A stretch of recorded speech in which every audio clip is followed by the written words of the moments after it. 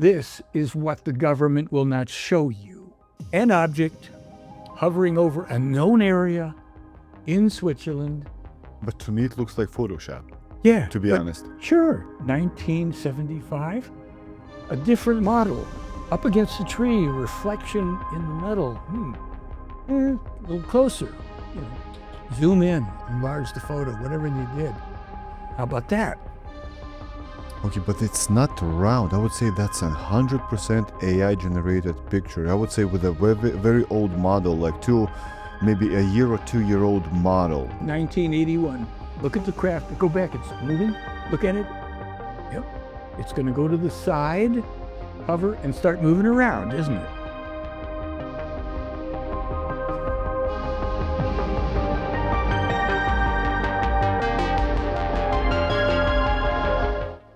Mr. Michael Horn, it's so good to see you.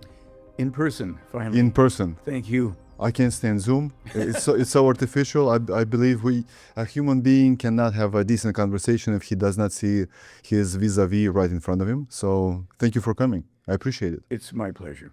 Michael, I know your story. I know what you did, but I haven't heard the whole story. And what I do on my podcast is I go with the honesty. So I want to hear your story for the first time. I specifically on purpose did not watch anything on you and the way you cover it. So I get the natural reaction. I'm not that big of an actor, although we're almost in Hollywood.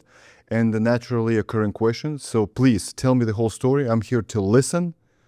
And let's go. Absolutely. And I'll just reiterate that at any point, if you have a question, please ask, if, quote unquote, interrupt anything, because I want to make sure that we're addressing what you're interested in, your audience. Okay. So here we have, All right, guys, a couple of things before we start. First of all, this is officially the longest episode on my channel. Yes, it's 5 hours long. And that's why it's very important for you to check the video description down below, because I will put all the time codes you need. So if you want to jump right into UFO disclosure pictures and videos, find that specific time code, click on it, and watch from that timestamp. But I highly suggest you watch this episode from the very beginning till the very end, because this is a wholesome story, and I promise you, you will not be disappointed. Number 2, guys, I'm not sponsored by any government, any corporation, any company, or any individual. I am only sponsored by you guys, my beloved audience. See these people? These are my true supporters. I highly recommend you considering supporting my show if you like the variety of guests and topics that I bring on my show, and if you like the content that I bring you for free. So if you enjoy my podcast, I highly recommend you considering supporting my show by scanning this QR code or finding the link in the description below. Even $5, yes, even $5 truly help my channel go and grow. Guys, I do not want and I will not advertise you things that I don't believe in myself. For example, betting companies, crypto scams, some fake energy drinks that I don't consume myself, and etc. That's why your support is crucial for my channel. Scan this QR code or tap the link in the description below and consider supporting my channel by just buying me a coffee. And now, without any further ado, let's get back to the podcast with the one and only Michael Horn. The confirmed existence of and contact with space-traveling extraterrestrial human beings would be the most important development in all of science and human history. Those contacts have already occurred. That's our position with this material, as we'll see what we're basing that on. And the claim is that they are still ongoing for over 84 years. Even now in 2026? Absolutely. Okay. With new information coming regularly every month in what are called contact reports, conversations that this man, Billy Meier, has with alleged extraterrestrials and that are transcribed. This history-changing development has been concealed from the public by governments, government committees, intelligence agencies, the media, fake UFO experts, religions, and the bogus disclosure movement. In place of the truth, the public is given sensationalized inconclusive, grainy videos, and the unsubstantiated claims of wide-eyed so-called whistleblowers. This calculated approach plays on the gullibility, lack of critical thinking skills, appetite for fear-based entertainment, reliance on so-called experts, fantasies, delusions, and boredom of the dumbed-down public. Might sound harsh, but if this has been going on for 84 years, Right. how come so few people know about it? Regarding researching claims, whether pertaining to UFOs, extraterrestrials, the so-called paranormal, miracles, religion, conspiracies, etc., all claims require testable evidence and cannot rest strictly on beliefs, anecdotal reports, etc. It is up to each interested individual to apply objective, critical thinking, and scientific standards in examining the claims, evidence, existing analyses, etc., in order to determine the truth for themselves. The Billy Meier contacts. I have been calling this the key to our future survival since 2004. Billy Edward Albert Meier, before he was known as Billy, at 8 years of age, 1945, he claims he has already been in the process of being tutored by an extraterrestrial man now for 3 years. Here he is at 21. 2 hands, typewriter. Here he is in Jordan when he was known as the Phantom in the Middle East, in Jordan. What does it mean? The Phantom is a kind of a mysterious figure, someone who moves in and out of places and situations, kind of, how else can we put it? Was he an intelligence officer? No, he was not. So I'm going to give you a little more background as to how and why he did this. Let's just see what the next slide is.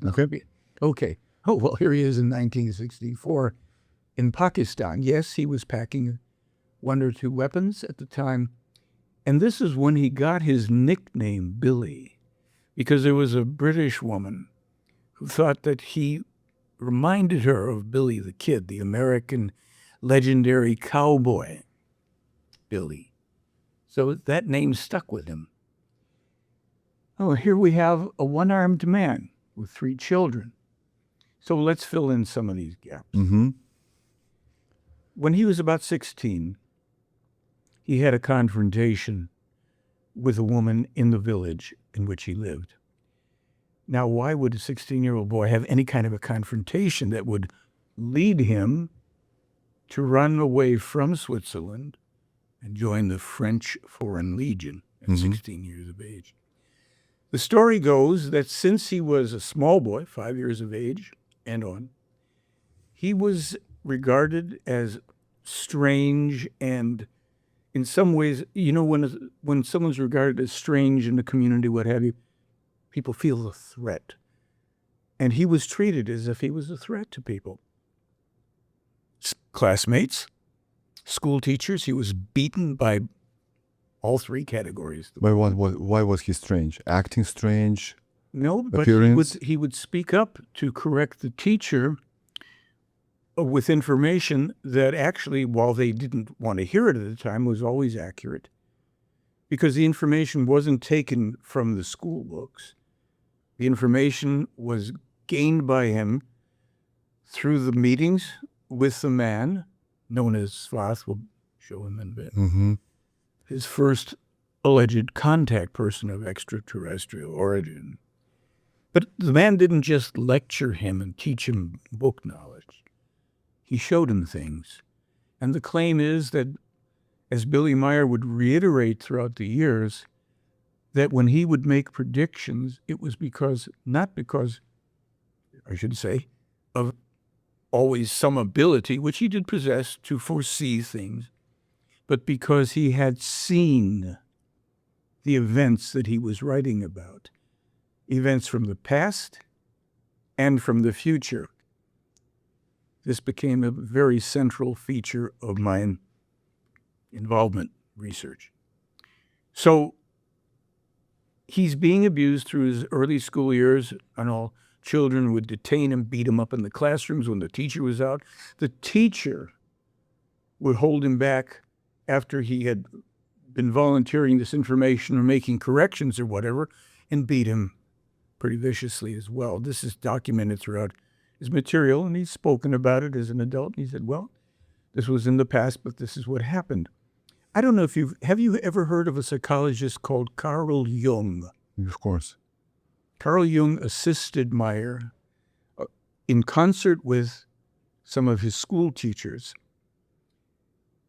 The teachers were a little more open about it, the people that supported him. Carl Jung helped, but did not seek to publicly associate himself with this, because even at a very young age, the information about his tutor and where all this was coming from and going was known to a select small group of people, the parish priest, a couple of teachers, Carl Jung.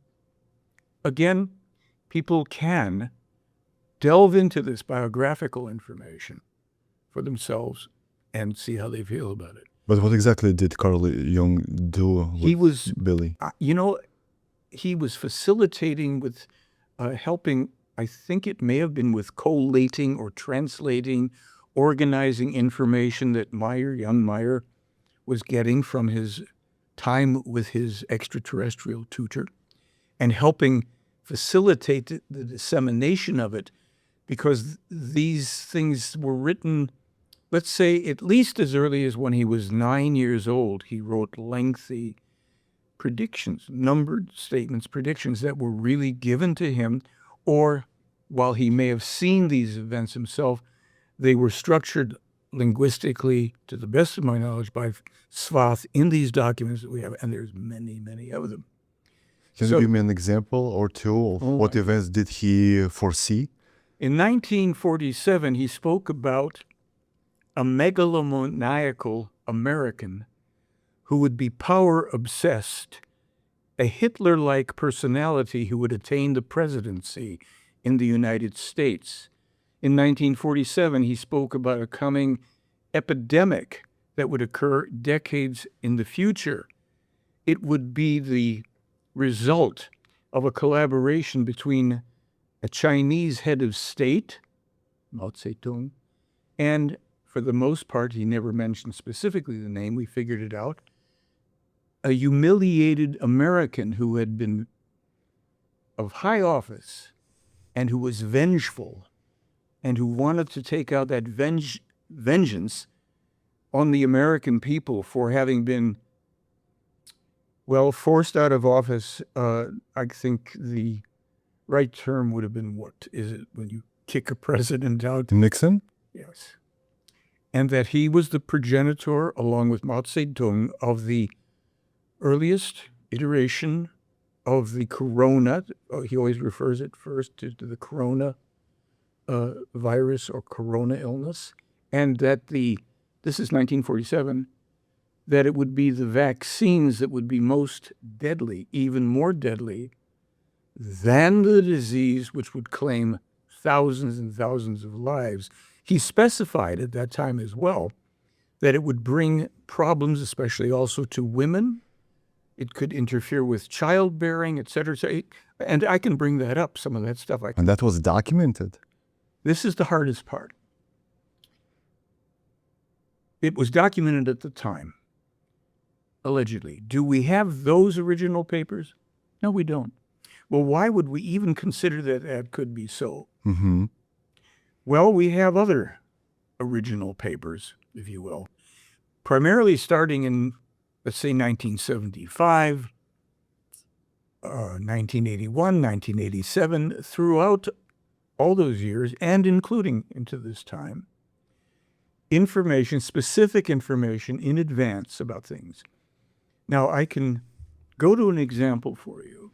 Please. In 1987, he published, in German first, what was called the Henoch prophecies. Henoch, take out the H and you have what? Enoch. That was the prophet Enoch. This whole thing is connected to the biblical prophets in very specific ways. There are some names that are not familiar to most people that we can get into this, which is, quite frankly, we should proceed, and in a comfortable way. The most important information will not be the UFOs, even though I will show you it's ironclad, unparalleled. Mm-hmm.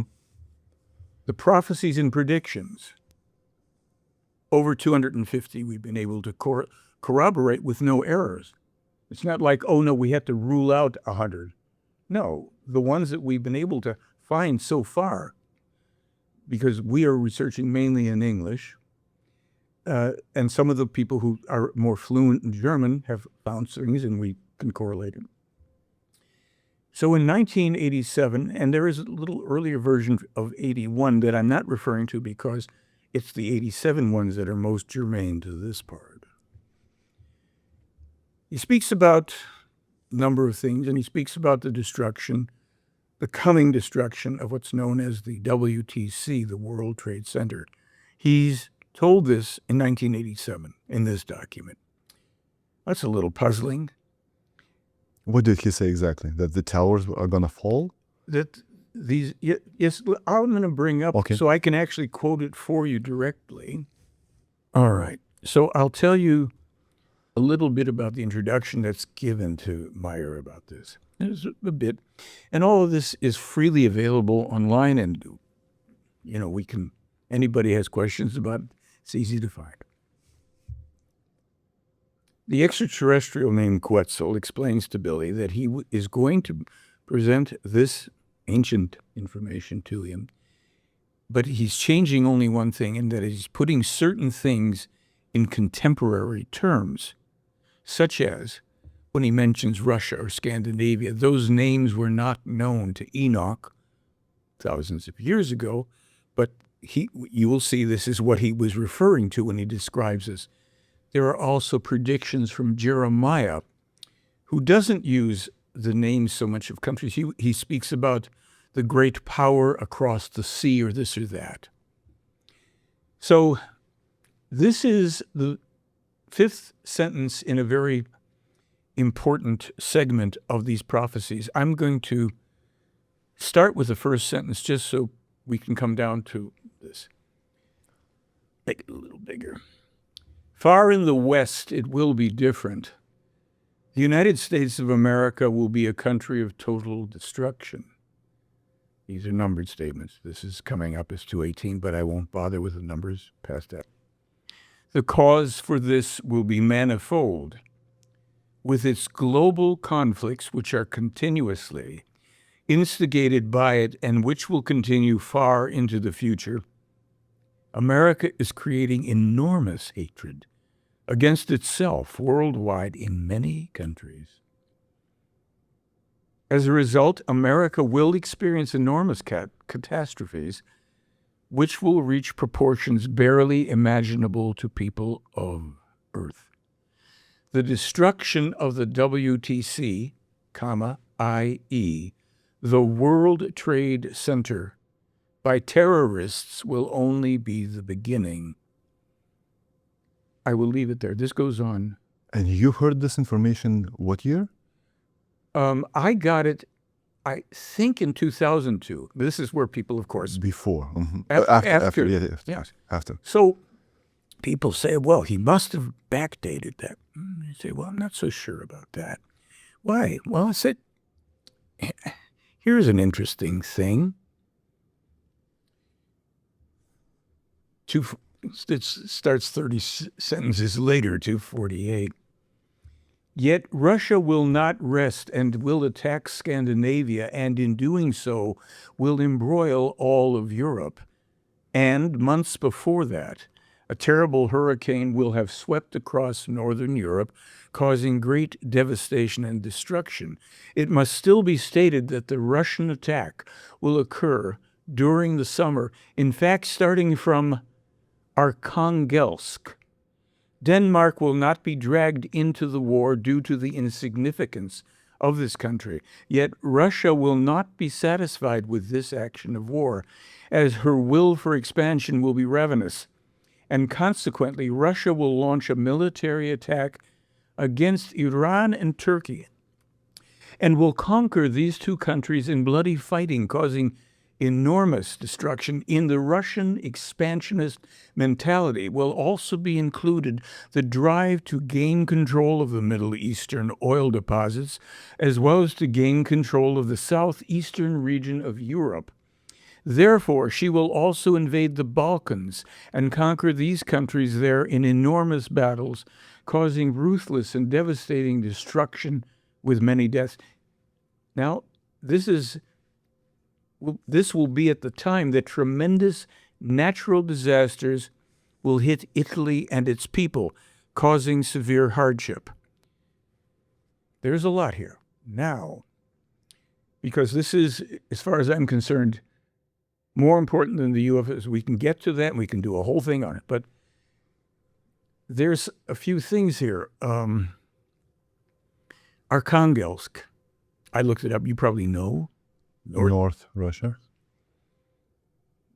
1987. I couldn't find anything pertinent about Arkhangelsk and Scandinavia from there. And then a funny thing happened. In 2011, I saw a news article about the Russians moving military to Arkhangelsk. When I had returned to Los Angeles after being gone for some time, I looked up an old friend of 50 years. He was a retired physician by this time and physicist. And I had interviewed him. Well, when I reconnected with him, I had called him up, Dr. Sanford Weinstein. Michael, great to hear. What are you doing? Well, I'm involved with the Billy Meier, and I went on and told the Billy Meier UFO case. Oh, okay. Well, what else is going on in your life? And I could feel that he wasn't really that interested. I mean, it was okay. But in 2011, after I had interviewed him for a film I was putting out, and he had graciously agreed, but he didn't want to talk about Billy Meier. But I said, so, Sandy, what are the prospects, looking at it as a physicist, that there's extraterrestrial life and human life in the universe? Oh, well, that would make sense. You need these elements, these genes, this, that, and the other thing. These things could be ubiquitous throughout. He didn't have a problem with that theoretically. It was only a few months later that I sent him the 2011 article, because I had shown him a few things I didn't think he looked at him. He said, Michael, come over and bring your camera. I said, okay, Sandy, why not? I had a feeling. And he said, Billy Meier, Arkhangelsk, it's interesting. He said, I was in the military, American military. We flew over that area. Lots of cloud cover, great concealment. He said, the people don't know much about what the Russians are up to at any time. He said, but I have to tell you that this man, Billy Meier, since you sent me that and I've been thinking through this, he's not a crazy person. I thought he might have been at first. People should listen to this man. He's a man of peace. He's warning us. What was he warning us about? Well, let's see here. There's another piece that will connect to this. Oh, yeah. We jump ahead here, still connected to Sandy and all of this. America will have the most terrible weapons of mass destruction at their disposal, 1987.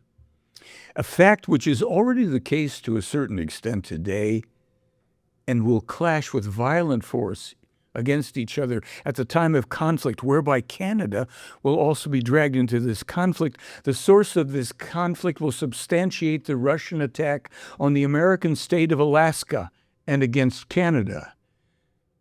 Sandy read that, and he said, it wouldn't be so hard during the right time for the Russians to come across from up north, the Bering Straits, go straight through Alaska, bisect Canada, come into this country. He said, I don't know why our military hasn't been more receptive to what this man is speaking about, our governments.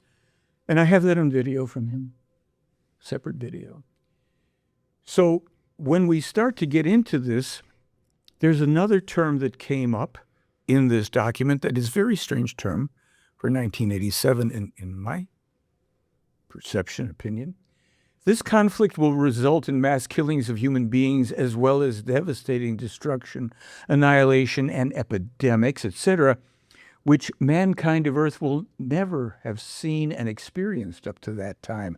Not only nuclear, biological, and chemical weapons will be used en masse, but also enormously deadly systems of computer-controlled weapons that are only at the beginning stages of development today or will be invented and constructed during the third millennium.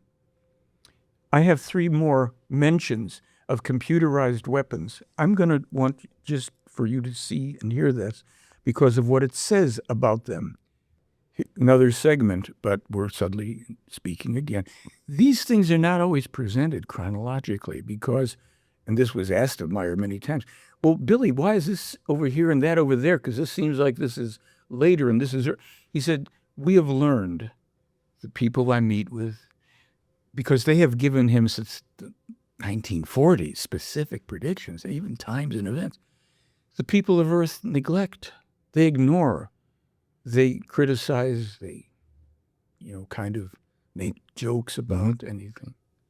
So we just give the information so that people perhaps will become more attentive, and when certain events occur, they will now come back and look at this. Mm-hmm. If the Third World War will actually happen as calculations and observations appear to indicate to be probable now, and also during the approaching few decades, 1987, then as now the civilian population will above all have to bear the brunt of the enormous suffering in tremendous numbers in the entire catastrophe, and last but not least, the fault of the irresponsible scientists who, by cloning, will create human machines for military purposes, devoid of conscience and feelings, and will create immensely deadly and all-annihilating computer-like weapons. At the same time, the danger could become reality that the human combat machines, the military clones, will gain their independence and under their own management will bring death, devastation, destruction, and annihilation to the human beings of Earth and to the planet. Even when the North American continent will be stricken by the most terrible catastrophe which has ever been recorded, evil military powers will wreak havoc with computerized and nuclear, biological, and chemical weapons, whereby it will also happen that computerized weapons become independent and cannot be controlled any longer by human beings. 40 years earlier, he mentioned for the first time AI. Here it is. And now some people are waking up to just how bad an idea it has been to let this genie out of the bottle. It is already smarter than humankind. Here are prophecies and predictions. There's tons of stuff in here. Yeah, but the Russian did not invade Northern Europe, right? Not yet. No. Not yet. Well, so far. Now, it could be wrong. I hope. Yeah, I do too. We would all hope. We have computerized, that part of it is pretty daunting to look at, but let's go back to what you just said. And let me explain this. These are called the Henoch prophecies. We also have the predictions of Jeremiah. Well, why are these two words different? The way these words are used by the alleged extraterrestrials and Meier are these. Prophecies refer to events that are likely to occur based on the law of cause and effect, which everything operates according to the law of cause and effect, for good or for ill. So at the time that Enoch composed this, let's assume that he somehow foresaw this through his own abilities, but he was a contact person for the Plejaren. Maybe they showed him. I don't know that. But the prophecies, a prophecy is given so that human beings will change the course of events while it is still possible. Even in the beginning of this, and I will read this to you, it's a little bit from the beginning, now that I've said that, and I'll come back to give you the definition of predictions. Because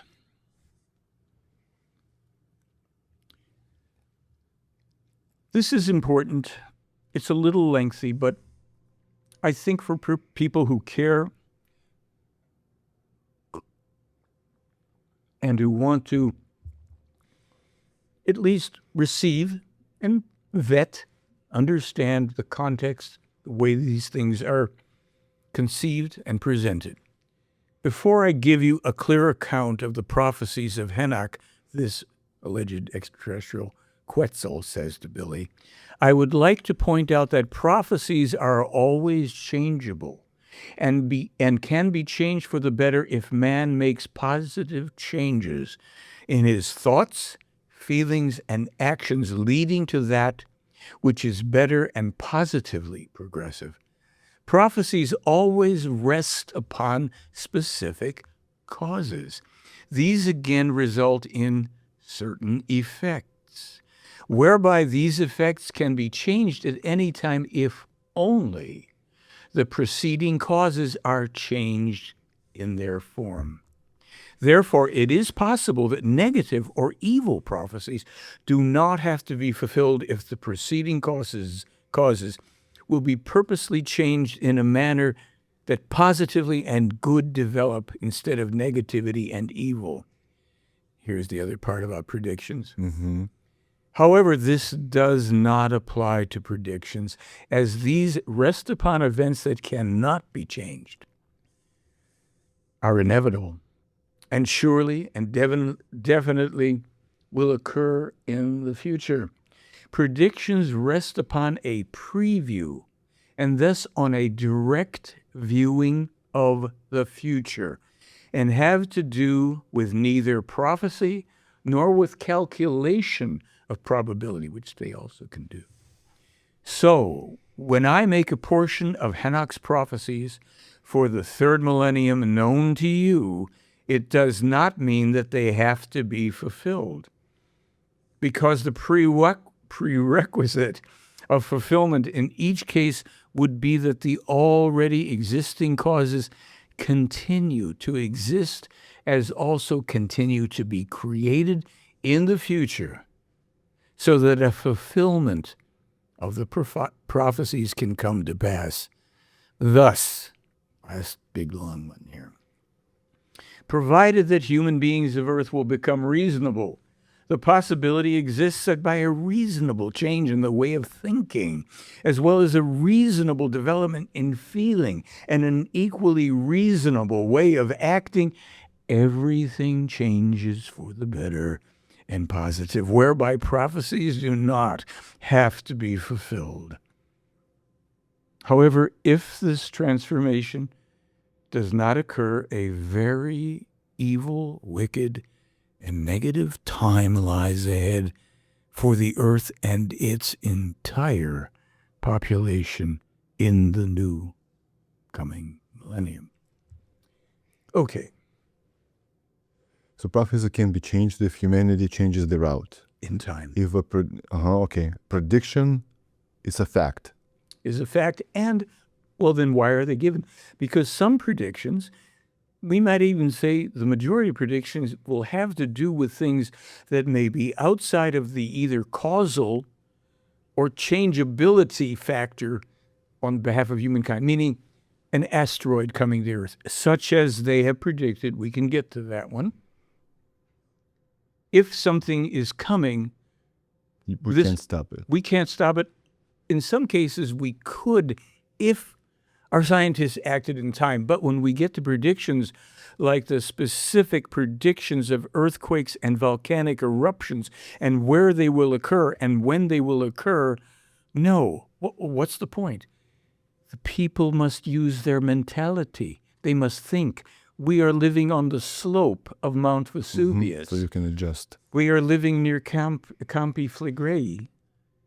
We should move. Well, but it's not going to happen for... We must prepare ourselves and not let this slip away into the dark vault of our memories, which human beings have been doing since time immemorial when warned about things.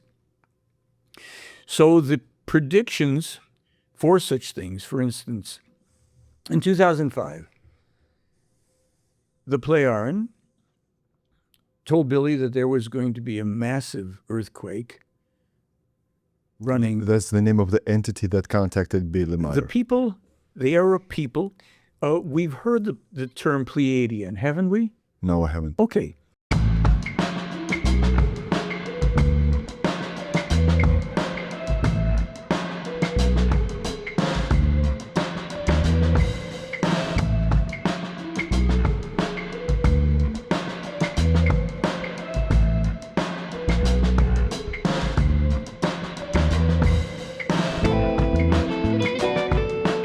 That's a popular one in so-called ufology, alleging that there are people in the Pleiades star system and that Billy's been meeting with them. Well, why would they say that? Indeed, when Billy Meier has his early meetings with these people, the newer ones in 1975, there are chronologies here. When he has a meeting with this woman, I'll drop the term alleged for now because it's clumsy. Let people make up their own minds, real or not. A woman who was called Semyaze, or Semyaze, not Semyaza, a biblical figure, actually somebody who did exist, and they even have information on him. There were two beings named Semyaza. Coming back to the real point, Semyaze has a conversation with Billy Meier, and she says, and you can refer to us as the Pleiadians. And he says, oh, why? There's no life in the Pleiades. You don't come from there. He's already been treated to, 23, 33 years of meetings with these people. Why would you say that? She said, well, let us make this a little easy for you. You are going to have photo opportunities starting today. You took pictures of my ship as it came in. And conversations such as we are having now, and such as you've had with two of our previous people, which goes back to 42, 53, etc. And you've been disseminating some of that, but you're going to be publishing all these. You'll first be disseminating them in German throughout Europe, and they will go in other languages. And you use that term Pleiadian for this reason. We already know from a vision of the future that we have easily seen. Your information and your evidence is going to provoke controversy, but it's going to provoke something else. There will be the beginning of a virtual onslaught of people who are going to claim that they are meeting with us, they are having our babies, they are married to our women or men, that they are going on trips throughout space. And instead of you coming to us every time one of these quacks appears, one of the phony contactees on Earth, you show a picture. Yeah. And they will claim that, they won't have his evidence, but they're going to make all the claims and they'll alter his material. I found his material through one of the quacks, by the way. We'll get to that if you wish. But when they start to do that, instead of badgering us each time, let this be fairly definitive. You are the only person on Earth that we are conducting ongoing contacts with. Have there been accidental, primarily, encounters with people here and there just because of time and place? Yes, there have been. We've never deliberately carried on something past an accidental meeting because we should add here, well, why would they have accidental meetings? They sometimes, because they're human beings, fully, basically indistinguishable, of different skin colors, etc.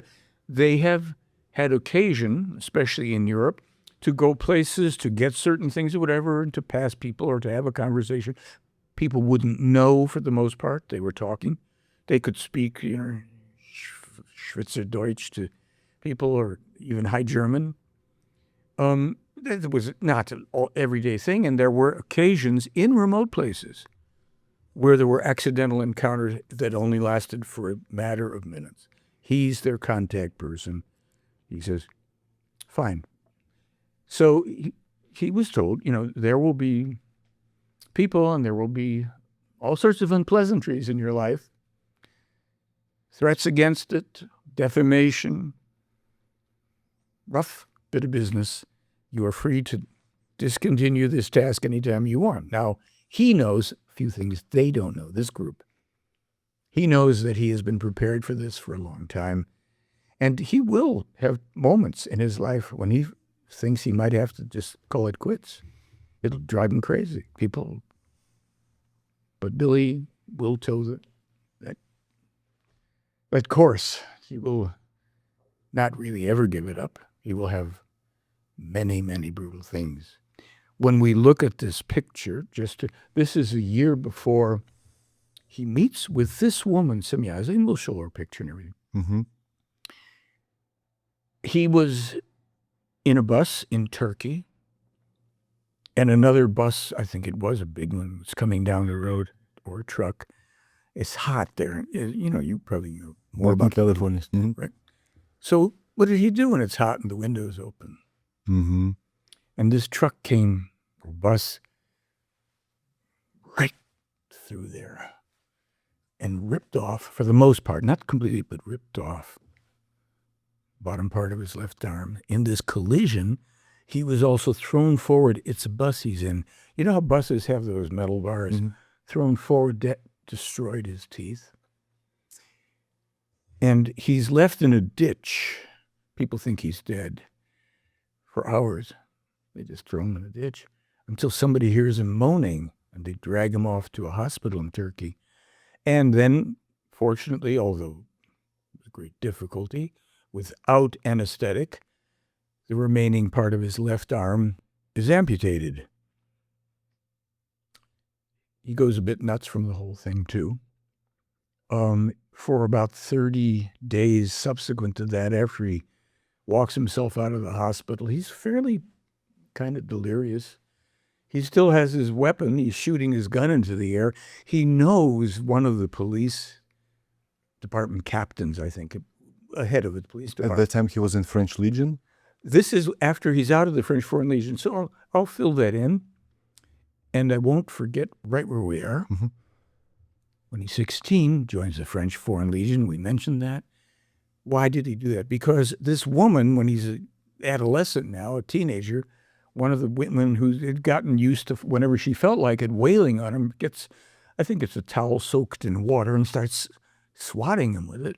He'd had enough. He grabs the towel and he beats it pretty good with it. Well, he's being hauled into court. They're going to sentence him to the juvenile detention jail thing. And young Edward Albert Meyer, at about 16 years of age, decides he's had enough for a while. And he escapes to the French Foreign Legion, wherein he's learning the skills, if you will, weaponry, all of the martial things that are the, mainstay of people who are in the French Foreign Legion. It's no joke. No joke. For real. Mm-hmm.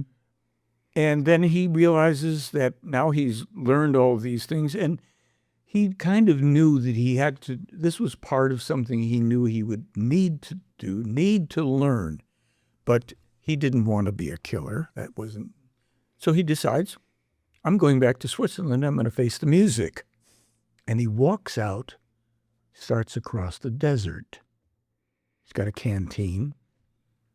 A couple guys see him. You don't really just walk out on the French Foreign Legion, so he fled, and two other guys behind him, and they might have, whether they saw him or not, and they figure, going through the desert, let the desert have him. So these guys are trying to catch up with him. he stops every now and then. This is one of the stories from his. He's got a book that tells his life. Lawrence of Arabia meets Luke Skywalker meets Indiana Jones. It's just, and none of it's made up. Okay, it's great.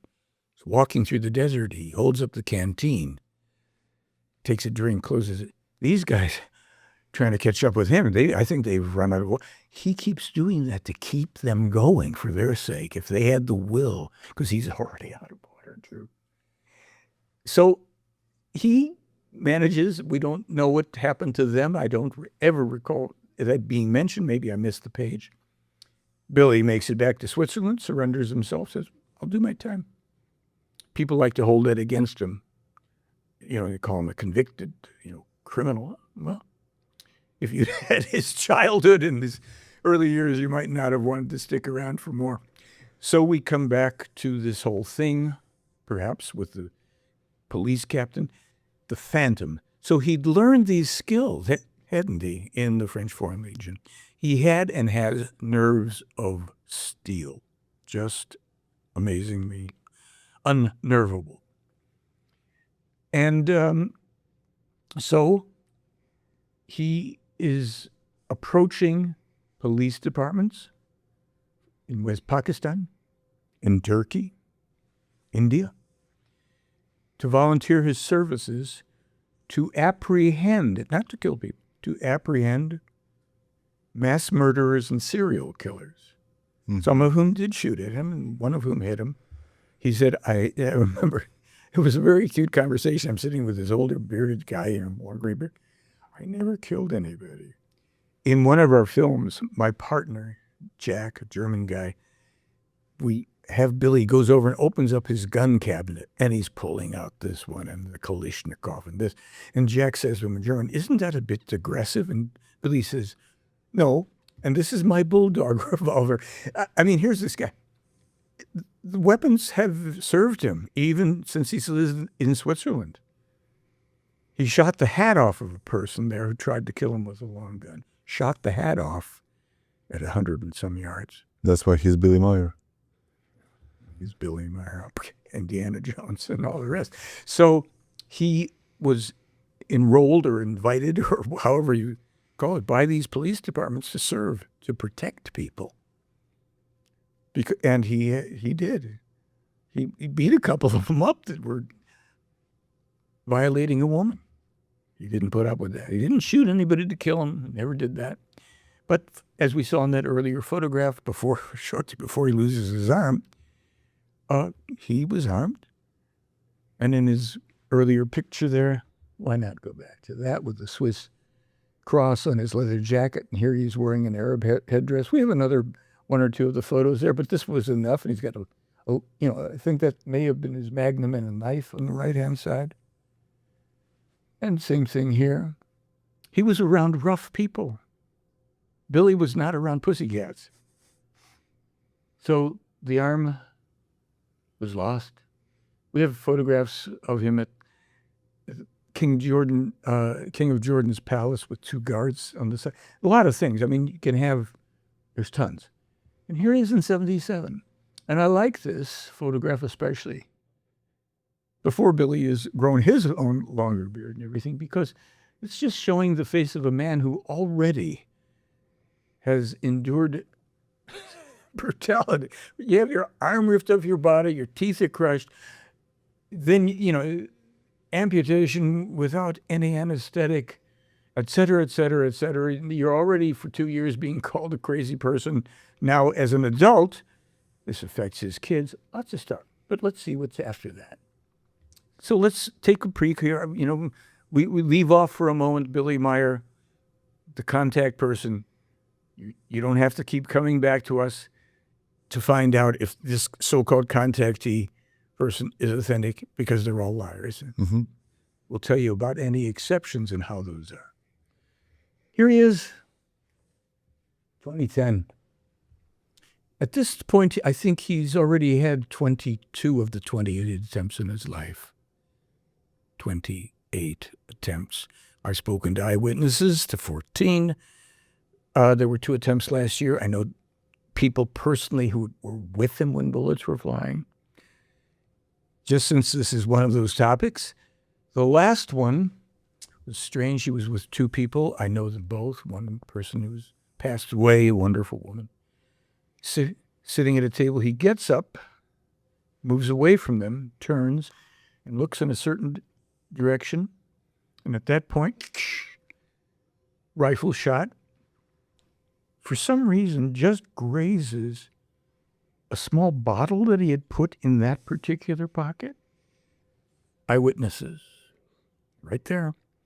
Previous one, I think it was a year before that one, there's a bullet flying when he's with a guy that I also know, Daniel, who's a computer guy for them. They step out of the office where the computer stuff is, just misses them both. How did that happen so quickly? I'll go back a step. Okay, Sfath. This is his first alleged extraterrestrial teacher. Age of 5, he's invited on board a craft that appears in a clearing. He had heard a man talking to him in his head. Some time before, he thought he was going nuts as a 5-year-old boy. He went to the parish priest. Hey.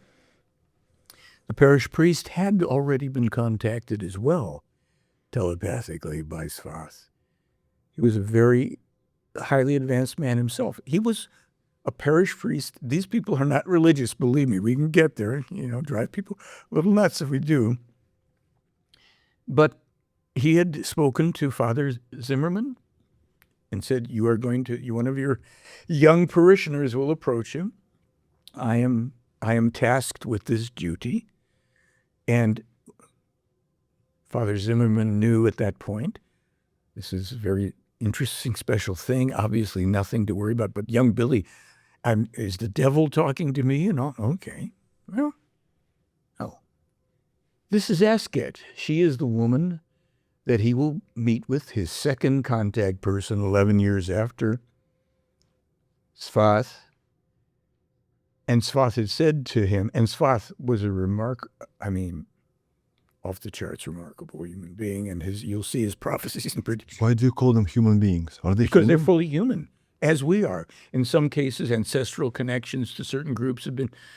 The universe is, according to this, teeming with human life. Different forms of it. They're strange forms of human life. They're not so strange. And these people, their ancestors first came to Earth over 20 million years ago, according to this. Can we prove that? No. There's many things we can't prove. Mm-hmm. The things we can prove are mind-boggling. And that's, my friends, why you've never heard about this case before, or only heard, it's a hoax with this crazy guy in Switzerland who makes up stuff. The people making up stuff are the people you're paying attention to who don't have one piece of evidence between them, folks. Let's move on. Asket. Billy is wondering why a youngish-looking woman, far from young, their lifespan's significantly past ours, by a factor of at least 10. So if she looked to be 30 or something, she had lived 300 years already. And Sfath had said to young Edward Albert Meier, I am leaving life soon, and you will have another person who will contact you. She will be your next teacher. And Billy would come even to ask, but he wondered, a female teacher? Why is that? And how do they communicate? Well, did they take him to their spaceship? Yes, they've done that. So you ask, how do they communicate? So initially, as a 5-year-old boy, he's hearing a man speak to him in his head. Well, I must be nutso. Then he meets the man physically when he feels compelled. He goes out one day to the forest. He's feeling a pull to go into and there's a clearing. And at that time, he lives with his own parents? Yes. In a house? Yes, indeed. Separately, somewhere in the outskirts of the city? In a particular town, Bulak or something like that, I think may have been the first place they were living. Bulak, it might be pronounced something like that.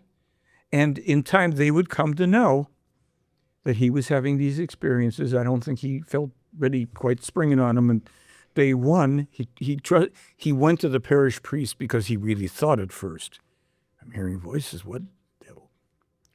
So that day, feels drawn go deeper into the forest. Oh, there's a clearing. What's that? A pear-shaped object on 3 legs, a craft, supported on these 3 legs, and there's a man standing in front of it. I guess we could do that again. An elderly-looking man, very nice, benevolent feelings I have about him. I mean, and he's elderly, and he looks like he's in a deep-sea diver suit without the helmet. And young Meier goes forward, and that begins his meeting. There's a little platform. Svat says, come, stand here. Platform comes up, the door opens, in it glides, the door closes, and that begins 11 years of teaching, of tutoring, of visiting places and people around the earth, some of whom Svat knew. Some knew he was extraterrestrial, some didn't. And some of the places that Billy would go would be into other parts of space. He would see every planet in our solar system, and with the help of Svat and future contact people we will get to, he visited the areas. On some he was setting down for certain reasons. He describes them.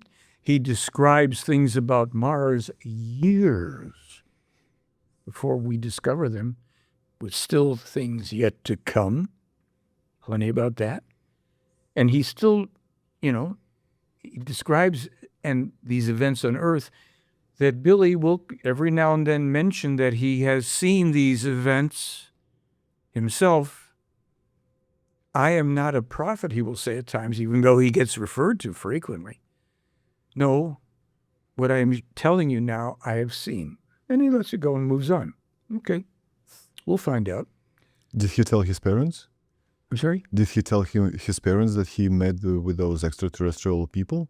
Oh, he's been doing it since childhood. And as a matter of fact, I visited him about 22 times. Once he said, oh, they just left. Or he said, I have to leave now because they're coming. Things like that. And people know to let them be.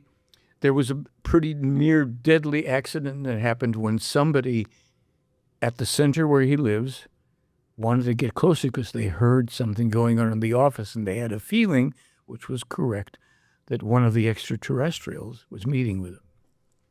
And there was an accident. I can tell you, I will go in any direction. Yeah, let's continue with the presentation. Mm-hmm. So what was told to him, and I'm trying to remember if it was purely Semyazi, a next one, or her, when he asks, well, why I now have a female teacher, they've asked her, and the answer was, you are now a young man, a male on Earth, adolescent. We know that, when young boys become young men, it's a different energy here. But we also know that you are more kindly disposed to females. You have an ethic and a morality, and you behave in a certain way. This was in the day when human beings still behaved with respect towards women, let alone towards other human beings. And so I have no threat, I have no fear of you, and you are not aggressive, and etc. And he understood right away. So for 11 years, he's with her. And she is the woman who in 1953, this is when it starts with her, she starts right in fairly soon and gives him a whole laundry list of predictions. Famous people, kings and emperors and all who will be assassinated or who will die, who are pivotal people in the world and pivotal yet to come. And she mentions the fact that in 1963, an American president is going to be assassinated in a city called Dallas. And there's a little information, not a lot about it. And his brother is going to run for the presidency, and he will die on this date in June, blah, blah, blah, and on and on. This is the person with whom he goes underneath the Great Pyramid in Egypt in 1953. Now, I want to respond to wherever your interest is at the moment. Was he in a romantic or sexual relationship? No. No. Just a teacher. Just a teacher. He was married, and he didn't have a happy marriage, but Billy's a man of great ethic and principle. He's a human being, but he's didn't violate his marriage bond with these people, and that wasn't the reason they're getting together with him. And some of these people have been married for 150 years. Some are married to multiple spouses. It's a whole story here. It's different context, but no. What did his parents say when he told them that he is meeting with those extraterrestrial people? What I've been able to derive, not seeing a lot about it, and I'm not even remembering where it was, his parents knew and felt, this is young Edward, this is good. We know this boy. This is our son. And I do not know, I think it's possible, and I may have missed it, my wife will know better than I, if in one of the books it is revealed that they also had met his parents, meaning that Svath would have met the parents. I do not recall. Okay, let's continue. Okay, so many things, many visits, many journeys, journeys in time, journeys in space, under the Great Pyramid, to see the other extraterrestrial race that was based under it for a couple thousand years, who had played a very pivotal role in misleading humankind, in creating visions and gods and all sorts of things to appeal to people, a big, long agenda. And they were getting ready for a fake second coming in order to bring humankind under their control in a one-world religion. And that was thwarted by one of the next people we'll come to. But I'm just putting it out so you understand some of these people played very pivotal roles with him. And it's very interesting to me that only a few months ago, a big story was, oh my goodness, there's underneath the Great Pyramid, there's all this space and stuff down there, and people, I don't know if you are aware that this was a big story. Mm-hmm. Okay. I've heard the story. Well, one of the people who's become helpful to us as a media person by being interested, a guy named Clayton Morris, who's done many pieces, vignettes, interviews, what have you, he featured that when he was talking to somebody who was very interested in the Great Pyramids, just as your guest, Mr. Larry Paul. Paul. I sent him information. Haven't heard from him. Larry is a very interesting person. I don't want to go too far afield here. It seems like a very diligent person.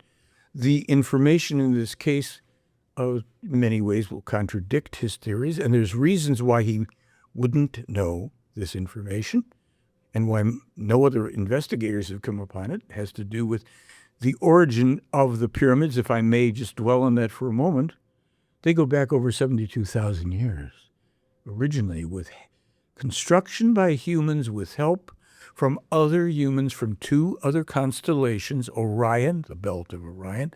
The pyramids are arranged in the signature, if you will. The three pyramids match the belt of Orion when you look at the stars. The Sphinx, Orion, the Sphinx, constellation of Leo the lion. So they had assistance from two groups who had certain telekinetic abilities, technologies, but the labor, the hardest labor, was done by humans who were not slaves. These were free workers who were assisted at critical times with the building. And Larry got certain things right. I only saw briefly his information. The information about pi, the distance of the sun, that is built in to the Great Pyramid and other things. Now, this Great Pyramid sits atop what has recently been discovered to be a great space going down. Billy claims that with Esket, they went down over a kilometer below through, pathways, stairways, leading to a great space created way down in the earth. A big, huge room, in effect, with a huge craft sitting in it. Big craft underneath the ground. Smaller craft. Now, I could tell you what they found there if you want. That would take us into some of the religious information. Please. Okay. So Billy sees a platform kind of on the ground, and he sees a wooden thing. He says, oh my gosh, gets closer. Now they are communicating, I should mention, telepathically, because when they came down these stairways and hallways and all, there were these kind of like guards standing. They were robotic. They were highly developed, they call it AI, robots. They had weapons too. And telepathically, you see, they were carrying Billy and Asket, the story goes, have devices that render them out of visual phase. But within the spaces they are walking, being in, there's some funny stories about how this happened. We won't go into it at the moment. But here they are passing through. They have to be very quiet because she's telling him, be soundless, they will kill us if they find us. So they get past that. They're in the big space. He's approaching this platform with some object, and he communicates to her, and he says, it's the cross of the crucifixion, the crown of thorns, the spear of destiny. And she says, no, it isn't. But if your scientists had it right now, as the intention is for them to have fairly soon, they would agree with you. Because the technology that these beings have, these people that have this base, is highly developed technologically. I mean, they got a craft 2 meters under the ground. And he says, well, what's going on here? And she said, well, there's an American corn merchant, I think his name was O. Reinhold Schmidt, who believes that he is the second coming. He believes that because he has been under a very certain kind of hypnotic control. He doesn't have to meet with these people. They are doing it to him through their technology, through what we call real visions. And he may have asked at that point because I don't think he'd heard the term. But it was explained to him either at that point, and I could be wrong, it may have been explained before. A real vision, we utilize a very advanced form of hypnosis, and I think it's called telenotic. And that means that we control a person, their mind, and we can have them believe that they are in a craft, as we have done with this man. We can have them believe that they are meeting with people or this, that, they are in another location, whatever. And they will not know the difference. It will be as real to them as can be. And we have already, we are developing, we have people using mind control things that are pretty sophisticated already. We have an article about it on the blog. Sweden, they're doing some nasty stuff. Sweden? Yeah, you can read about that. But we'll stay here for the moment. So he's told, so understand, he's told, and he would learn that they have 745 prominent and important people, leaders, politics, government, religion, media, whatever, under an influence, using this to influence people, to influence the media, even back then, all of this, in order to prepare people for this fake second coming. So, young Edward is a little astounded at all of that, and he gets more information and all the rest, which can be read about. But the main thing, of course, is here he is underneath this thing. And the other shoe that drops here is that at some time later, when he is meeting with this Semyaze that we mentioned, that she is also enlightening him more about the history of this group underneath. He has learned that they are called the Bafath, B-A-F-A-T-H, and that they refer to them also as the Giza intelligences. They are connected to the older religions on Earth, some of them. They are not the only extraterrestrial so-called gods, but they had a god who was named, a god for the people of Earth, whose name was Yahweh or Jehovah, who was a leader of a people, alleged people, brought together actually a group who never were a people, the Israelites never were a people. They were brought together from various groups. This is clearly in this information. It's part of the reason Billy's been a target for many people. This is the information according to the case, by the way. I am not the inventor of it. I'm trying to relay it as clearly and accurately as I can. I can make mistakes too, but this is not a mistake. This is what they wrote about. And this is one of the things that when I first came into possession of this information, the contact reports, the earliest transcripts that were starting with Semyazi and had some of the earlier Asket in them, I said to myself, could these be Nazis from outer space? They're so harsh on the poor Israelis. Oh my goodness. That caused me, since I was not religious and I wasn't raised with any religious training whatsoever, I was trained to spill my tea at an early age. I was born at an even earlier age. But anyhow, I learned from doing something I hadn't done before. I learned more information because I'm reading about all of this harsh stuff and this particular God who was the ruler of these people. And they even say when he died, he had lived for 2,000 some years, and he was murdered by one of the other Baphath who became a god for the. This is wild stuff. Oh, this, look, folks, I know.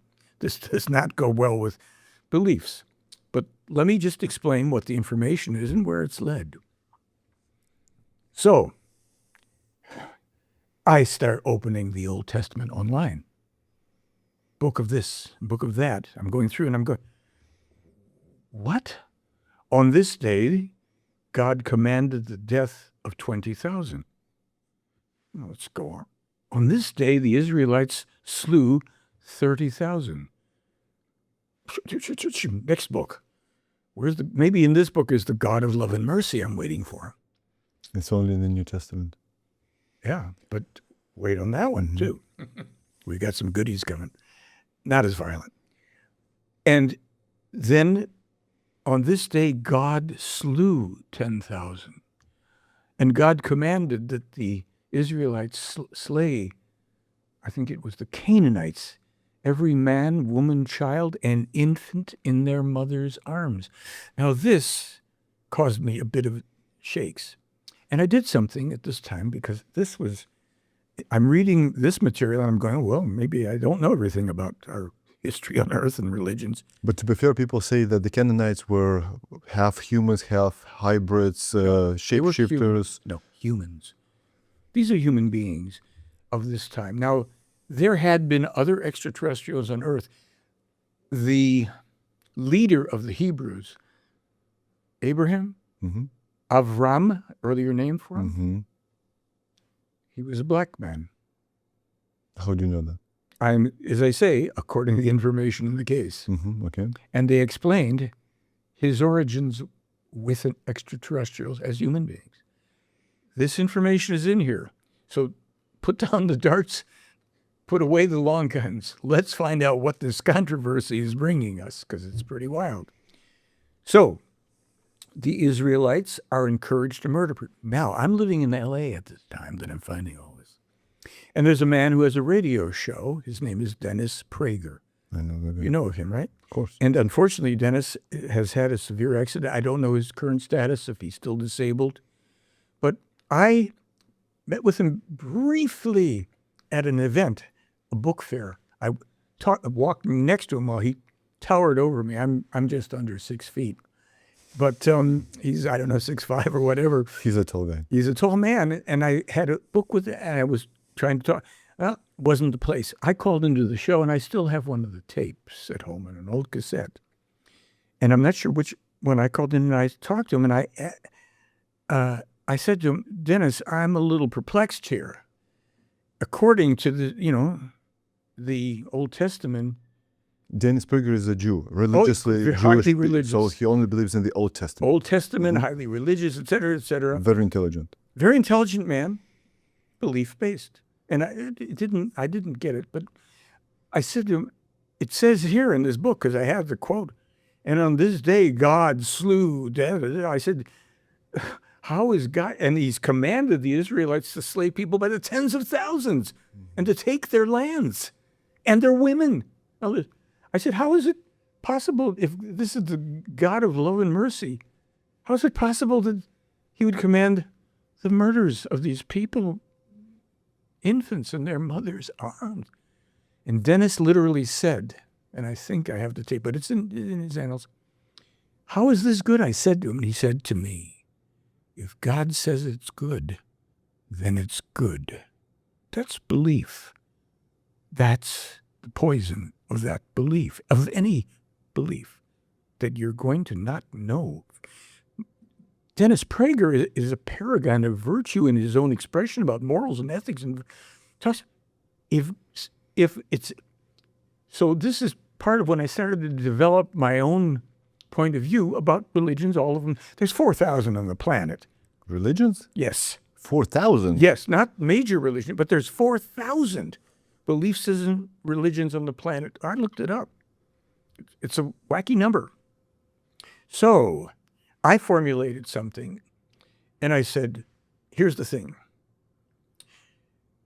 Every major religion, one that is, where you've got a tangible teaching from, let's say, the Old Testament on. Now, this could also apply to the Bhagavad Gita and the Mahabharata and all the Indian, which is older, actually, I think, than the Hebrew religion. And it's got a lot of interesting stuff in it. We won't go into it.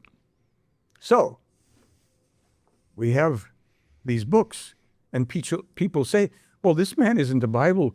I recently did an interview, and people are saying, well, he's not Christian, or he's not the Bible. Is that really the identifier to be a human being? You have to fit into a slot? So my point of view was, every religion, speaking about the major ones with books, rests on this premise, which is not admissible in a court of law or in a kindergarten as fact. Here's the premise. What's in this book is true because this book says it's true. That is every religion. I've got nothing against it. I mean, it's a belief system. It's a belief system. I agree with you. Now, we are about, according to the information in this case, and other information people know, it's pretty obvious, we are sooner or later going to see more and more, because it's already in effect, but conflict, violence, and aggression between religious beliefs, believers, according to the information in this case that Meier published as early as 1958. Radical Islam is going to rage through Europe. The fanatics and warriors of Islam will reign for a long time. And Billy said, just as it's true that there are decent Christians and Jews and Buddhists, and he said, you have to understand there's a difference here with Islam. Muslims are not Islamists, right? He says it is Islamists, the violent ones, the ones who are the ISIS and the, the hardcore groups. And he says ISIS is going to come on like crazy. We will have never seen anything like it. He told me this recently. I've got a video of him talking about it. And it's in our, we put it in the film so people could see and understand. So this isn't a man that is one of these anti-religious people pounding around. He speaks from a perspective of saying, people, if you are going to know the truth, you are going to be confronted with ages of beliefs that control people. And it's uncomfortable. People, he's got a bullseye on him all the time from religious people and from intelligence agencies. Is there anybody not outgunning from this guy? So, but here's the thing, and we're moving towards something called the Talmud Immanuel. What the heck? What's all this about? And I might have it here to refer to. Okay. So this is all interconnected. Billy is learning from Semyaze about these people, more about the Ba'ath, the Giza intelligences, their agenda, how their control, how their influence over religious people is very deliberate. And it's okay if this group pops up, they're going to filter that through. It is said that the Thule Society, Thule in German, I think, Thule Society, which is a kind of mystical arts, political, religious group in Germany that and dates back a long time, and during the earlier time, they were a force behind Hitler. And they were being fed information and control from the Giza intelligences. Because that agenda, this is a strange one. This is uncomfortable to me as a human being, that Hitler had the potential to be a highly conscious, developed, positive being. But with every this side, there's a that side. And people go take left turns in life oftentimes. Some of those left turns are great right turns. They leave behind a life of crime, a life of this. They develop their consciousness, whatever. Plejaren are very clear. He could have been a light to the world, but that influence, because they're not messing with it. But the Thule Society, with the B'Phath, he was one of the people they worked through to just bring out the worst. And I don't know more about the how, but if these people could generate visions such as like the Fatima apparition, even the Plejaren people, or if you will, Asket's people, Asket, the person before Semyazi, she's actually from a sister race, extraterrestrial race to this race. I'm trying not to get too confusing, but people have pointed out inaccurately that sometimes I can go down too many tangents. So I want to stay with what you want to know, and I'll bring up something and see if you want that one. So those creatures that live under the Giza Intelligences, they're people? They were living under there, and they were fully human beings, long-lived, but not as long-lived as their ancestors were, who came from other star systems. But are they still there? No, and the reason they're not there, now I can tell you that. When they found out, they had tried to attack Meier in certain ways, that they at one point sent a craft that would send down a lightning bolt type of a thing while he was out in the yard or somewhere. And he moved his hand barely enough in time that it hit a stone, split a stone, but he got a burn from it. He showed the stone and all. They tried certain things with him. Okay, maybe not. People will have to deal with this. But one day, I think it's in August in Switzerland, they have a celebration down in the valleys and things. They shoot off cannons for holidays, different places in Europe. People also dress up in earlier garb. As you know, there's much deeper cultural histories in Europe, Eastern Europe, Scandinavia, all than we have in our non-culture here, which is a conglomeration of technology, media, religion, politics, and acquisitiveness to become as wealthy as you can, as quickly as you can, and to give up your thinking control to high technology. But I would argue that the way you Americans love your country, there is no other country in the world that I've been to. I've been to many countries in Europe. I've lived in Spain for 2 years.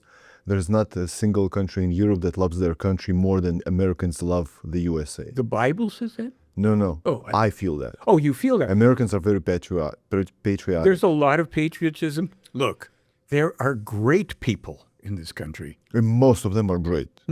I wouldn't say that. I'll be honest. I think most are decent. I would say most people are decent, and that decency is diminishing. I know some great people. I've encountered people that I don't think are great. This is just true everywhere. There is a certain kind of, we use the term here, a spirit that can arise here, or a consciousness might be more accurate to say, of fellowship and goodness and all. I see it mainly around spirit. I see it around sporting events. I see it around certain holidays more than things. I don't think we live that way with each other predominantly in the big cities. Now, I spent time for 40 years here. I've lived in big cities. I've loved living in big cities, and I've had some pretty remarkable experiences in them, but I love living in the country more because I can be around the nature and it's, all that. And it's not to condemn people as a group. There are times in this material when Billy will say, because he's extremely harsh about Americans, the Germans, he's a little harsh, not as harsh on the Russians, but he says because of the history that many of people now know pertaining like to this war with the 1990 stuff with NATO and the infringement. Listen, you know that Russians and certain peoples have had some pretty intense conflicts, and they're not angels. Most people aren't. And there's some pretty ugly stuff that has gone on with every major culture against others. But in this case, what Billy says is, for instance, if we talk about, we can come back to this and bring me back on track. This war in Ukraine is an American and NATO engineered false conflict in order to move closer, to antagonize, to bring Russia under attack. This has been in this material for a long time. Doesn't make it true, but it is in there. 2017, Billy says there are secret plans in Germany to attack Russia from a base there in NATO, America, all that. Well, recently we found out about some of that. And they've said, look, Putin shouldn't have invaded. He lost his patience. He lost his perspective because the Russians have been, in that aspect, maybe not with some countries, they have been patient and they've watched NATO encroach further and further and America break its word repeatedly. And this is going to be bad because America and European countries are going to keep on supporting the aggression from Ukraine. And Zelensky has made himself a multi-zillionaire from this. He's a coward of the first water who is sending so many of his people to death when this isn't necessary. Disabled people, regular you name youngsters taken from the streets. Yeah, they are just throwing people in vans. Go to the front. Women are being recruited in. This is a coward, and this is America's hidden agenda. What we don't necessarily know very often in our world, and I don't know if you've come into contact with this knowledge, this country was founded on murder. George Washington murdered a French emissary who was waving and holding a white flag of peace. Since our country came into existence, we have launched over 250 unprovoked acts of aggression. No country against countries that never, ever, ever attacked us. We have that in our film. We show this stuff. Here it is. Here are the countries, folks. Don't drink the Kool-Aid. This is rough. But as I mentioned to you before, Meier speaks about in 1947 as a 9-year-old boy, I think it is, or 10 years old at that time, because he has already seen it. America will have a megalomaniacal, I always trip on that word, mad, power-hungry president who thinks he's a great leader. And you're referring to who? A man named Donald John Trump that Meier then makes sure is in one of the reports so people know who he's talking about. This man will provoke aggression against Persia, which Iran was known with back in the day when these prophecies are Russia and China. He will enforce ridiculous, insane tariffs on people and try to control everybody, but also those turn against. Hold on. But didn't Obama and Bush did the same thing? Hey, I'm not. I'm not attacking or defending Trump. I'm not political, so it doesn't matter to me. They're all crooks. By the time they're in the presidency, they are controlled either in harmony with their own real agendas or they've been turned from it. And in here, there is, I will see, I think I can, let's see, turn. The Arab Spring happened during Obama. Oh, listen, during the whole Roosevelt, northern Africa was on fire. Carter blew this whole thing and with the Iraq thing, caused all sorts of stuff. I just want to find one quote. Let's see. Because this tells you what's coming and what's happening now. We'll be able to see this. I may have read this one before, but this is where it continues, and this will point toward the possibility that a third world war could develop from it if human beings as a whole will not finally reflect upon reason. We had that. Okay, here was the next sentence that comes after that. If this does not happen, many small and great nations will lose their independence and their cultural identity and will be beaten down because the USA will gain predominance over them and with evil force bring them down under its rule. At first, many countries will howl with the wolves of the U.S., partially due to fear of American aggressions and sanctions, as will be the case with many, many irresponsible ones in Switzerland and Germany, but also of other countries. In part, others will join in because they will be forced somehow to do so or will be misled by irresponsible promoters of American propaganda. Finally, many Asian, African, and European states will rise up against the American hegemony once they recognize that the United States of America is only taking advantage of them for purposes of war, conquest, and exploitation. In this way, many countries will become puppet states of America before reason and realization will emerge in the responsible ones of government and in many of the population, resulting in a turning away from the USA. Now, I'll just tap into this next statement because we're on a certain track here. However, the Great War will hardly be avoidable because the human beings of Earth will probably not accept the directions towards the better, therewith towards true love, true freedom, and real peace, striving instead only towards wealth, pleasure, and riches. Donald Trump and the oligarchs who have, this is my editorial here, just in case we don't know that this man is actually looking at these times, towards wealth, pleasure, and riches, and for all manner of material values and unrestricted power.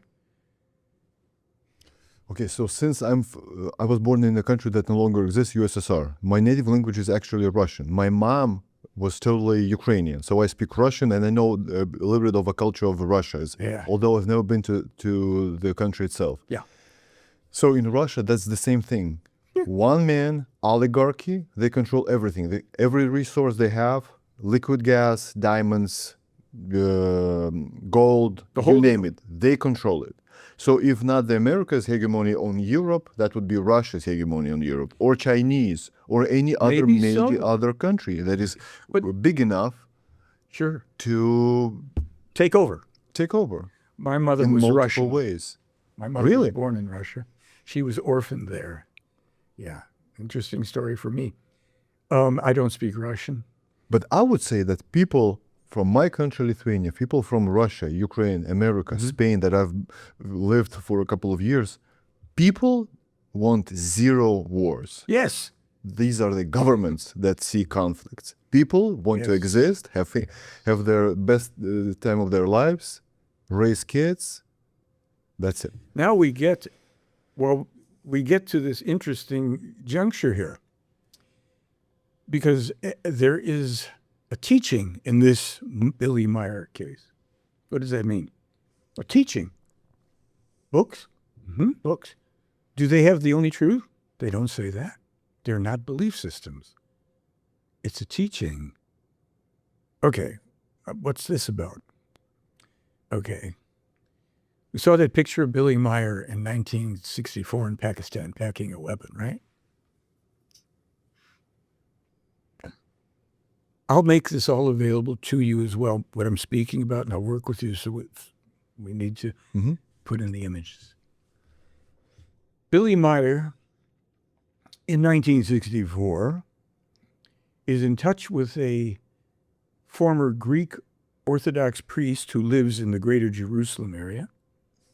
And Billy knows that there is a mission for him and for this man connected to these people, connected to the most profound experience for many people on earth. What would that be? What would that be? The most profound, meaningful, inspiring experience connected to a human being, to one human being. Who would that person be? in our past who's still alive for many people today. Jesus. Mm-hmm.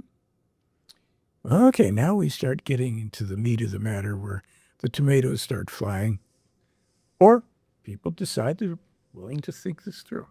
I told you, my audience is no pussies. So you can say whatever you want. It's a free country. It's a... This is the thing that brings us together, while it may seem even heretical to people. Billy Meier. I'm going to log on to another site here for me. It's not, you've got that downloaded, right? Mm-hmm. Okay. Because this will help me stay a little bit on target for what we're doing. I'm the visiting website. Do you want to see this website? Yes. Good. Go to TJR ESE ESE ARCH ARCH TJ Research dot info. Research that in right here. Yes. Okay. Let's enter. Enter here. Enter here.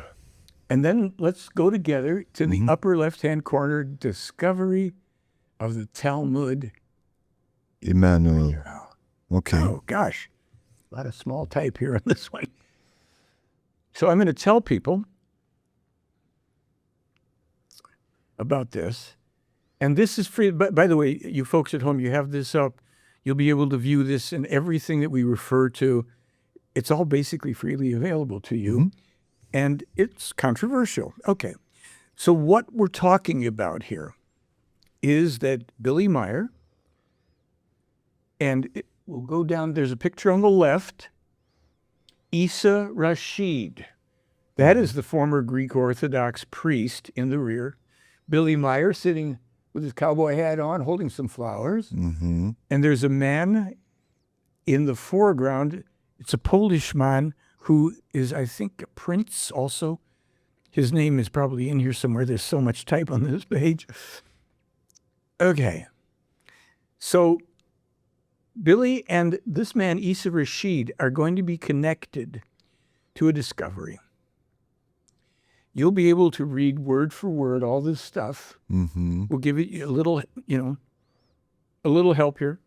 World traveler, Edward Albert Meier, his old friend, Greek Orthodox lay priest Isa Rashid, were walking along a roadway just south of the Old City in Jerusalem. Through subconscious telepathic prompting received unknowingly from the Plejaren, Rashid had previously, he himself had been informed of the approximate location of this site. Now, upon reaching the site, Meier himself is prompted to glance up the slope, notice a small opening in the ground, etc. He recalls in August of 1997 that the hole was about 30 centimeters or a foot on a side. He gets his backpack, his flashlight, he looks in, peers inside. He and Rashid proceed to dig away rocks and earth until they could get in from the hole being large enough. It was an old tomb site, half filled in with earth. After further digging and exploring, they discovered buried underneath a flat rock a bundle, which they took back with them to Rashid's abode in the form of rolls of written sheets with a few small artifacts. These were, the outside were resin-encrusted animal skins that were protecting flat scrolls that were, as we'll see, written in Aramaic.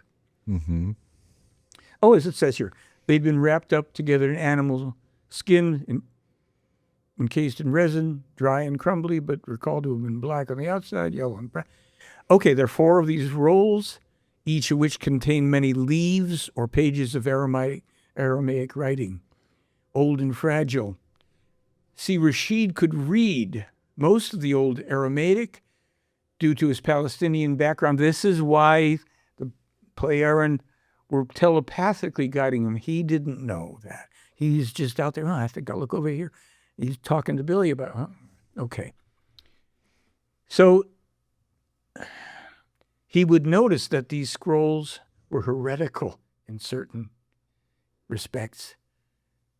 Its title involved Immanuel, spelled with a J symbol, supplying the E-I sound in place of the Aramaic Hebrew letter Ayin, rather than Jesus or Yeshua.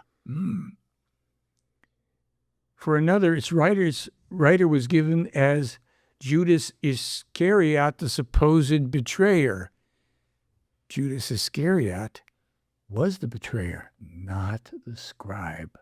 Now, what we can do here is I can try to give a little overview, and all of this site, which is freely available to people, will bring people along, and there is updated information, and there are, we could do this, or I get to the meat of the matter, so to speak, and then we can pause and look at the contents and see what else we might be looking at in here. But for right now, there's an overview of the TJ that we can go to. Mm-hmm. So this is where the things get interesting. I'm going to do one search. Well, first of all, it's odd that it uses the J letter because the J letter was invented, I want to say, in the 5th century only. Right, but the Plejaren knew his name. So this will be, well, what are you talking about there? There's no such other thing. Wouldn't his name have appeared in one of the Bibles if there really was a guy named Emmanuel? Well, Jesus was supposed to be named, Yeshua was supposed to be named Emmanuel. And then the angel said to Mary that she has to name him Yeshua. That's the premise. That in which Bible is that, just so people know? In which? In every Bible. In the New Testament, in the book of Matthew, I want to say. Okay, so we have Isaiah 7:14. That's all. And his name shall be called Emmanuel. Correct. And we have Matthew 1:23, and his name shall be called Emmanuel. Correct. Everything else is Jesus in the New Testament. Correct. It's not. There's no Jesus in the Old Testament. Correct. But strangely enough, that's the first place that Emmanuel is mentioned in either of the Testaments. Okay. The meaning of the name Emmanuel means what? Some say it means God with us or something. Yes, God with us. Right? But in this whole thing that we're walking into now, we're going to find that those scrolls were partially translated. There was a bunch of 4 things. So we're going to come back to this point. Mm-hmm. Why were they only partially translated? About 1970, several years after this discovery, Billy gets a letter from Issa Rashid. Some very powerful people have found out that I have something of great interest, and I am taking my family. We have to get out of here. It's dangerous for us. We're taking the scrolls with us. I'll be in touch. As soon as I can land somewhere. What happens? He takes his family into Lebanon and into a refugee village. He knew some people. And he takes the scrolls and he hides them in the wall. Older buildings, and hides them in the wall. Within 1 week's time of arriving there and sequestering the scrolls, the Israelis invade that village and bomb it to smithereens. Issa Rashid and his family get out with their lives, but not with the remaining scrolls. Billy learns later on, about 4 years after that, 74, Issa Rashid and his family made it into Iraq, into Baghdad, where in 1974 he learns, according to the information provided to him, that Issa Rashid and his family were machine gunned to death by the Mossad, one of the 2 parties that had found out that there were some important scrolls. So the rest of the document isn't there. Now, I'm going to jump in the sequence to the next thing. He publishes the German version. Issa Rashid had some knowledge of German. He could do certain things. He would turn out to not be the greatest translator of either Aramaic or German, but there was enough there that the first translation could be put out by Meier I think in 1990, in German. It then gets put out shortly after that in English, and it attracts the attention of this man, James Deardorff. He was a professor of, I think, also meteorology and comparative religions. He says, a Bible hoax. Let me at that sucker. A year and a half or two later, he comes out with his own book, Celestial Teachings. And his finding is the book of Matthew, 350 inconsistencies, 150 of which weren't known when this book came out. The book of Matthew is based on the Talmud Immanuel, not the other way around. That is the original teaching. Holy moly, are you serious? Oh yeah, and he goes through it sentence by sentence in his book. Now here's the thing, and this is what I've been thinking, because I know that this has certainly upset a lot of people who found out about this, and this man, let's call him Jesus or Emmanuel, however you wish. What did he stand for? What were those values that you said people of Earth all embrace and are important to them, except for all these power mongers? What is it people want? I think it's peace, love, freedom. Love your neighbor as yourself and love your God. Two main commandments. Well, there was another one.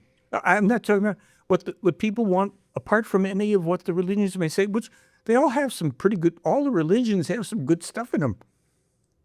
There's also harmony. So if you have peace and you have love, you have harmony and you have freedom, okay, then what? Well, what about God? This is where I'm sorry. No worries. Okay.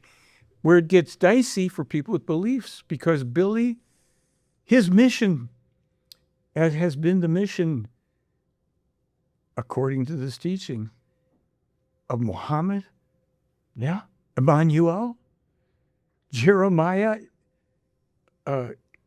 Enoch, Isaiah, and Emmanuel. Well, there's Enoch, Elijah, Isaiah, Emmanuel, Muhammad, and Billy all had a task. They were approached to conduct a task for the people of Earth to have those values, to not be enslaved by any countries, any groups, any belief systems, anything, that they may know and discover the true essence, meaning of existence, of life, of how things came to be. And here's the other shoe that drops. It isn't going to exactly resemble our religions and belief systems. But you're going to know about a lot of the people, they're going to be in these teachings. There are things, James Deardorff finds that there are things, I think, I don't have the book in front, like the Sermon on the Mount or the fishes and loaves and all, that are similar. The Talmud has these things and other things. The Talmud has 17 female disciples. The Talmud speaks about Mary, the mother of, now we call him Emmanuel here, and Mary Magdalene it wasn't a romantic thing.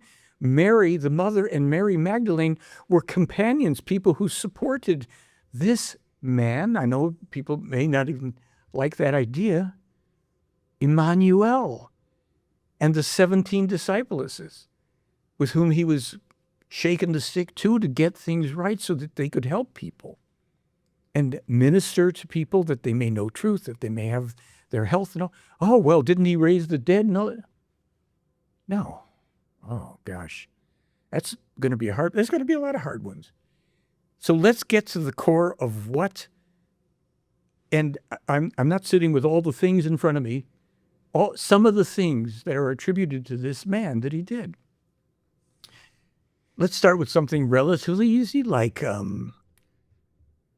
the fishes and loaves of bread, They're claiming there were exact number of people, were something like 57, and not all of whom stayed while he spoke.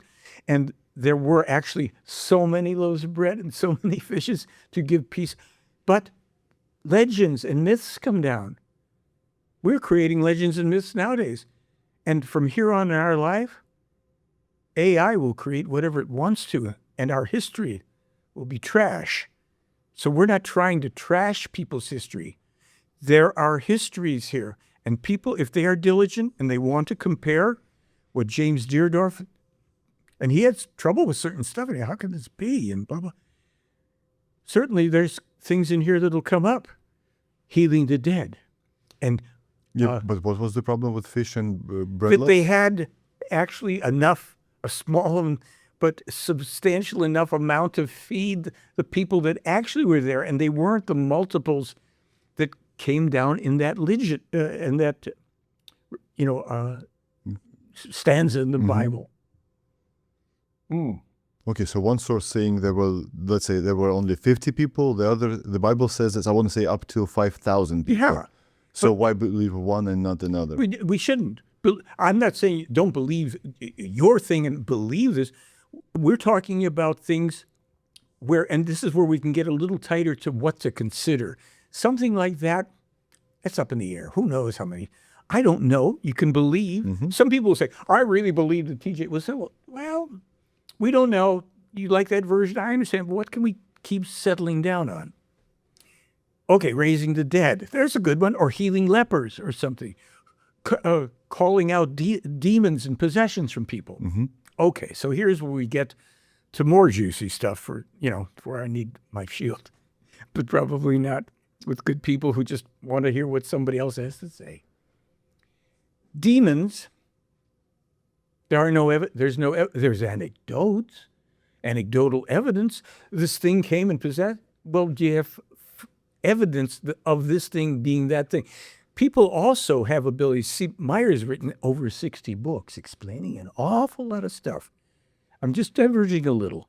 Human beings, in our consciousness, we can create a lot of stuff, and we can create things that are seen as effects as well. This is part of psychology as well. We'll just come back to the demon thing.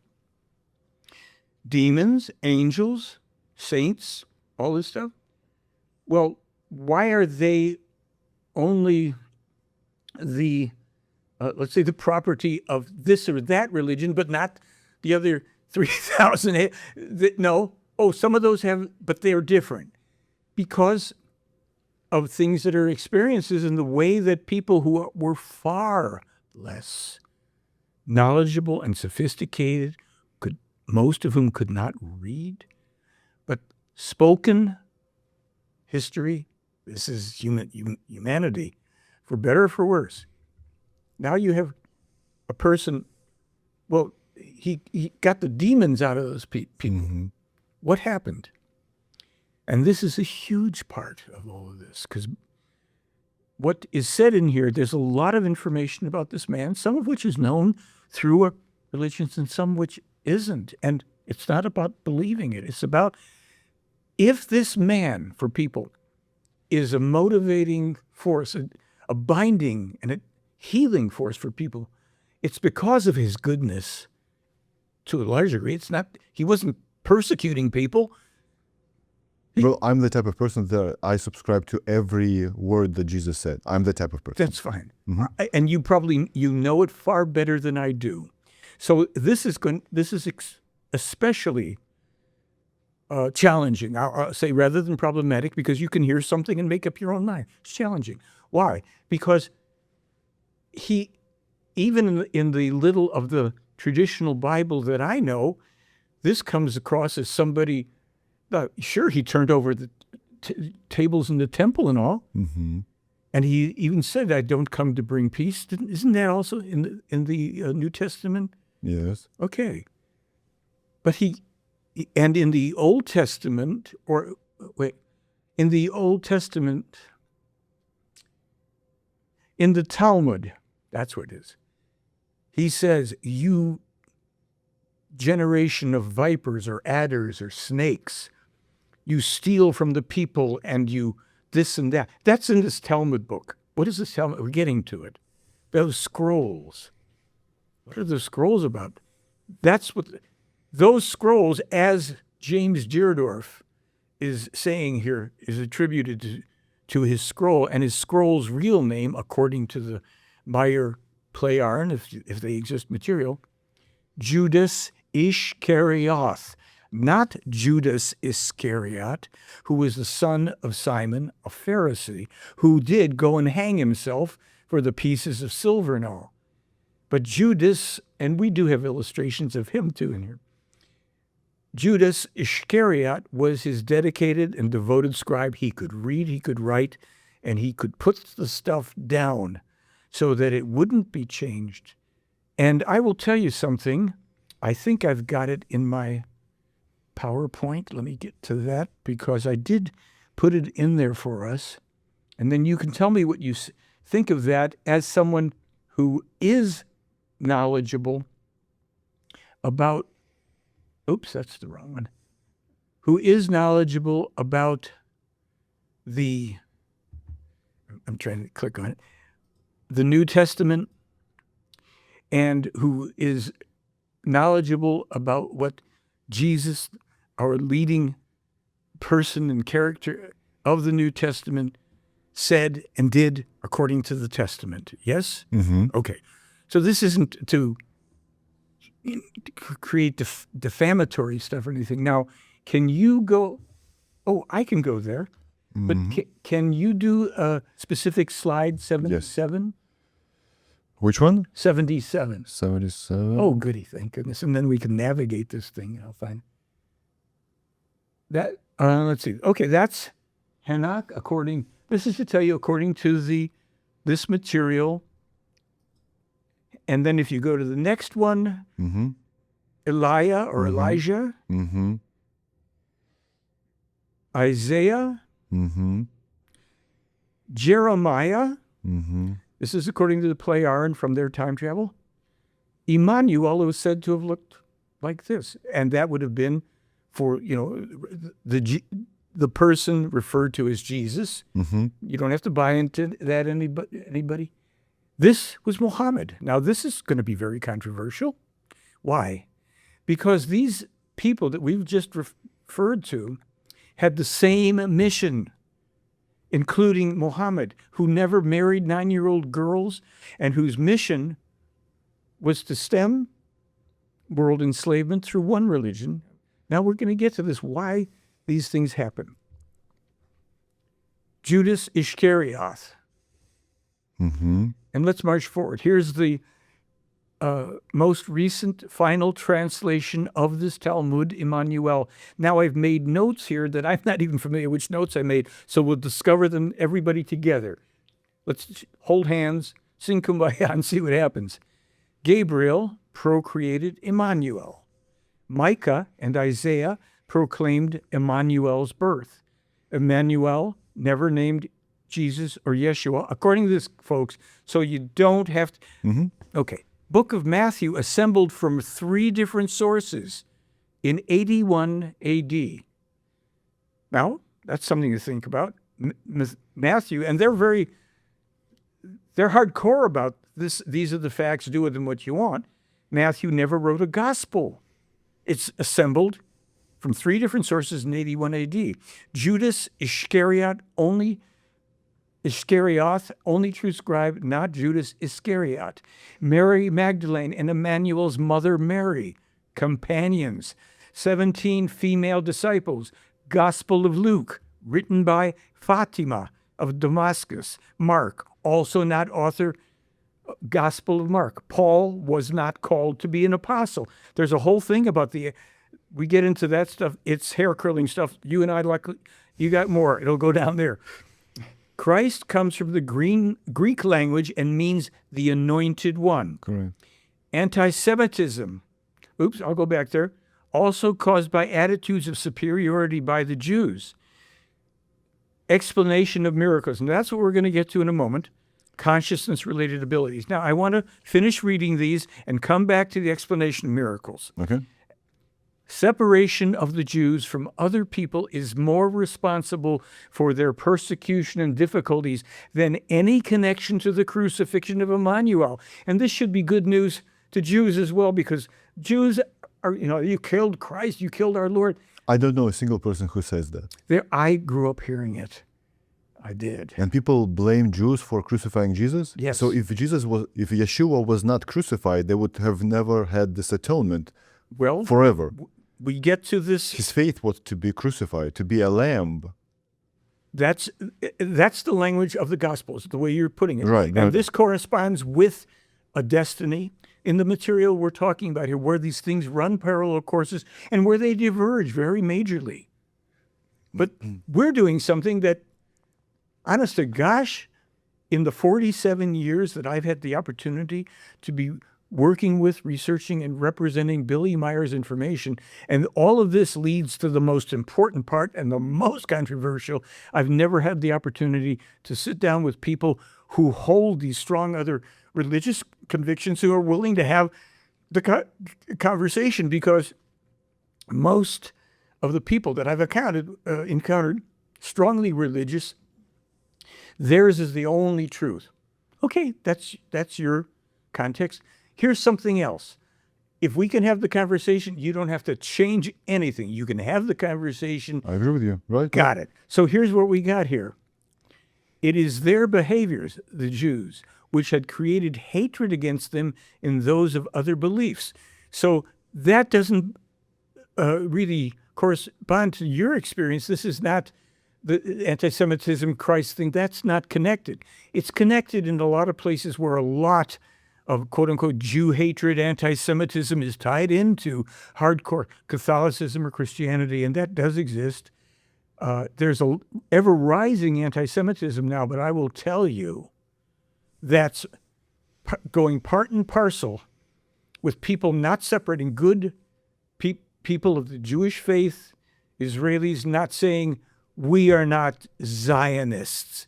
We are not, because we get into that in here.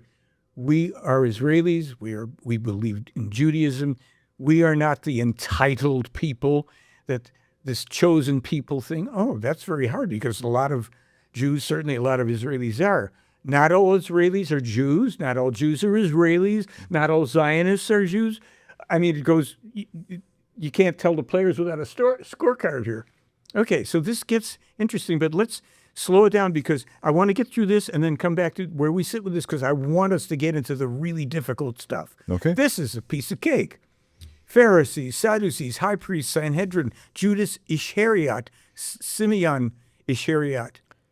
Get that spelling wrong there, but so these are among the people who are guilty for the crucifixion, which they call the staking.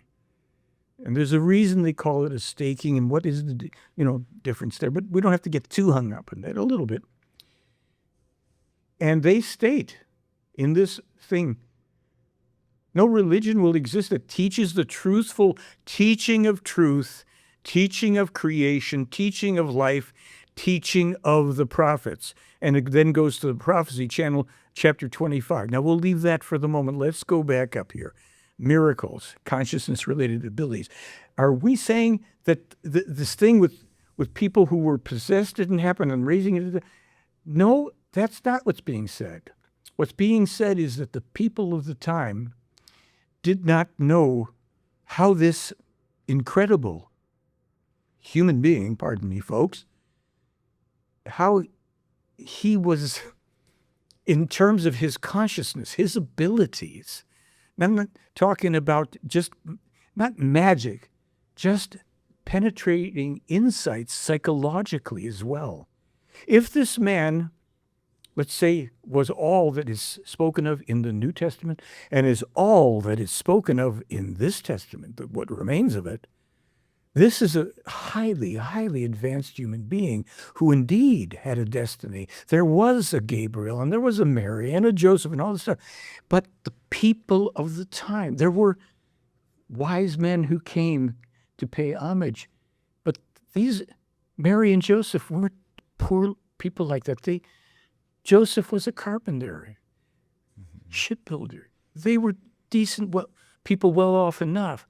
And they had a need for a place for the night. And when people came from India, where did the three wise men come from? Far East, right? Et cetera, Orient. Mm-hmm.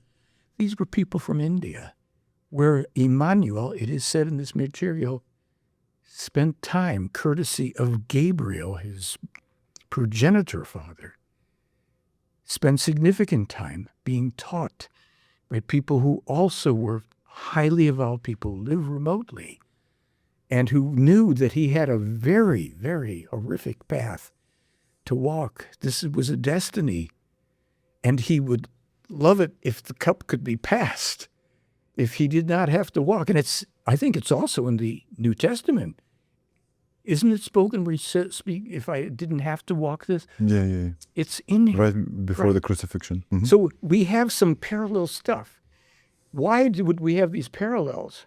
And why would a dedicated and devout Christian and I be sitting and having commonalities that we didn't even know about before, but we were resonating with each other? And these values that we both hold, which have certain profound differences, but these core values and the core respect for somebody that is spoken of in both traditions, while this isn't accepted in any other tradition, that's fine. People say, oh, they're just copying that. Well, I don't know why they would, because it's some pretty heavy stuff here. It's coming. Two people would have enough compatibility in core values. There'd be some differences, but they wouldn't be, maybe you would say, well, this other value is to honor God and da-da-da-da, right? I mean, and the way we would put it here is what they say here. Teaching of truth, important. Teaching of creation, a new word's getting popped in here. Teaching of life. So this is where we really should mention, what is this teaching of creation thing? Is that some mumbo jumbo? No. And I'll tell you a little bit personally about me. Ever since I was somewhere around 8 or 10, I wanted to know the truth about God, Jesus. I don't know why. My family wasn't religious. But I would wake up also in the middle of the night trying to figure something out. What's outside of space? How far does it go? How can there be nothing? I would try to contemplate that, and actually, truthfully, all that I would get from that would be a dead end and a terror, because I couldn't go. I didn't have beliefs about anything. I just wanted to know, well, I hear about space, but what's outside of space? I finally got answers about that only when I came into contact with this material. And I would have dreams, even as a young boy, about fleets of lights in the sky. I had a lot of dreams about that as early age, and as I got older, I had a dream of standing underneath a circular object, and the base of it was rotating.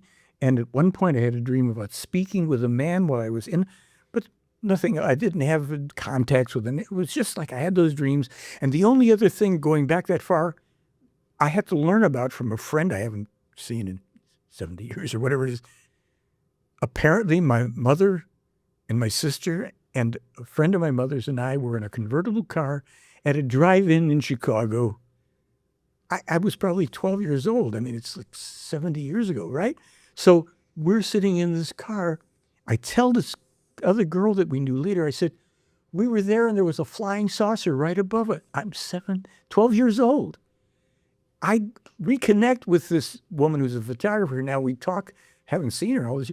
She said, well, you remember that thing about the drive-in and the flying saucer, the way people used to talk about UFOs? I said, what are you talking about? And she said, but and she reminded me of that story. I had forgotten all about it. I'm sitting there watching this thing. And then I'm 8 and 10 years old. I'm listening to the radio space shows. Then TV starts to have these corny space shows. And gradually, so I was always interested in this stuff. And I wanted to know the truth about God and Jesus. So I said to my mother, I asked her, I said, Mom, I want to know, can you tell me what's the truth about God and Jesus? It was great. Now, she was Russian. She was orphaned when she was about 10 or so years of age during the time that the communists were coming to power. Some relatives put her on a train, Russia took her all the way. She ended up in, I think it was Estonia, Germany, with just, and then finally got into America. No parents, nothing. So she said, and she was just hardcore, tough little principled human being. I mean, just straight ahead. You know the type. Good European heritage. And she would knit and do these things, and she didn't look up. I didn't know where she was sitting. She said, well, as far as I'm concerned, God is love, and the rest you have to find out for yourself. And I thought, that's pretty interesting. And I got actually a couple people that I knew, they were friends of mine. There was a couple of Greek guys before we got into hassles with each other. They invited me to go to, I think, a Greek Orthodox priest once. And I ended up in a synagogue, and I ended up in a Catholic or a Christian church or something. And I thought, well, I don't know. It didn't do it for me. I wanted to know more. And I forgot about it largely for a while. Until I find this material in 1979 in a bookstore. And I start to read it. I get the harsh stuff first about the Israelites and slaying all these people and the real people that came together where they were gypsies and thieves and this and that. And they had a powerful person who was an extraterrestrial human being, and he lorded over these people. And Yahweh. Yahweh. Yeah, Yahweh. And they explained in the Talmud Yahweh and why it was never spoken and this and that. There's so much in here that would, if nothing else, would probably fascinate people of almost any religious lineages, meaning any kind of Christianity, Judaism, Islam, not hardcore Islam, but Islam, and maybe some others. I had a friend, passed away unfortunately. He was a Mormon, and we met at a meeting about the Billy Meier stuff. He came to demonstrate some technology he had, and we became friends. And early on, I realized, we were real different and stuff. And we would speak a little bit to each other, but we went into a willing conspiracy of not forcing anything on each other. And one day, I'll never forget it, something about Billy Meier came up and he says, I got to tell you the truth. I've been reading that stuff and there's nothing I could really argue with about it. I said, well, that's fine. And if there's something you want to argue with, that's fine too. Or we don't have to argue. We can just let each other be and have our friendship. I agree. Based on we're human beings. So that was like the last, for the most part, we ever spoke about it. He was just saying, God, there's stuff in there that's really interesting. I said, great, whatever you want. So when I was digging farther into this, and even when the Asket, an hour or two ago, whatever it is, takes Billy under the Great Pyramid in Egypt to show him these artifacts. Why is that? Well, these are people here that have control over a lot of people on Earth and want to create a false second coming, to create a one world religion under their control and power. Well, that wouldn't be such a good thing. People should be able to be free to think and believe whatever they want or not. No, these people had, they had ancestors behind Judaism, and they've influenced wherever religions come up, even with Hitler. Okay, that's interesting. I can't prove it. So when you get into this information, and they're harsh on the Jews, they're harsh on the Catholic Church, the Vatican, they've explained what's going to happen to the Vatican, at the Vatican, and all in predictions. When I say they explain, there are predictions pertaining to it. Doesn't mean it, but I can tell you what they are if you want, which is that at the time, and this is probably maybe predicated on if and when Vesuvius starts to erupt, during that time, earthquakes and volcanic activity, the Vatican will be destroyed, and Catholics, the priests, the hierarchies and all, will be scattered, and worse will come that way. Well, people said, listen, Vesuvius is not in Rome. Why don't you get a clue? I said, well, it's in Naples. Yeah, we know that. But yeah, you're saying when Vesuvius erupts, that the Vatican's going to be destroyed. Several years ago, I don't know, 4 to 7 years ago, whatever it is, I saw something online. Steam vents at the Rome airport. Steam vents. I go to look it up. There's steam vents that appear to be like volcanic gases. Well, what did the Plejaren say? When all these people are saying Vesuvius is only at Naples, they said, no. The magma chambers go all the way under Rome. People will figure it out at some point, hopefully before everything's going. So we start to get some troubling information. Bad enough, if Rome goes, it's not just the Vatican, and if something starts happening there. And we have the predictions from 1948 about 5 specific volcanoes that will erupt in Italy. The names of them for sure. One of the interesting things about that, and we'll come back to the Talmud, just so we don't lose this thing. We've gone to the Vatican.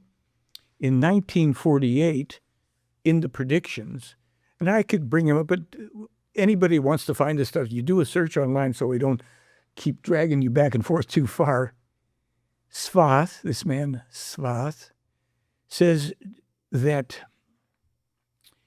in 1948 that around 2016, this is coming from 1948, 2016, there are going to be precursor earthquakes.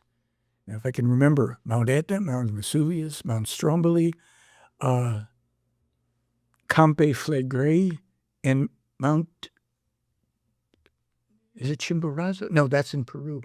Etna, 5 volcanoes, specifically in Italy. So see what I've done with all this stuff that's prophecies, other than this, other prophecies, I've always gone online to see, did this thing happen?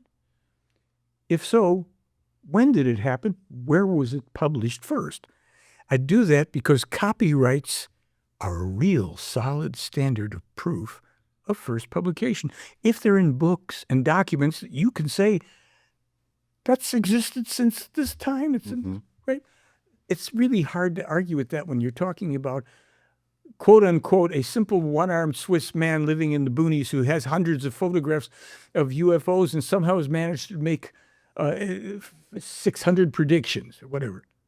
Well, however it is, if we keep finding these correlations, okay, I look up 2016 Italy. And I search earthquakes, Central Italy, 2016. And what I find is the strongest earthquakes in Central Italy, and you start to look it up and see if they still have it, occurred in 2016. 2016, Italy. Central Italy, earthquakes. Earthquake. The strongest earthquake to hit Italy 2016 was a magnitude of 6.6. Event that struck the central region of the country October 30th, 2016. Where was that again? Say that again. Its epicenter was located in the town of Norcia in the Umbria and Marche regions. Which is in the what region of Italy? One side doesn't say. Central. Yeah. Central Isn't region. it interesting? Okay. So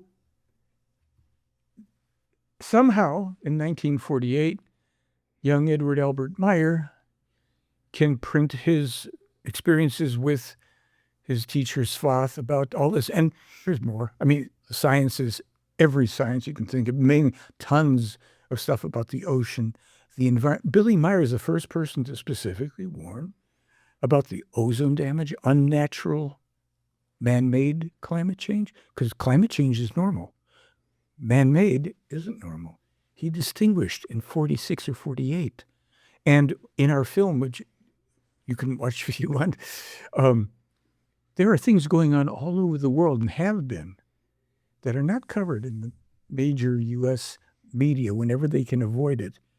You talk about Spain, you talk about floods, you talk about Switzerland, you talk about France. It happens all year round. It does, but the magnitude and frequency, that's what is going to increase.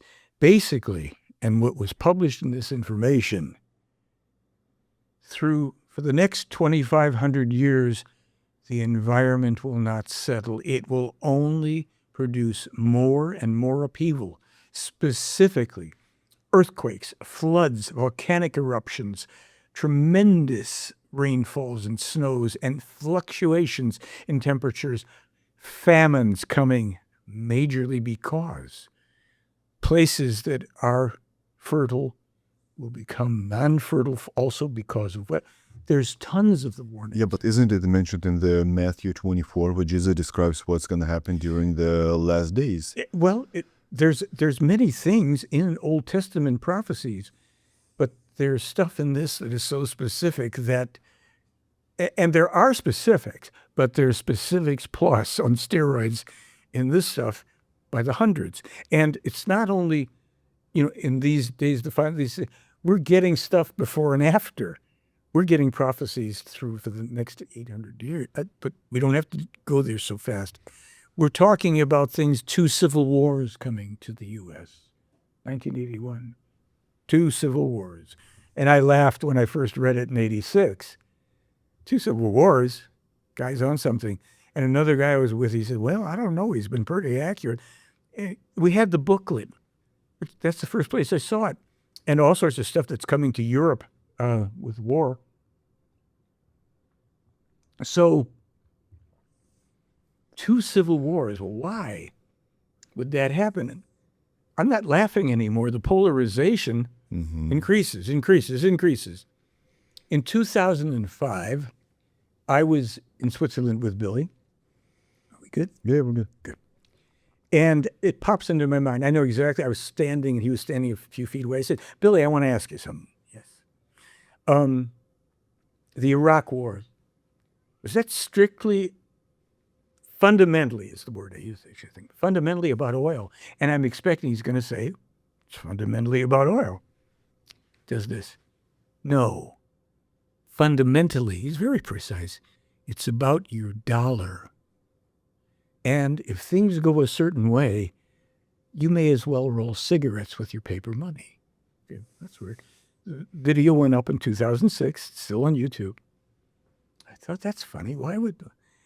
And then you start reading the prophecies about the coming global financial crash, the fact that the American people will be dispossessed, and the government will turn the police and the military against the partly heavily armed populace. We have it in our film. ICE, which was in operation in a few places. In L.A., yes. ICE on the streets, the people. Well, look, Billy Meier, back in the 40s or 50s, they foretold illegal immigration all over the world. And they said this would start as the fault of a German woman who would be out of her mind, open the floodgates, and unfortunately, the preponderance of people would be, economic refugees with high content of criminal people who would be trying to take advantage of things, lots of crime and bad stuff coming, decent people coming too, but you're going to have people who will be heavy criminals. There'll be a lot of crime. And so what we've had, in my opinion, Billy hasn't, I don't think, commented on this. ICE was a practice as a warm-up. See, we should have appropriate borders, but that's done politically.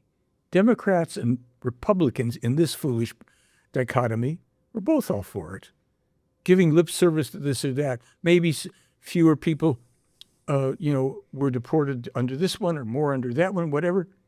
But there's no reason, no countries survive without appropriate borders and protection. And I know. By the way, that German woman that Billy was talking to was Angela Merkel. Yes. He said total lunacy. She started this mess in Europe. And this is done deliberately. And the crazies in Europe that are now forcing Spain to do this and that country to do that. This is to deport illegals. To support illegals. And remember we said earlier, the fanatics and warriors of Islam will reign for a long time. A lot of that is already inserted. They gave us, we have it online, I don't have it in front of me. In 2017, they gave the actual number of sleepers that were in Europe and sleepers that were in the U.S. And those that were radical fundamentalists of Islam and those that were just of other bent. See, I'm going to interrupt myself for a moment to say this. You may notice that we haven't even gotten into the UFO photos. That's because, in my opinion, we're now dealing with the most important stuff, and there's people that are doing marvelous presentations and videos about what this teaching is, that because it is, apart from the fact that it may not be speaking about a deity or an angel or anything like that, the essence of these values is what brings people appropriately together. And you can say there are values. It isn't just beliefs that exist in any religion. If anything, there have to be values, because people can't just have beliefs in, let's say, the cosmology of a religion, or the hierarchy, only because you've got to live a certain way. You've got to find out what is genuine in terms of the way people live. Love your neighbor as yourself. That's in Christianity. Do unto others as others would do unto you. You know what? That is the law of cause and effect. So is love your neighbor as yourself. It means when you do something, when you think a certain way and you feel a certain way and you act a certain way, there are consequences. The consequences of loving each other as neighbors and doing unto others as you would have done unto yourself and they would prefer, that creates feelings in both parties. Those feelings can be just from mere affection, affinity, to love, to open love. We're talking about the way love your neighbor as yourself. That's, if you can love yourself, all that we are, and we are far more than we know and far more than any system teaches when you start to look at this. Wow, we really are something. Yeah, and we have great responsibilities. If we know this, we have to live a certain way. So let's come back to this teaching here that is in Christianity that isn't in this. When we speak about walking on water, raising the dead, or anything, it is explained in this teaching, and people are free to say, I don't accept that, that Immanuel's deep penetrating understanding, because he loved people as himself, so if he could love them, and if he knew himself and knew himself better than anybody else, he would not inflict on people. He would look to penetrate their understanding so that he could help them. And what's said as a core element of this teaching, he understood how to speak to people, how to communicate and be with people that reach their own inner abilities to bring about healing in themselves. Did he let people touch his garment? Yeah. He said, because when the leper says, Master, can I touch your garment? He says, well, if that's what you want to do, if that will make you whole there are things in the way it's expressed. This is why Deerdorf was fascinated by the similarities and the differences, because it brought into a reality. Frankly, while it may seem to be create dissension, well, we couldn't go along with that. He had to have raised the dead. Well, no, I perceived that this person was still alive and I could come over and do this. And he did that. No, it's got to be magic. Well, what is taught in this material is we're not talking about magic. We're talking about things in life that are possible, that exist, that are accessible to people over time, depending on certain things, and that it is through this love, it's through this peace that love brings, and the love that peace brings, and the freedom and harmony, if you want to put freedom aside, you can, but the harmony, that the human being starts to perceive more, while they know themselves more fully, they can also extend themselves into loving their neighbor as themselves. So that means you have to perceive, you have to look, you have to feel. You don't have to agree with everything. You don't have to like everything. Yeah, but what does this teaching of Talmud Immanuel change? Aha. What it changes, and this is the big shoe that drops. There is something bigger than the God or deity of any and every religion, And well, okay, so let me just get some of it out.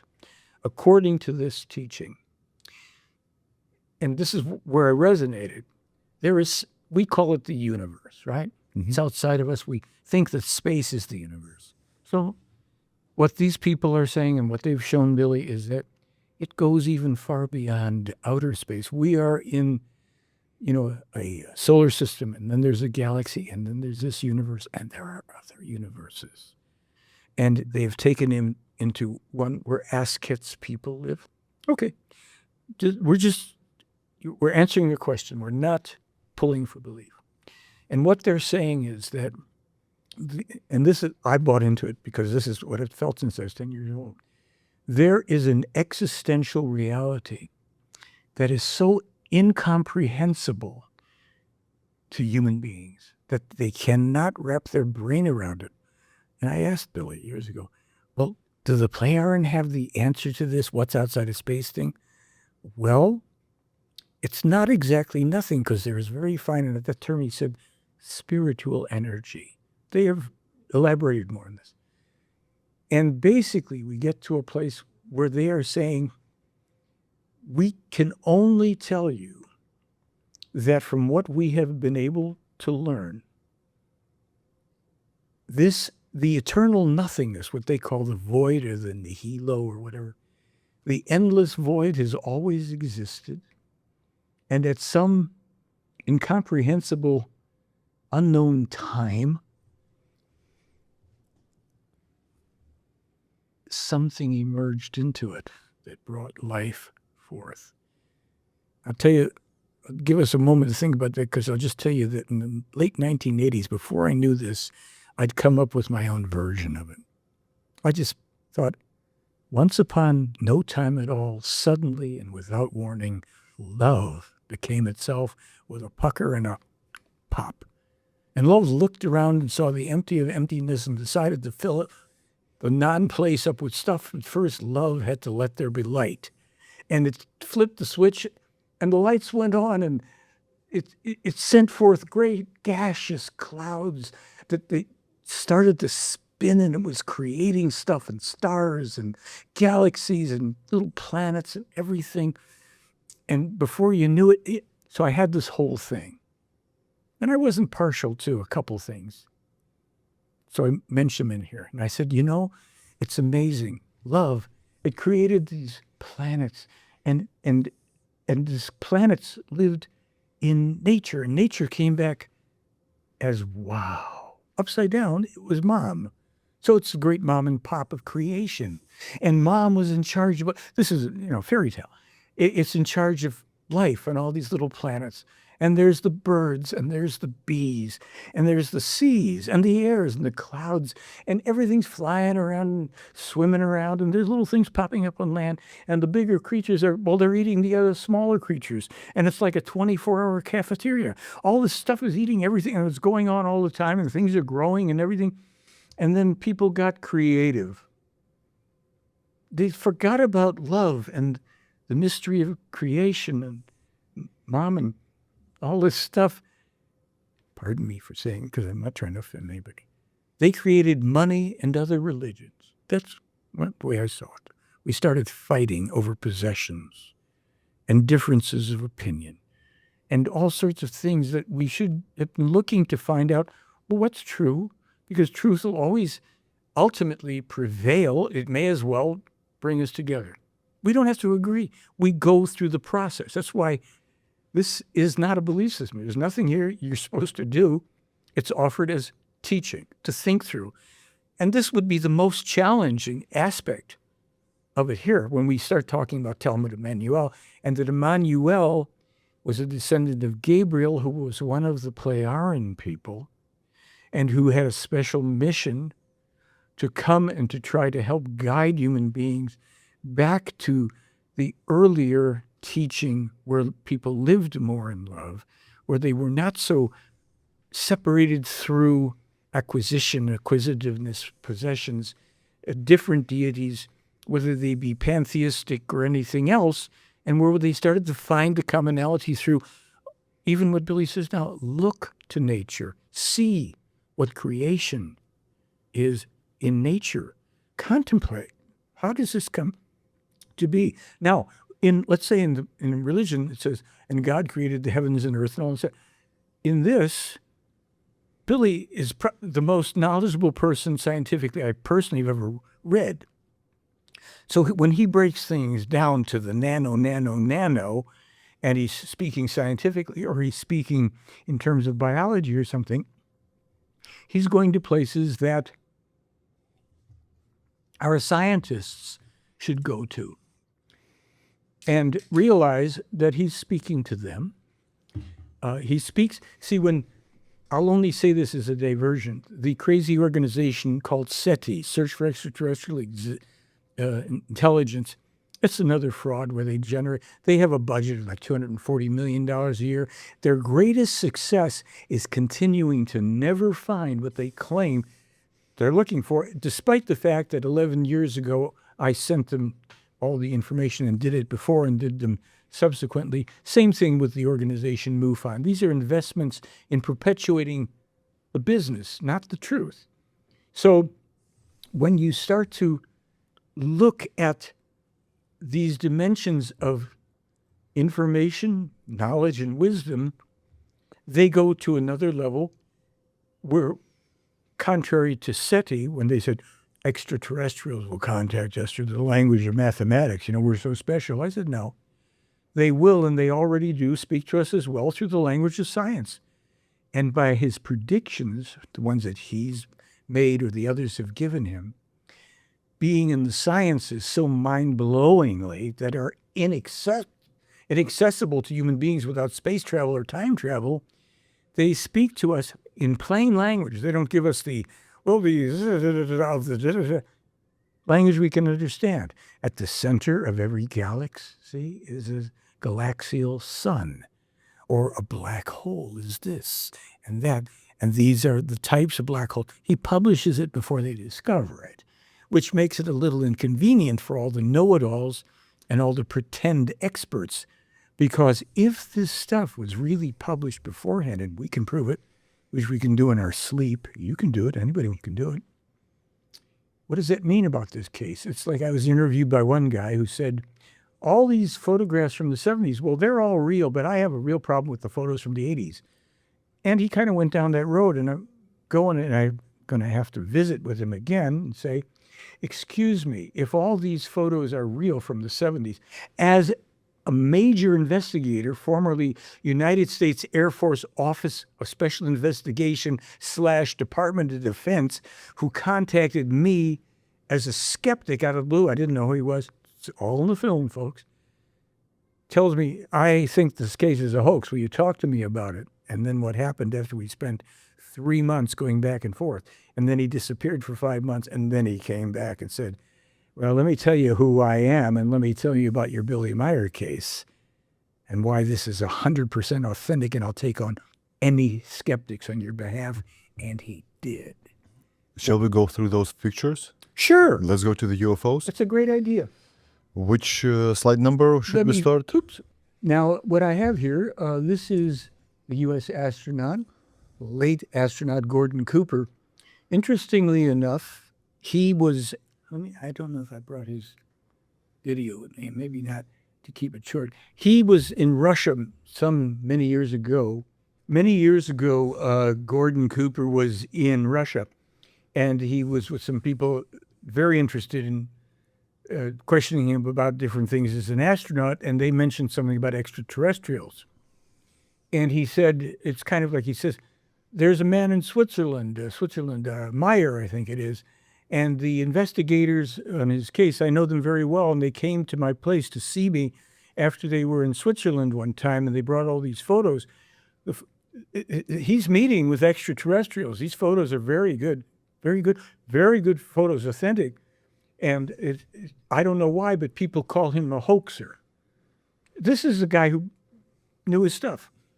So this is the difference between all of the UFO community and people who are intelligent and reasonable and know what they're talking about. I just spoke about this man, Joe Tisk.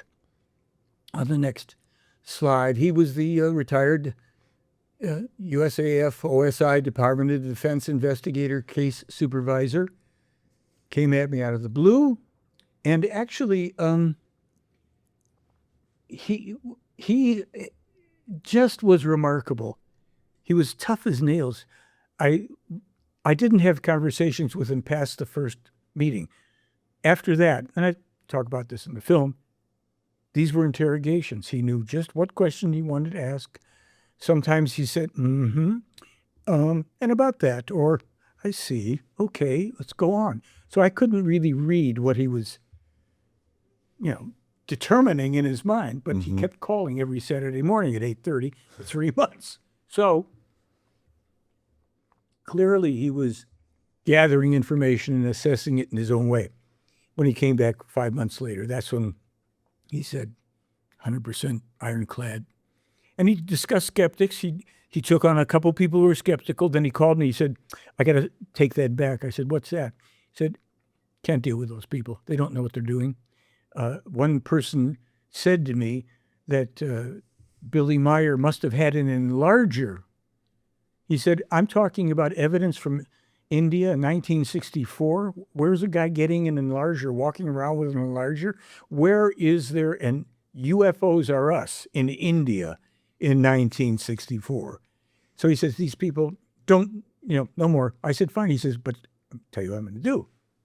I'm writing you an article. And this is the way real forensic examination research is done, investigation. You don't have to be a policeman or anything else. It's just very simple. I'll march you through the means, motive, and opportunity part. And anybody who wants to know the truth, they can learn it through their own efforts. Right here. This is this is about a NASA engineer, lives in Arizona. And what he says in this is that he had initially seen this material, I guess 30 or more years ago or whatever, 1978, it's more than that. And he got talked out of it from the CIA disinformation.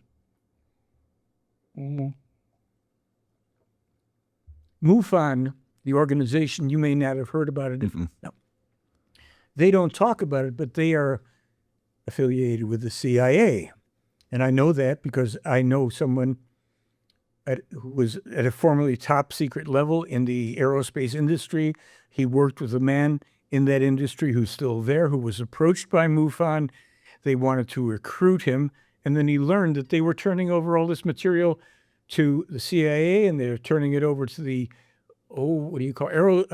aeronautic companies who are manufacturing alternative craft. Most of what we see are not extraterrestrial. And we're about to get bombarded with a huge additional amount of disinformation by the government, which profits from this, because through this type of thing and the fake committees, and I was contacted by a committee to submit stuff, and then they hid it. The fake committees, some of the people there are genuine, but they don't know the first thing about what they're talking about. This is done to create enough fear and anxiety to promote more weapon industry funding for the manufacturers of the weapons in order to fund more endless, senseless, brutal, terroristic, unprovoked wars, among other things. So this is a guy who's been in the heart of the aerospace industry. Okay, so would you say those committees and those whistleblowers? Not the whistleblowers, that the MUFOs, as you said, right? MUFON, yeah. MUFON. Do you think they live on the premise that aliens, if they exist, so they are offensive to us? This is certainly, the government promotes this. The government, we say, the government, here's a couple facts. They came forward a few years ago to say that they've known for 70 years that there are UFOs and probably other life forms. I don't know if you know that that's when this started. I don't know if it's 4 years ago or what. And then that they have all these videos and films. So the government has been lying to the people. Why? And this is why I have no respect for this UFO disclosure, ufology thing. I happen to know for a fact that many of the people are simply incompetent. They are uninformed. They have no evidence. You try to find go out. Stephen Greer is the biggest proponent of that disclosure. In 2004 in Los Angeles, I was on the same panel meeting, a UFO discussion. I turned to him and offered him all of the Meier evidence. I said, you might want to do this because this is going to tell you what you don't know. People that are your whistleblowers, they're telling the truth. They've seen things. They don't have a clue where it's coming from and all that. So why don't you let me give you all this? Wouldn't look at me. This is a big profit-making thing for Stephen Greer, and perhaps he's just an actor. Actor, no. He's been genuinely interested in material for a long time, but he is. Anybody that blocks me on Twitter about UFOs, as Stephen Greer has, I'm a little suspect. Even, what's his name? Tim Burchett. He didn't block me. He gave me a thumbs up a couple of years ago when I sent him. See, there's things that are not known. Let's fill this out, and we'll come right back to it. The only thing the only problem that I have with the UFOs and all those committees and the UFO disclosure and etc., how come it only happens in the US, right? So I'm not from the USA. How come it's not happening in Germany, France, Spain, UK, Russia, China, India, Africa, and Australia? But that's the thing. Africa, I've read reports from South Africa. Spain, there was a famous sighting in Spain. Russia, there was famous sightings. I'm trying to think if that's where the school children, children may have been in Zambia. Also school children was it in Vladivostok or someplace? Oh yeah, these sightings have literally existed all over the world, and crashes have occurred in other countries. But when the crashes happen, the CIA and American military intelligence immediately send their people. It's like, we're going to handle that. And whenever possible, there have been several other crashes that were mentioned in here. The Roswell crash, if you've heard of that one. Of course. I heard about that one in about at the most, 57? Mm-hmm. I was in high school. A kid walked over to me in Chicago out of nowhere. My dad's in the Air Force. You know what he told me? I said, no. You know what he tell you? He said they found a flying saucer flying saucer at that time, and they took it to this Air Force base in Ohio. I never forgot. I know exactly where I was standing. The words Roswell were not floating around in my, milieu at that time. Maybe they were in the news at that time, but this kid's dad was in the Air Force, and he was talking about the Roswell crash. Do you believe that? The Roswell thing? It was real. That was real up to you? Oh, yeah. Okay. But it wasn't extraterrestrial people. It was androids made by these people, the Greys. See, this is where the disinformation is, where you might as well throw out all of ufology. Well, the Greys are here, and they're going to abduct people. No, those were androids. A certain number of them survived the crashes. Certain number died. I'm not, certain information may have been gained from that. There's no treaties with extraterrestrials. Oh, what are you talking about? They made treaties so they could abduct people. I've got news for you folks. Any beings from outside of our sphere, so to speak, that can get here from 400 light years away, that can travel in space, possibly in time, they don't need to make deals with our corrupt government. If they're going to abduct Aunt Edna or Uncle John, they're going to float them through the walls. They can do it. Most of that is not extraterrestrial.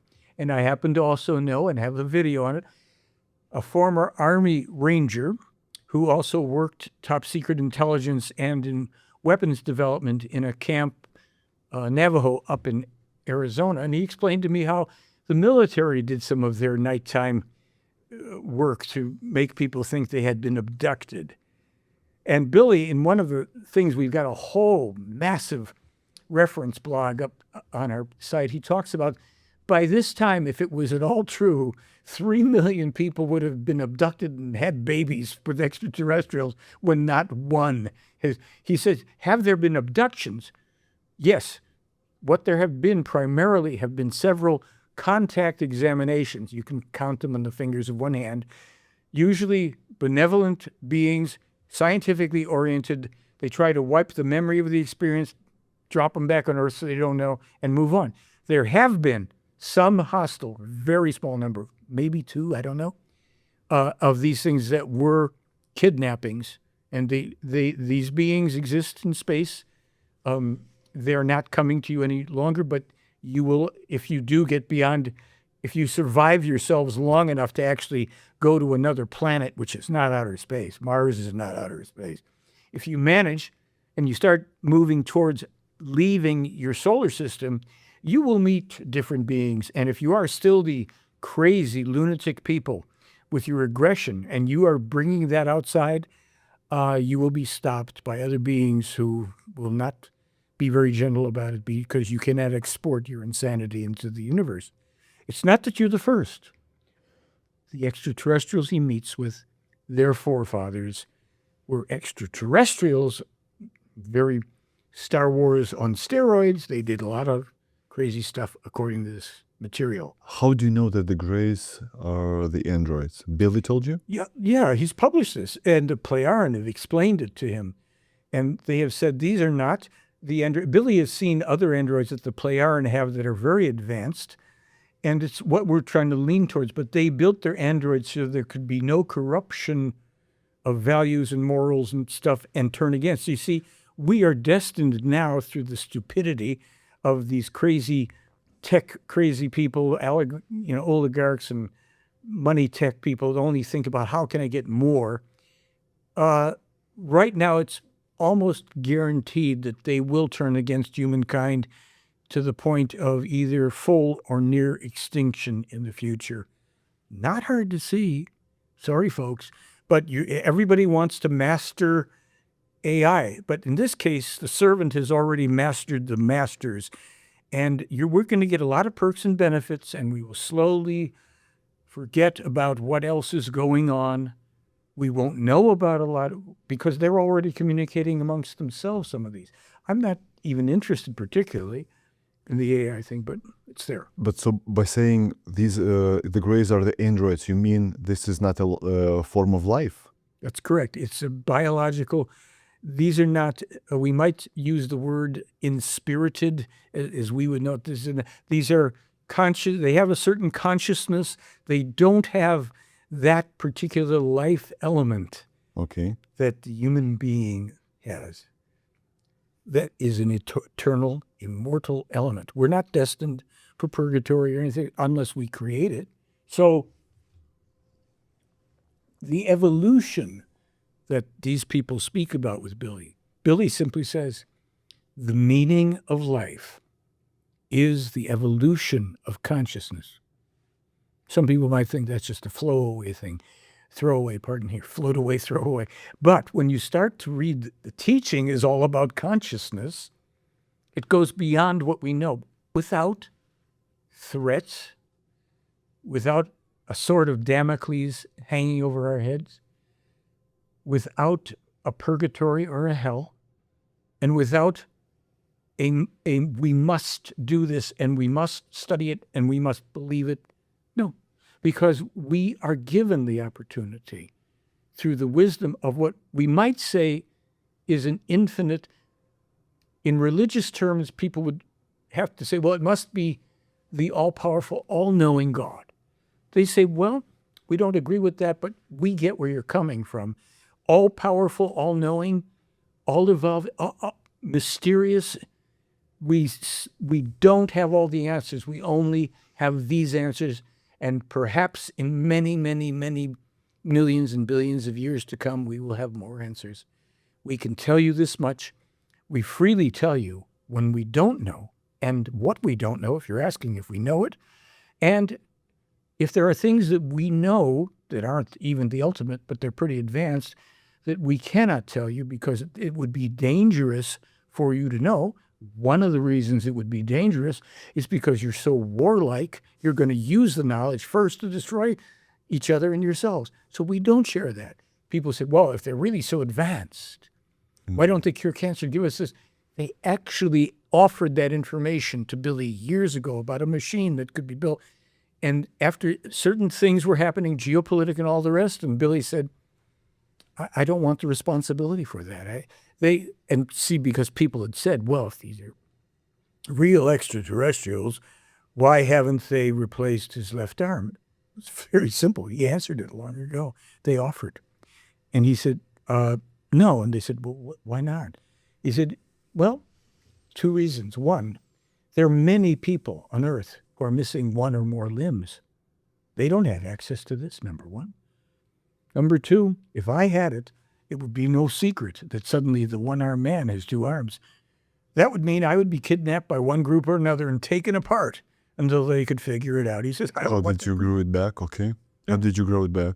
Yeah, exactly. They would try to reverse engineer it at the expense of my life. Okay. He said, so it's not just that I'm compassionate and realize that nobody else would have access to it, which is true. And then even that could be provocative. Well, why did he get it? He just said, no, that's I remember in our film, one of our films, I think with Jack, the German guy again, he asked him something about losing his left arm. Would you do anything? Billy says, I wouldn't do anything differently. I've learned a lot by having this experience and by having to live differently. That's what my life has been. It's just there are people that have. And we tend to believe that the aliens' prerogative is to help us. Why? They're not here to help us. Yes, they are. See, this is the real thing. And this is, to me, this is the great answer.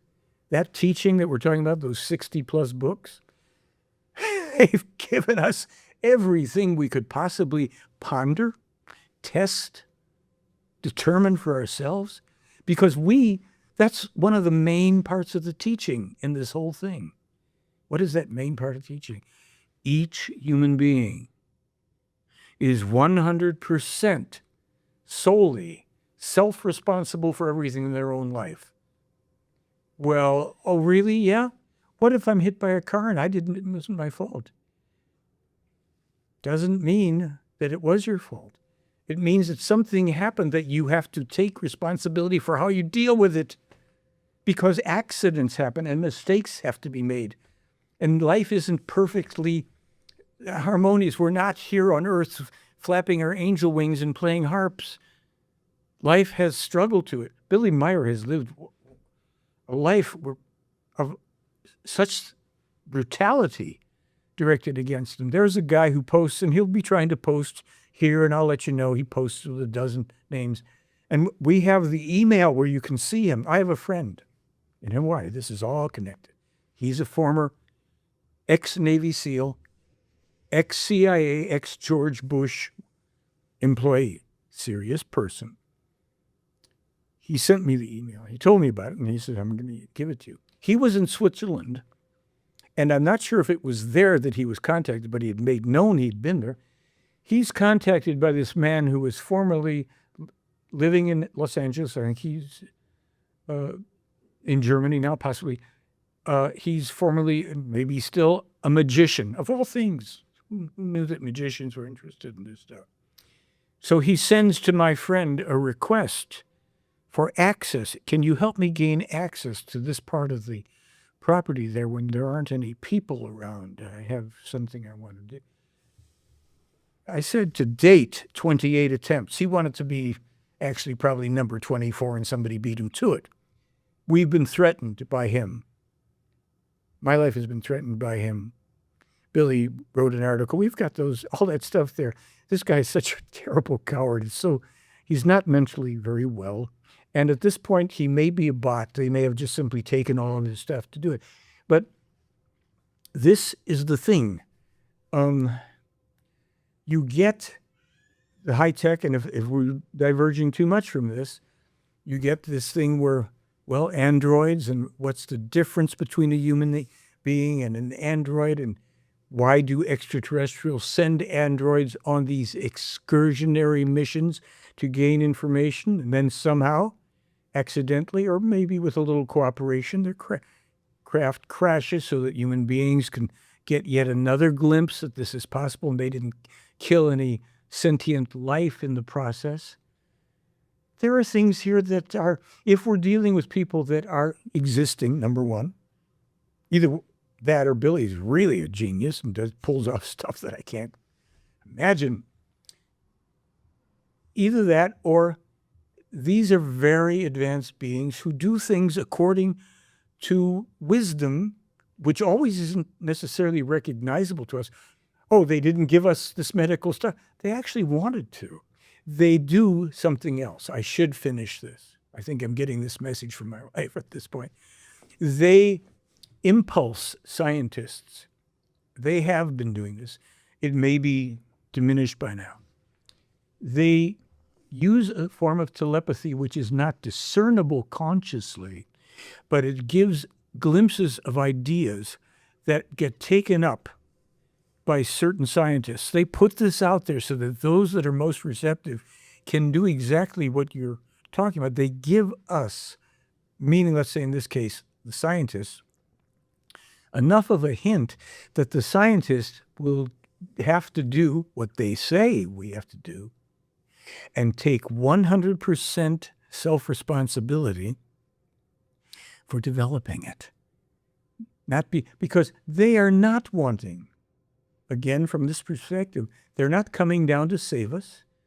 They're not here to harm us. Some might be less pleasant. They're not here to scare people or to get more followers. They already long ago calculated, based on what's happened in the past with various gods they claim have been here. It's different than, I know, than the religious definition of gods, where people were very badly misled, brutalized, all sorts of things, and where people fell under the spell of more powerful people. Teachings got corrupted, where they shouldn't have gone that way in their perspective. So we cannot come down. We would provoke insanity, suicide, attacks, because you think that just because we may be more advanced at sitting down on the White House lawn, we're going to be embraced. No. There are already attacks have been directed at other craft that don't originate on Earth. Sometimes we even get videos of that.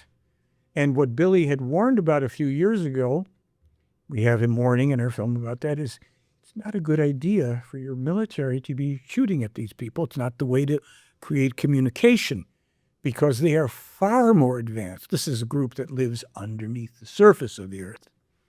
And they are so far advanced that if you are going to do that, you're inviting some destruction. Okay, but why don't they introduce themselves, let's say, nationwide? To the government. No, to the whole humanity. Because humanity can't handle it. They actually were going to try to make a connection using Meier as their intermediary with the Carter administration in the U.S. And they've typed up certain things. Billy typed up what they told him that were their requirements, and the government just couldn't meet them. There were certain things, and they had to promise to not try to molest the craft or Meier or interfere or kidnap people. And there were a few other things which made some sense when I looked at them, why the government wouldn't agree. I saw the government's point of view, but the government wouldn't do it. They wanted to maintain the power.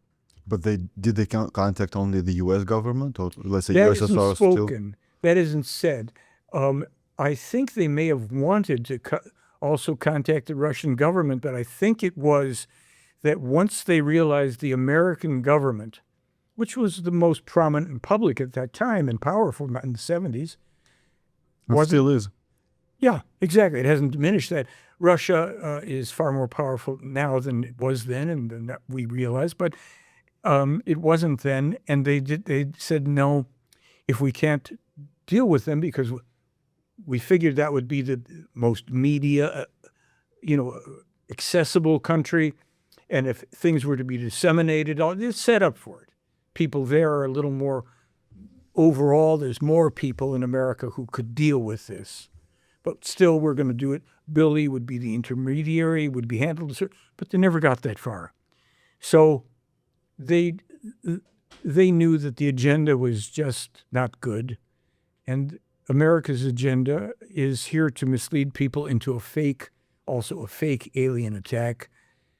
Project Bluebeam? Pardon me? Project Bluebeam? It may be that. I don't know that we used any name when I spoke to him about it. And you may know of Werner von Braun. Was that his thing? Carol Rosin, his confidant, his assistant, she spoke about that. She's a very smart person. So she knows that he had spoken about that. There are these agendas. It's not just one thing. There may be other parties. The Valiant Thor at the Pentagon. You remember that story? Mm-hmm. Okay, good. That was a supposed extraterrestrial who came and gave testimony. More than likely one of the Germans, because the Nazis had some of the alternative craft. It didn't have outer space capability, but it had pretty fast speeds, intercontinental stuff, very short order. Then when these Nazis went to Argentina and South America after the war, Hitler wasn't among them. He was murdered by his own people on their command. He was too scared to do it himself. He and Eva Braun. Billy knows the date and everything else on that, how it happened, who did it. This is the thing with this material. Again, people can say can't be true, isn't true. Then when you get these different things in weird, different, on the lines of weirdness. Billy asks one day, what's the biggest rodent that ever existed on Earth? The biggest rodent. Ah, okay. And they tell him, they give him the information. And it was this big, it was all that. A couple of years later, the biggest rodent that ever existed on Earth. And here was the kicker. Billy was told it was the size of a cow. What did the new discovery say? Biggest rodent ever existed on Earth was the size of a cow. We have it on the site. We've got the copyright dates. They treat us sometimes, it's so obvious that if we had any working brain cells among the scientists who weren't just so anxious, like Avi Loeb, to sell his stupid, meaningless books because he knows nothing, or another profiteering scientist in the form of Neil deGrasse Tyson, to whom this... Some say Neil deGrasse Tyson. Yeah, there it is, Neil deGrasse Tyson, not Tyson deGrasse, Neil. I sent stuff to him. I've sent 2 big blogs to Avi Loeb. I reached him once on phone for about 15 seconds. He was on trotting between classes. Never got back to me. I sent him emails. I sent him all this. They don't want to know. They want to be the experts because they think they're the most enlightened. Too prideful? I'm sorry? Too prideful? They are too prideful? Yeah. They don't want they want to profit without any risk, and they think that they'll be contacted by some benevolent, safe beings who are going to recognize how bright and powerful and intelligent they are. And Billy and Plejaren say, no, those people are useless. They said, you're scientists. There's a book in which, my gosh, it's a fantastic book. It's just written so directly. And they just said, your scientists are just the worst, Do you believe we landed on the moon in 1969? In 1958, Billy published the fact that there would be 5 moon landings, and the first one would be a hoax in 1969. And then later on, he even was given the information how it was done and how the artifacts would be brought to the moon, which then happened. How? Later, through Apollo 13, which wasn't a troubled mission. It was a deliberate mission that did land on the moon in the area in which it was said the original landing took place. And it was explained how many scientists were involved in the overall thing and how many of them just happened to die shortly after all of this stuff. And people who had been hypnotized and manipulated through drugs and hypnosis. But as Billy said, there were subsequent landings occurred. They were real. What about them losing the technology for 50, 60 years? That isn't mentioned. And what do you think? I don't have that much. I know I gave Billy a book that was called We Discovered Alien Bases on the Moon. It still can be found by a Glenn with an S, I think, last name. And it had photographs of these long cigar-shaped objects glowing, hovering over the moon. And I never got any definitive answers. But Billy has done other things regarding the moon. He's been there, he claims, as a child even. And he's asked questions about why they don't ever report the fact that at the poles there are certain spots that are perpetually day, without nighttime at all. He wrote that years before that was ever mentioned. He wrote about the bulge on the other side of the moon and this and that, all this stuff before these things are discovered. The real kicker is this: he was giving information about Mars, on which he's been. He's been on Mount Olympus, he claimed. Who cares? We can't prove that. But here's a funny one, because we know that he published information in 1987 about certain things on Mars. It's published a lot. Where the water is, what direction it flows, where the ice is, why the canals are really long abandoned, ancient, huge rivers that are filled with ash. That gets discovered years later. It's all cut. There it is. He's got it in books. Tons of stuff, as I mentioned, about black holes, about the ozone damage, where he preceded a scientist that I spoke with. Guy couldn't figure out how he discovered it first. Jupiter, the most important discovery of the Voyager mission. What was it? The discovery that the moon of Jupiter, Io, is the most volcanically active body in the solar system. Meier published it in October. I think it was October 15th or 18th of October 1978.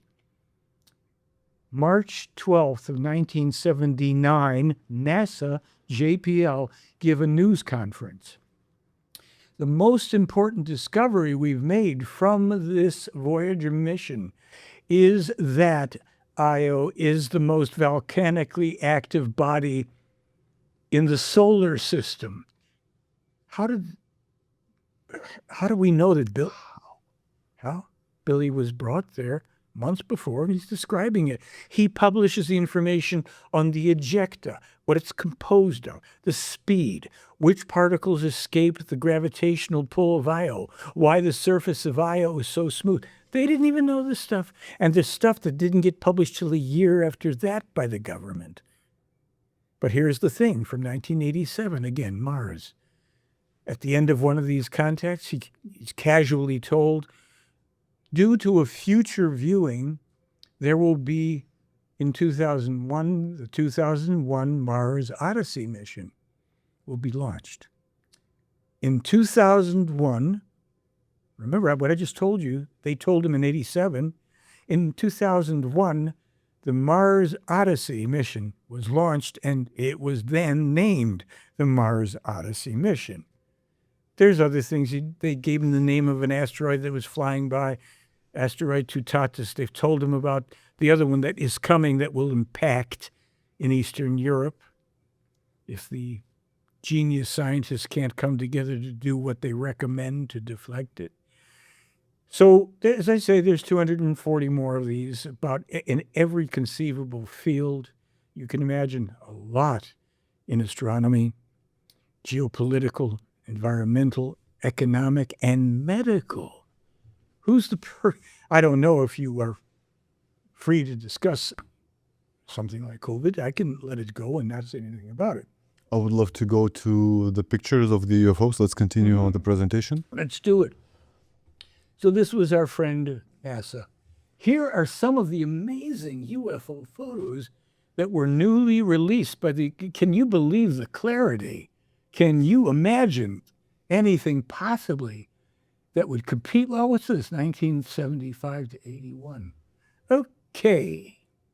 An object hovering over a known area in Switzerland, craft with different metals when you examine it closely, dissimilar metals, fluted edges, configuration at the cupola.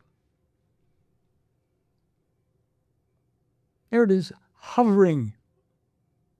How about this? Photo in the distance, just so we get another view. This is above Switzerland. Not terribly far from where Meier lives, but sometimes far. Take a look at that. Has our government yet released a clear, non-digital photo of this? But to me, it looks like Photoshop. Yeah. To be honest. Sure. 1975? Yeah, but you can say that this is 1975. Maybe that was created, let's say, 5 hours ago with the help of AI, right? It was published. Could it be? It was published in okay. 1975. Okay. That's a fair enough question. That's why I have to emphasize it. Now when we look at it from 1975 and we see, it's a pretty clear photo. And there, as again, I said, dissimilar metals. Who could make that? Could a one-armed farmer, quote unquote, make that? And this is Billy taking pictures. Yeah, these are when all, they let him. Yeah, let him. This is what blew the mind of the military investigator. How would this man know when and where to be to photograph or film these objects? How is that possible? Every time a roll of film, he took over 1,200 photos and films. And one video that, even though I didn't put it in here, maybe I can get to it and I'll show you the video. But I want you to see these photos because it's important. Here's from another angle. Could be that same ship. And you stop me if you want to. I'll just otherwise. No, please go. A different model. You can see this is not got the articulated flanging. It's all kind of smooth. Probably taken from within a craft from what we think, because here's two more taken from a height, two different kinds of ships. The second ship below is an unmanned kind of what do they call those craft? I forget all the time. Just like an observance monitoring craft. Here's three craft. Why do they put that thing in the foreground? Well, you can find out how big a tripod is, right? So maybe you can figure out when you start to see that those are not models on strings. We have a film of that, by the way, showing that these things are moving, that they're not models on strings. So I might go and bring that up. I don't know that I had planned to this time, but believe me, anything is open for you. Here you can see these. You've got a couple different kinds. And when you see the film clip, you'll see that they're all moving slightly differently. They're moving. Here's four of them. And these are all with a 35 millimeter film camera. It gets pretty rich, folks. Oh my gosh. There's a nice smooth one. Up against a tree, reflection in the metal. Anything else like that? Well, you've got this one where he moved the craft down closer so you could see reflections around in the sky, maybe the side of the craft. Billy is on a hillside. He's taking with a 35 millimeter camera. Now you notice that fuzzy tree in the foreground? Mm-hmm. Well, Billy's camera was stuck on infinity, so he basically could get his cleanest and clearest photos of objects at a distance, usually not the ones closest to him. Now that tree, remember James Deardorff, the man who got the photos, the Talmud information, he starts critiquing. He had friends up at Oregon State University who were in the forestry department. Sends them some of these photos and he says to them, could you do me a favor and tell me, is that a real tree or a model? Is it a miniature? Forget about the silver thing, but can you identify the tree? They all wrote back and said, well, yeah, that's easy because that's got nesting at the top. It's a certain way the top branches are. There's some pruning marks on this and other trees. This isn't the only tree. Drove people crazy. They said that tree's probably about 40 feet high. So your disc is probably about, or whatever that is, it's about 20 feet. Turns out it's about 21 feet in diameter. And they said, what is that thing? Well, never mind. We don't know, next. A little closer, zoom in, enlarge the photo, whatever they did. How is it made? If that's not a model on a string, it's metal. Yeah, but what was it doing right next to the tree? They did it Just floating? Yeah, of course. They don't need the support. Those are another one you're going to see that's floating by the tree. And they did it on purpose because, as we now know from James Deardorff's requests, the size of the object could be estimated. Oh, okay. So if that's 21 feet, anybody see a guy drag a 21-foot diameter disc out to the middle of stick it on a tree? No, when did that happen? And he would take photographs very often on people's property where they would sit down next to a tree, a house, whatever, and he'd be observed there. And strangely enough, the people would never see the craft. This is so weird. And they would even deny it was there until the photos would come out, and then, or there'd be a tree stump later. It's got all those ingredients of we're going to give the skeptics an out because they can't handle it. And I know that from dealing with them personally. I've defeated every skeptical attack that would come my way or towards the case who would dare to want to tussle on it. And a lot of them just don't. Oh, that's taken from inside the ship, by the way, this one. Ostensibly above Switzerland. So if you look at this, that's a little clearer. 2 discs, one closer, one farther, ground below.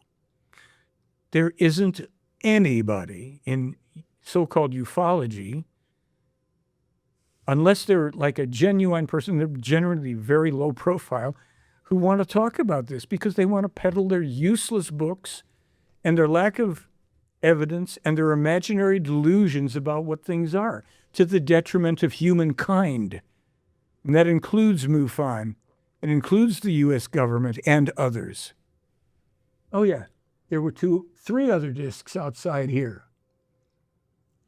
Anybody wanted to try and debunk? I'll show you some, speaking of debunking. Wait until you see this stuff. Wait, oh, another one from inside the craft. I mean, have you seen this online? Nobody's talking about this. But if I had, I would say that's 100% hoax, Photoshop. Yeah. I would say even cheap Photoshop. Cheap Photoshop, except taken 1975, 76. Yeah, but to be fair, the first movie of Star Wars was filmed in 1972, right? How much money did they spend on silly Star Wars? I would say not a lot because there were practical special effects and they were just genius with the Well, way I they can did tell the you movie. this. I'll come back to special effects for a moment. I went personally to the people that made Independence Day. You ever see that one? Of course. Were they good special effects? I don't know. I didn't see it. Back in the day, super realistic. Oh, yeah. So the quote I have from them is, we can't duplicate. That's not a hoax, a model, but we could duplicate it with CGI.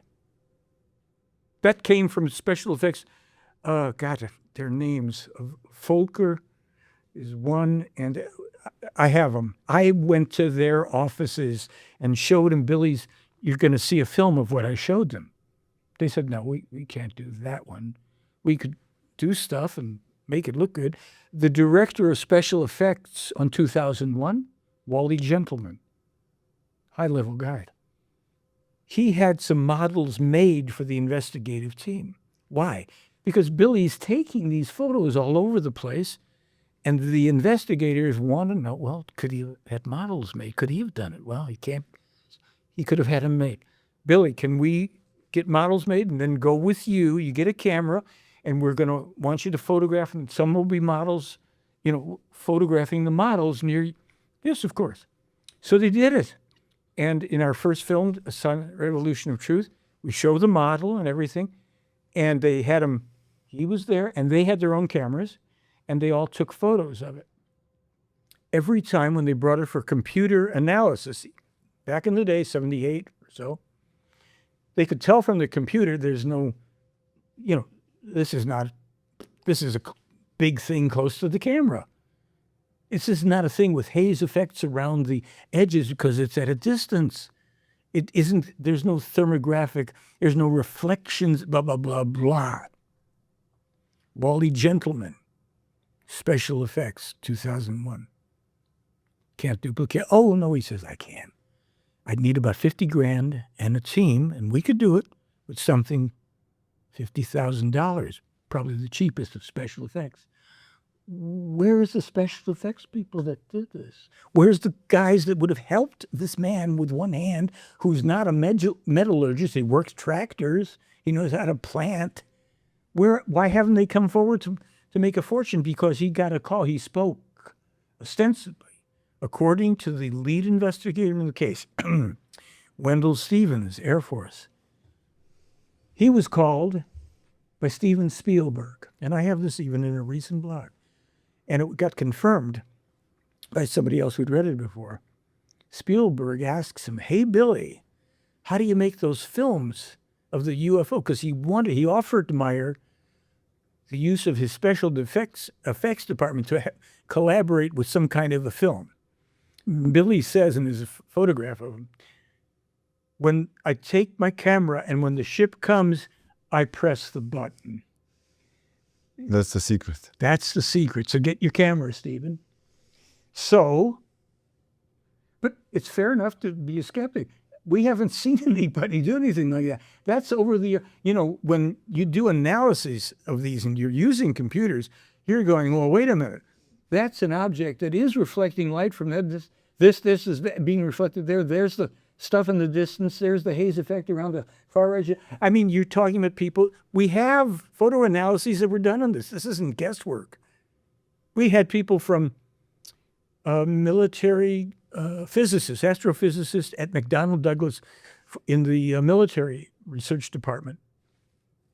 So I work with a group of scientists, and based on our study of his information, we believe we've made breakthroughs in our understanding of hyperspace travel, zero-point energy. Our figures are within 20% of his, and ours are calculations. How is this man even in the same playing field with us? And then there's other, JPL, Robert Post. They look like good, photos, no evidence of hoax. Then there was, what's his name, from Mars Mission, and I always get his name mixed up, but it'll come and people can find it. And he said, Mars Mission, click, click, click. He's there. But Mars Mission, he says, they look like good photos to me. There's no evidence of manipulation. And somebody else said, I'm always, if it's a hoax, I'm always glad to see a real master at work, but it's not a hoax according to me. Sound recordings in this case, which we even have at our site that people can download. Sounds of the ship, they couldn't duplicate them with synthesizers back in the day. Metal samples analyzed by a scientist at IBM. He couldn't duplicate them with any technology available to him. What does he say? Made in a cold fusion process, which we don't have, or in the vacuum of outer space. We can't do it. How about that? That's one of a number, 20, 30 photographs taken that day. What's interesting about it is one of those guys is the guy who insisted when he was contacted for this group, these people knew Billy, and he says, I would like you guys to come to this location on such a day, a Saturday, whatever it was. And one guy knew, he says, Billy wants to take photographs. And the guy said, I want to be the one to buy the film, load the camera, remove the film, and get it developed. And then he can have the copies. There are several photos here in which this happened. I don't know if I have them all. Let me see. I may not have put the other ones on, but here's the deal. The people were there. They couldn't see it. They didn't notice this thing. Couldn't see, couldn't hear. They didn't see or hear it because these things are silent when they want to be. They only are generating sounds when they want to. And the sound recordings that he recorded were recorded in an open field with 17 people there present from the group. Some people coming from 4 kilometers away who heard the sounds. The sounds are recorded. They're analyzed at a couple of different sound studios. One that I know of in LA that I worked at when I was a songwriter, called Excalibur Sound Studios. And they said, you can't duplicate it. Skeptic says, oh, it's just a wire and he's vibrating it. Then they try to show it with an analysis and it ain't no wire. And they couldn't duplicate it. It's all there. It's all available. And we have written analyses. So what happens here is one of the things is the object looks a little faint because in others in the series, it's in different phases of manifestation coming in. And one of them has it in a couple different places at the same time. And the answer to the question when they go, how's that? Well, they photographed it at 1/100th of a second or 1/110th of a second. Maybe, let me see if I have it on this one. and then I would know where it is. Okay, so you want to tell me that this moved very, very fast? When they wanted to. Mhm. I want the following photo. This is the one that we're going to get to. Oh, I'm sorry. Go to the next photo, please. And then you can read that. It tells you. The following photo was taken on 20th April 1975, 10 a.m. behind something in the city of something. You chose two ships, but there is only one. The effect was caused by Semyaze jumping from one location to another during exposure time of 1 to 100 seconds. So her ship was captured twice during the same exposure time. Yes, so exposure was pretty slow, okay? Slow, yeah, the ship was fast. So, would you like to hear what the ship sounds like? Mm-hmm. Hit the next, go to the next slide. Sure. After this, just so you can see it. Mm-hmm. This is the picture of those two spacecrafts. Yeah, let me see where that, oops. Oh, there's, Yeah, go back. But they look way... Keep going back. Go back one more. Just one. There it is. Click on, let me see, click on the... This is the PDF, okay. It's a sound recording. No, this is just a document. Yeah, go, get back to your, yeah, and somewhere here, down at the bottom, do you have a thing where you can hit the play button?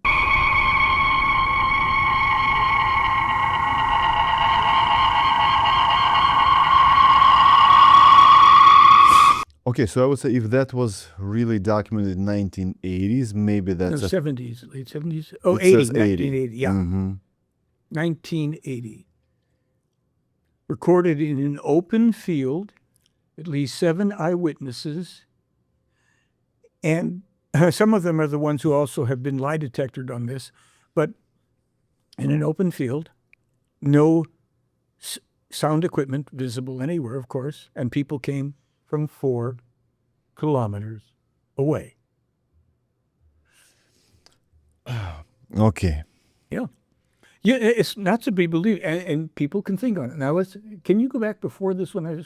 Okay, good. So we go to the next one, is that one. Okay. Now, let's look at that for a moment. This has got quite a story to it. This one drives the skeptics nuts. There's a famous ufology guy who is convinced that it's a hoax, but he hasn't answered my questions yet as to how the experts who wrote a 74-page analysis on it were able to determine it's a large object. We'll get to that. This isn't the only photograph, but here again, look at the tree. 74 pages analysis of this one picture. Of this craft. No, a bunch, you'll see other photos they analyze. Mm-hmm. But you see the tree at the top where they say that it's called nesting. It's like, and maybe people will be able to correct on that. There's something up there, it's called nesting. But you go down, you can see on this one, more on the left side, there's a pruning mark on the trunk. Keep going down onto the trunk. Yeah, there you go. And just the way the leaves and branches are. So what they said was, this isn't the way model or miniature trees would look. And they said, you can look at model trees, go get miniature trees. And, well, you know, how far from Meier was he when he took this photograph? We have to kind of figure it out. Do you think maybe he was really super close and just took a photo of a model? Is it possible? Super close, so 35 millimeter film. Yeah. Click to the next one. Here this is bigger. He's closer. I don't know if it's the same day or not. I think it could have been when they moved the ship around.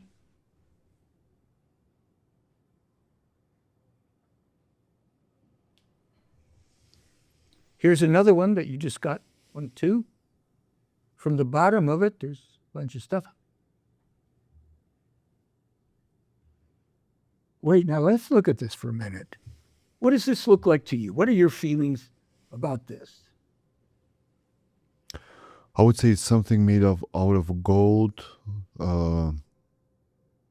Metal. 100%. I would say something very tiny, miniature. Against just a what, like a curtain or a black? So maybe it's like That this thing. size. I would say it's like this Would you? size. Okay, good. Now I'm going to show you something here, and then I'm going to have you in a minute. I'm going to have you go back to one, although there'll be more. Well, you see it. See the globes. There's 3 sets of globes. Look at the ones between the larger set. Yeah, right there. Oops, go down a little. Up, go up a little. There, that band of burnished-looking metal. Now, if you go back to the previous photo, and we'll go back and forth. One more, maybe. That band isn't there, silver or gold. Between those two, it's joined. That's a joint. See, now go ahead forward. Oh, wait a minute. What's that? Well, let me tell you what it is. Wait a minute. So this is a picture too. This is a picture. This is Bill took this picture too. Yes. Oh, yes. And then somebody go ahead. At night. At night, yes, he's taken many. And then the next photo. Why did they change the color? They didn't. Go ahead. You see that? That's in Photoshop. There's a couple of them. I don't know if we put both on there, but that one's in Photoshop. And it was, you see, I know nothing about, I don't even use Photoshop. I'm not good with it, any of this stuff. But that was put into Photoshop, the brightness and the contrast.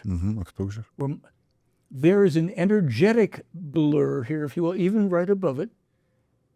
And there's a second photo which we don't show. Oh yeah, we do show it. There it is.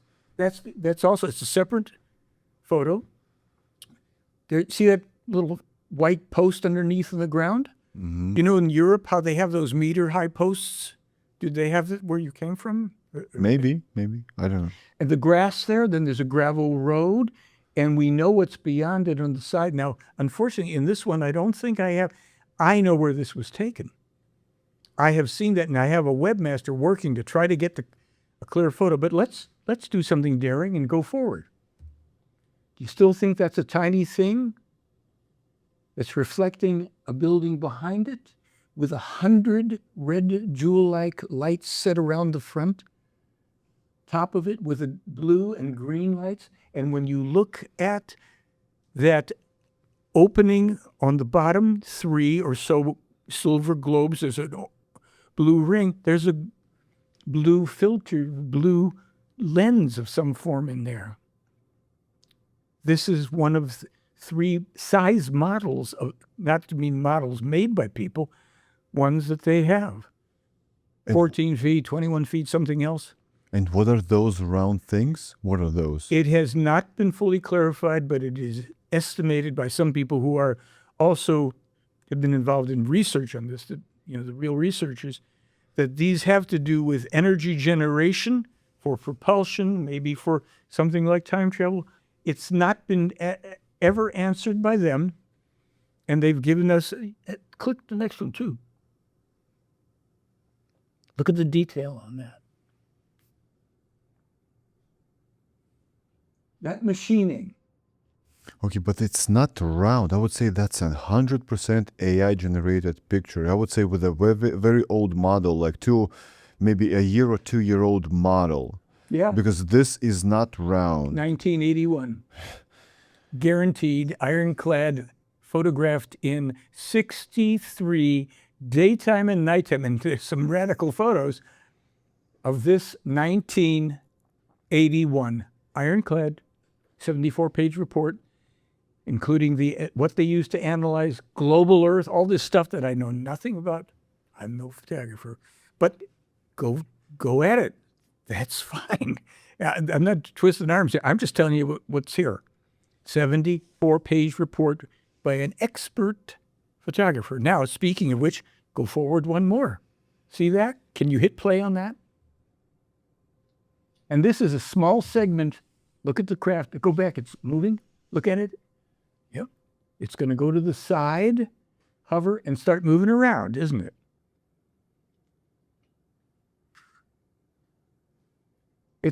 It hovered at an angle on the side. Now it's going around. It's going around the top. Sometimes when it goes around the top of the tree is actually caught in the backwash and moves. And we have some. I don't have it with me, but there's blow-ups of that. Now you'll notice it moves without wobbling unless they deliberately wobble it and bounce it around. Try to do that with a pendulum, with any object you want. Anything that's got any kind of an edge where there's going to be not a circle, something that could wobble. Now watch where it goes, how it goes. Stops, starts. Try and stop a moving object in a pendulum. Then it sways and goes up. Now, it disappears here, but how high is it? Look at the bottom of the screen with the car driving by. Mm-hmm. Here comes another one. It'll come through the tunnel in a minute.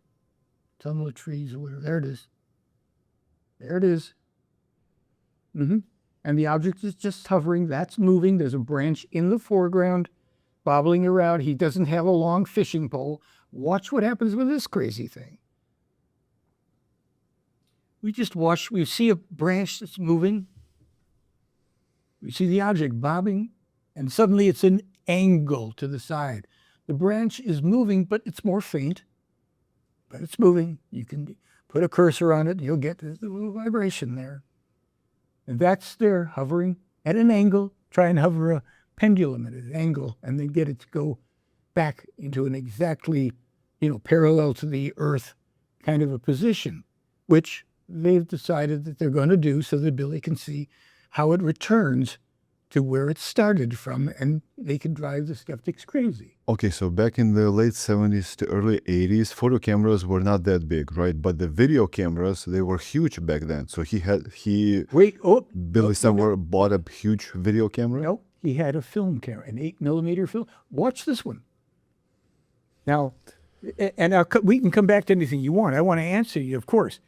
So that, if you put your cursor on that, you watch carefully enough, it will move. You can go back to it or watch. Yeah, I saw it move. Now, okay, Who's the guy? Moves. It looks like it doesn't, but gosh darn it, it does. Who's this person? That's Billy Meier. So he put the camera on a tripod? Yes. And filmed himself? Yes, and that object is going to bounce up and down. Excuse me. Mm-hmm. Did that go backwards? Yeah. It's possible. Okay, watch that one. Watch where it goes. It's moving away from the camera, down behind a hill partially. Yes? Do we have that? Mm-hmm. Now watch. Now also watch the size of it. And it's going to zigzag. This is what the government will not show you, because it's not evil aliens. It's people being playful with us, showing their technology that they can keep perfectly still. They can show you those three craft. Now you can put your cursor on any one. See, is it moving? Ooh. Does it jump around? Put it on one of the back ones. Put it on one of the other ones. Yeah, that's how it's moving. And you can take your time. Now watch this. Look at that branch. See that object coming into view? Mm-hmm. Shouldn't that be bouncing around just a little in that wind? Hey, stop that thing, will you? Bring it right to it. Yeah, thank you. No, I'm kidding. Let it move. Go back to that. You'll have to go. We have to go through it again. There. I was telling them It's to wobbling. stop. Mm-hmm. But it's not blowing around. It's now moving the other direction back, while the stuff in the foreground is getting buffered by the wind. Buffeted, I should say. Look at that. And I can tell them stop it again. And the branches are blowing around. What kind of model is that in 1975 or 6? Bye. 38mm film camera. Goodbye. See you later. Yeah, nice to see you. Come back again. He's just there with his tripod. He's filming it. They're not attacking us. There's no grays abducting people. Now watch this one. Watch the edges on the right-hand side of this craft. It's going to start to come in, or he's zooming in, either way or both. Watch 2, 3, there. Lights? Lights. Broad daylight, there. You think he's got a remote-controlled model in 1976? With lights that will show, watch this. There's Billy. Remember that photograph of the tree? We said, gee, it'd be nice. It must be a tiny thing. He's right next to it. Look at it. watch, because he's going to zoom in on that tree. And that's going to turn out being more than a few inches from him when he does. Billy, take it away. Not going to move it. I don't think it moves anyhow. Somebody thought that they saw it moving slightly. I haven't been able to see movement. And at a certain point, when he's had enough, he'll back out like that. And then he'll maybe back out more, and he'll come back into the view like that and take those 35 millimeter photographs we saw of him, where we saw the object that you thought he was right next to. That one. And that big one in his front yard. And the detail. And the detail. What comes after that? I forget. Oh yeah, Tim Burchett, there he is. He gave me a thumbs up. That group. The UFO stealth photos could prevent WW3, World War III, 1981 photo signed by Lockheed stealth test pilot corroborates claims of UFO contactee. Congress must investigate before too late. Yeah, we knew who that guy was that flew the stealth plane. I don't show them here, but we've got a series of planes because there's still some controversy because there appears to have been some time travel involved. The lead investigator in the case is the man who took the photos. We can revisit it even if we take a breath. I'll break after a while. We can do that. So that's letters I wrote to Representative Luna through her person. Oh, strangely enough, I never got a response from her. Oh, extraterrestrials, interdimensionals. I want to be on a committee. I need a little more press. UFOs, I'm all about it. There's the thing. I was asked to send in some photos.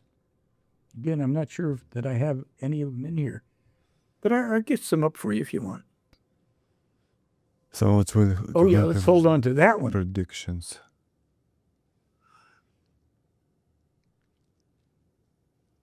Okay, so Billy is not alive anymore. Sure is. He is. How old is he? 90? He's 89, going on to 30. Where does he live? Switzerland? Still. Yes. Without any protection? He has to protect himself. He has people that live on the property, not a lot. He has to be careful. They've actually attacked with drone from the Swiss military base. The Swiss military obviously is controlled to some degree by the CIA or in cahoots with it. Switzerland does have a military? Oh, yes, they certainly do. They were actually very heavily armed during World War II. They were neutral, Yes. but they had weapons, cannons in mountains and all sorts of stuff.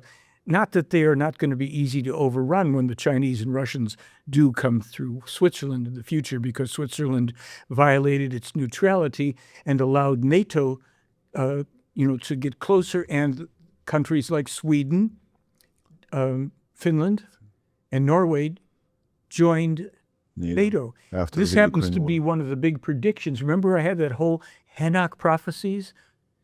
The last prophecy in that in 87, and these are in the book.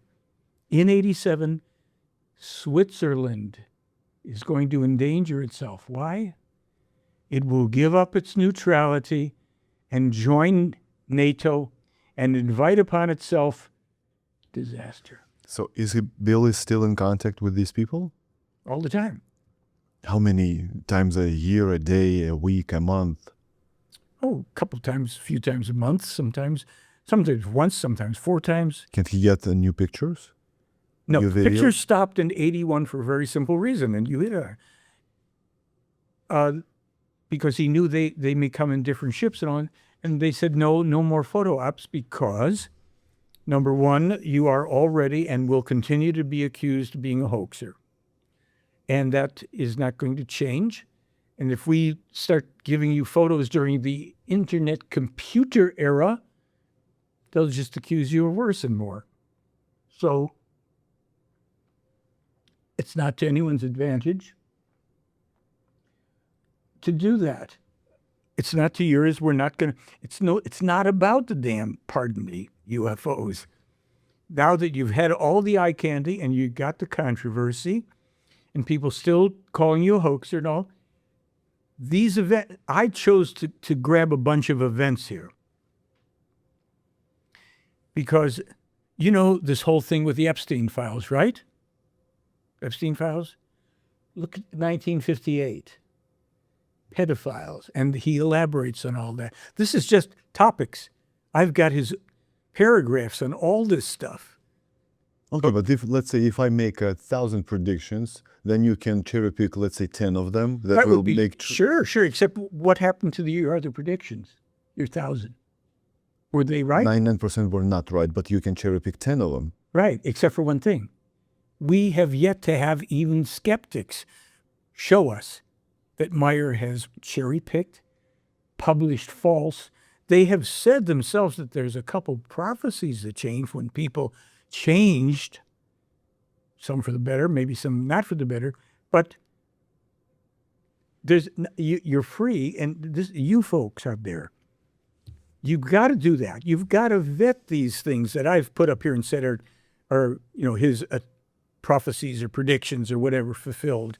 I have, there's an awful lot. That's just that's tip of the iceberg. Hundreds. And it's not to dazzle us. It's not to entertain us, which ufology is entertainment now. I agree with you. So how does Billy contact right now with these people? Telepathy?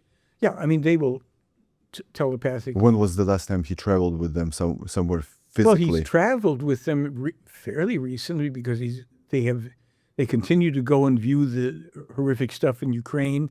They have been viewing the genocide stuff in Israel, Gaza area.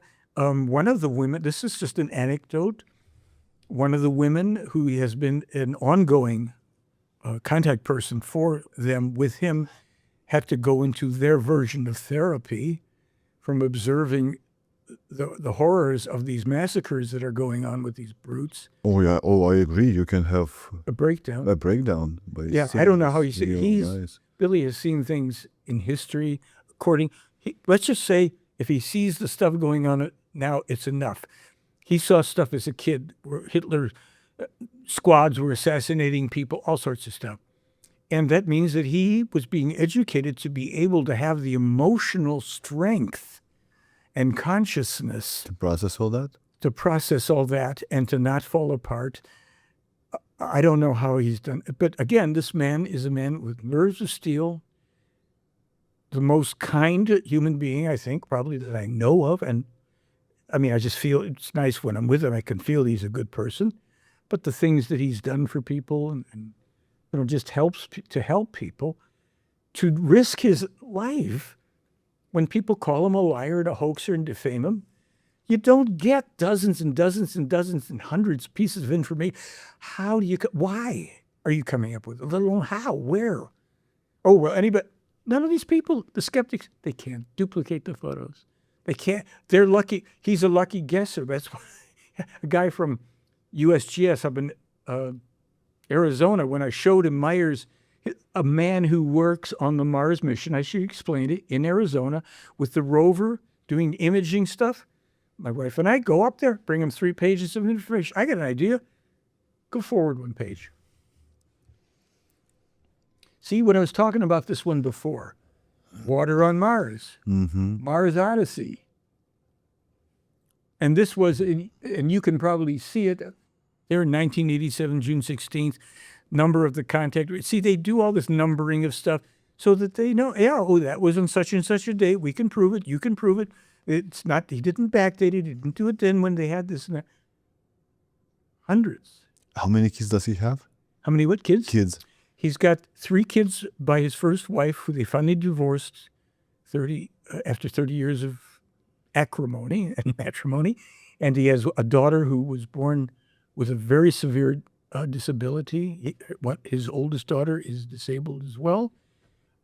He's just, man, has had no picnic. What do his children say about this is where I will invite people to see. There's a film that they can get a 2-for-1, and we're going to have it on our site for people. I have it up, and I'll answer you. because you can see it in there. He has a son named Atlantis. What a name. Yeah, and it's got a son named Methuselah and a daughter named Gilgamesh. Really? Yeah. Yeah, and a daughter named Selena, the youngest child who's disabled. So his son Atlantis, we interviewed him in 2006-07, and he, at that time, he's gone through a lot of stuff. There are film clips with him and his mother, where the mother's talking about seeing the craft, and he's there, and they show a drawing or a painting he made it. The kids have seen the craft. They haven't seen them. E.T., the mother, though she attacks him later on, she's seen the E.T.s as well, one of them. So he's interviewed, and he sits there and he's like this. He talks about how hard he's narrating in German. We have the English translation. The father was called a Spinner, nutcase. And so he's talking about it, and he's saying, it's sehr schwer, schwierig, hard. The kids were very rough on us. They, call our father a liar and all this. And so, we had to deal with all this because we knew the truth, at this age. So this isn't the kid saying, my father meets with the space bro. None of this BS that we're going to be fed more and more from the government, UFO people, to sell their more war stuff. So he was very real about it, very sincere. Other witnesses, we interviewed other eyewitnesses, of course, people who'd seen, one woman who had seen one of the giant people who came with these people once. They are the people that Billy meets with all the time, are sized like most people, Northern European, or maybe tall or some different hair colors, some different racial, darker, lighter skin. He's met people who are more of the Asian persuasion because they're extraterrestrial race, actually in origin. Came here first 2 million years ago or so. They came to settle and to colonize, I think it's 2,000, years ago. Asians? The Asian people were, yes, the Asian races come from a system or a couple systems beyond our sun, from planets called Nisan and Nidra, and they are the progenitors of our current Chinese and Japanese, and even probably Korean and other Asian-derived races. We have the histories of this. The black race, the first extraterrestrial black traveler was, or progenitor of black races here, came 379,000 years ago, named Ledon, Ledon. Tet-El, I think, was the name of the reddish-skinned progenitor of the red-skinned races, and the father of Sartell, maybe. I could be reversing those names, I'm not sure. There have been, the Plejaren's forefathers came here first, millions of years. Anyone was born on this planet, or all of us came here? No, there are naturally arising, when a planet is ripe in terms of evolution to bear human life, then human beings pop up, usually simultaneously in different places, sometimes different races. And sometimes it's 3 races on a planet may appear. You see, this is a problem when I talk to people who are very religious. I say, well, wait, Adam and Eve are the original ones, right? Mm-hmm. Where'd the red and black ones come from? That's a good question. I also have this question too. Well, they're answering it, and they're saying, look, we're ubiquitous in the universe, and this is creation, folks, and this is, you're going to have to get along with each other, and you also have to respect that you have boundaries and you have nations that have developed. You don't flood each other with people who are at a different evolutionary level, different civil and social levels and all, and create imbalances. People should mainly be evolving in countries that are compatible with their evolutionary standard. This happens. And you could say there's a lot of Eastern European countries where people can go into country to country because, you can correct me if I'm wrong, the standard of, let's say, learning, technology, certain things are not so different. We're very alike. Very alike. Russians, Ukrainians, the Baltic states were very much alike. Exactly. Now, you can't say that in our case for countries that are below the border. though a lot of those countries had in the far distant past extraterrestrial gods, people who were here, who were rulers of the, let's say, Mexican, South American, Central American. There's a lot of information.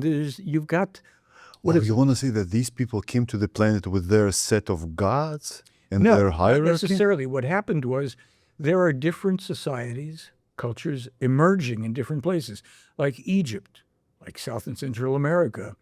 There were gods of Egypt who also came to these already existing, slowly emerging races, or faster emerging, depending on their cultural development. They came to visit, or they were influencing gods of Egypt. Some of the gods of Egypt who were ruling there were said to be extraterrestrial. And some were very brutal in the South Central American, maybe somewhat in the Middle East, but for sure in southern border countries, human sacrifices, things that were done at the behest of very highly technically advanced people who decided that these beings, they could rule over them and play with them, and they could sacrifice beings to them. This is, in history we have it, and yet we have it in this material as well, that there have been some people here who did not have the best interests of the humans of Earth. Okay, but let's be fair.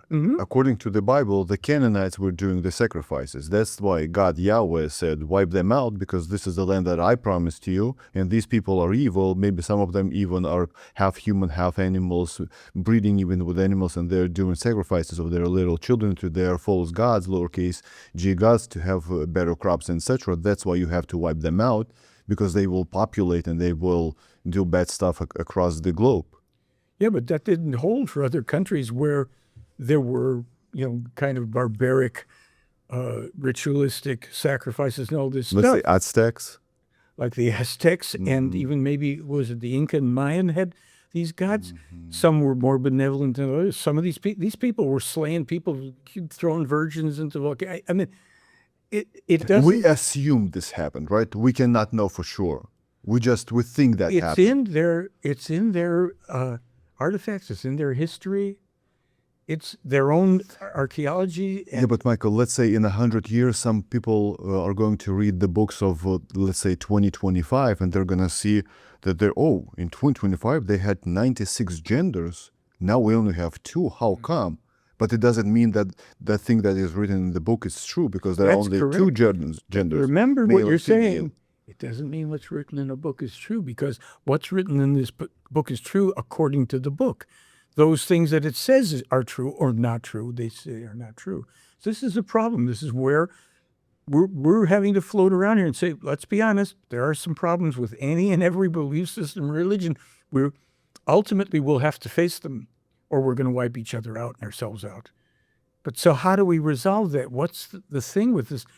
Excuse me, where is the God of the Old Testament now to stop the Israeli terrorists, genocidal maniacs from doing what they've done to the descendants of the rightful owners of the land? That's in the Talmud Immanuel. Okay, I would say, I'm not defending, I just say what they would say, people that believe in the Bible wholeheartedly. First of all, we have free will. We can do whatever we want. That's one. Yeah. Number 2, let's say this is their land and this is why they do it. And they just defend themselves because of the October the 7th attack. Yeah, except there's a few things that stand against that, such as Israel was a country created by other people for them, claiming that, they're the rightful owners of the land because they said God gave it to them. But there are these other people living here. Now, how come, they didn't get it from their God or something? And there's Choose wisely your God, I would say. Right. So that means if there wasn't their God, and if there is no other God, don't, worship any other gods behind me, then there is not monotheism. There's a theism. That's a very good point. Yes. So this is where it is, where we will come down, believe me, this is not the easiest thing. You come down to having to confront some core issues, because someone who's going to be sharp on not being partial to a religion, I'm not a sharp person knowing all, but there are things that stand out for me and tell me right away, reds and blacks and, yellow skins, and Adam and Eve are white, which this material agrees with. And they tell you how they did get propagated through the extraterrestrials and lots of stuff. Again, let's say it's another cosmology. But I'm not going to be nodding my head in agreement if people are saying, well, we have white progenitors for all these races. They just happen to show up. No, that's not dealing with it. And what's in this book is true because the book says true. Sorry, we've got too many things that don't work. We're in an adventure. If we don't try to kill each other for having different perceptions, beliefs, whatever you want to call it, we may be able to get to peace on Earth within the next 800 years, as Meier has said it's probably going to take because of the things that are coming now that are... Okay, a couple of hours ago you've mentioned that there is a problem with radical Islam, not with the Muslim, but with radical Islam, right? I think it's pretty clear. If you don't believe in our God, we're going to slay you, or you're going to either pay taxes. Muhammad's teaching. Okay, so radical Islamists, they do exist, let's say. Absolutely. On the other side, we have Judaism, right? Radical we are Zionists. The chosen people, the greater Israel. God promised us this land, we have to regain it, right? You got a good... Let me just now say something about that. You've got Muslim and radical Islamist. Over here, you've got Jews, Israelis, and Zionists over there. The Zionists are, you could say, the version that's the Jewish version of ISIS are the Zionists. They're doing it right now.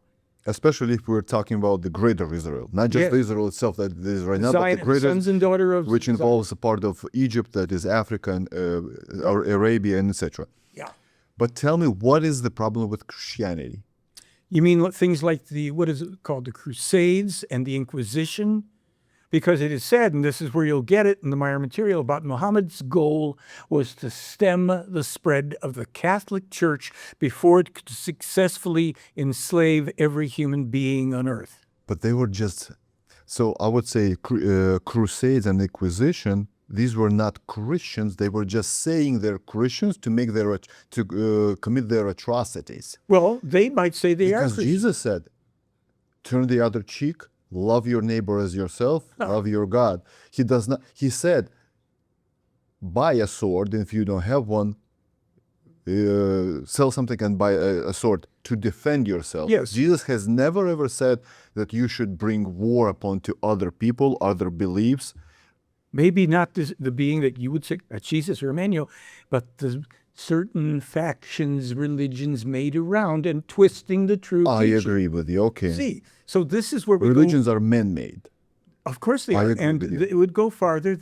In this material, they would go farther and say the religions are man-made, and in effect, some of these gods are man-made because they are men, humans who came representing themselves as the all that is. Right. And then these religions get formed around them, and the teaching that you actually resonate with.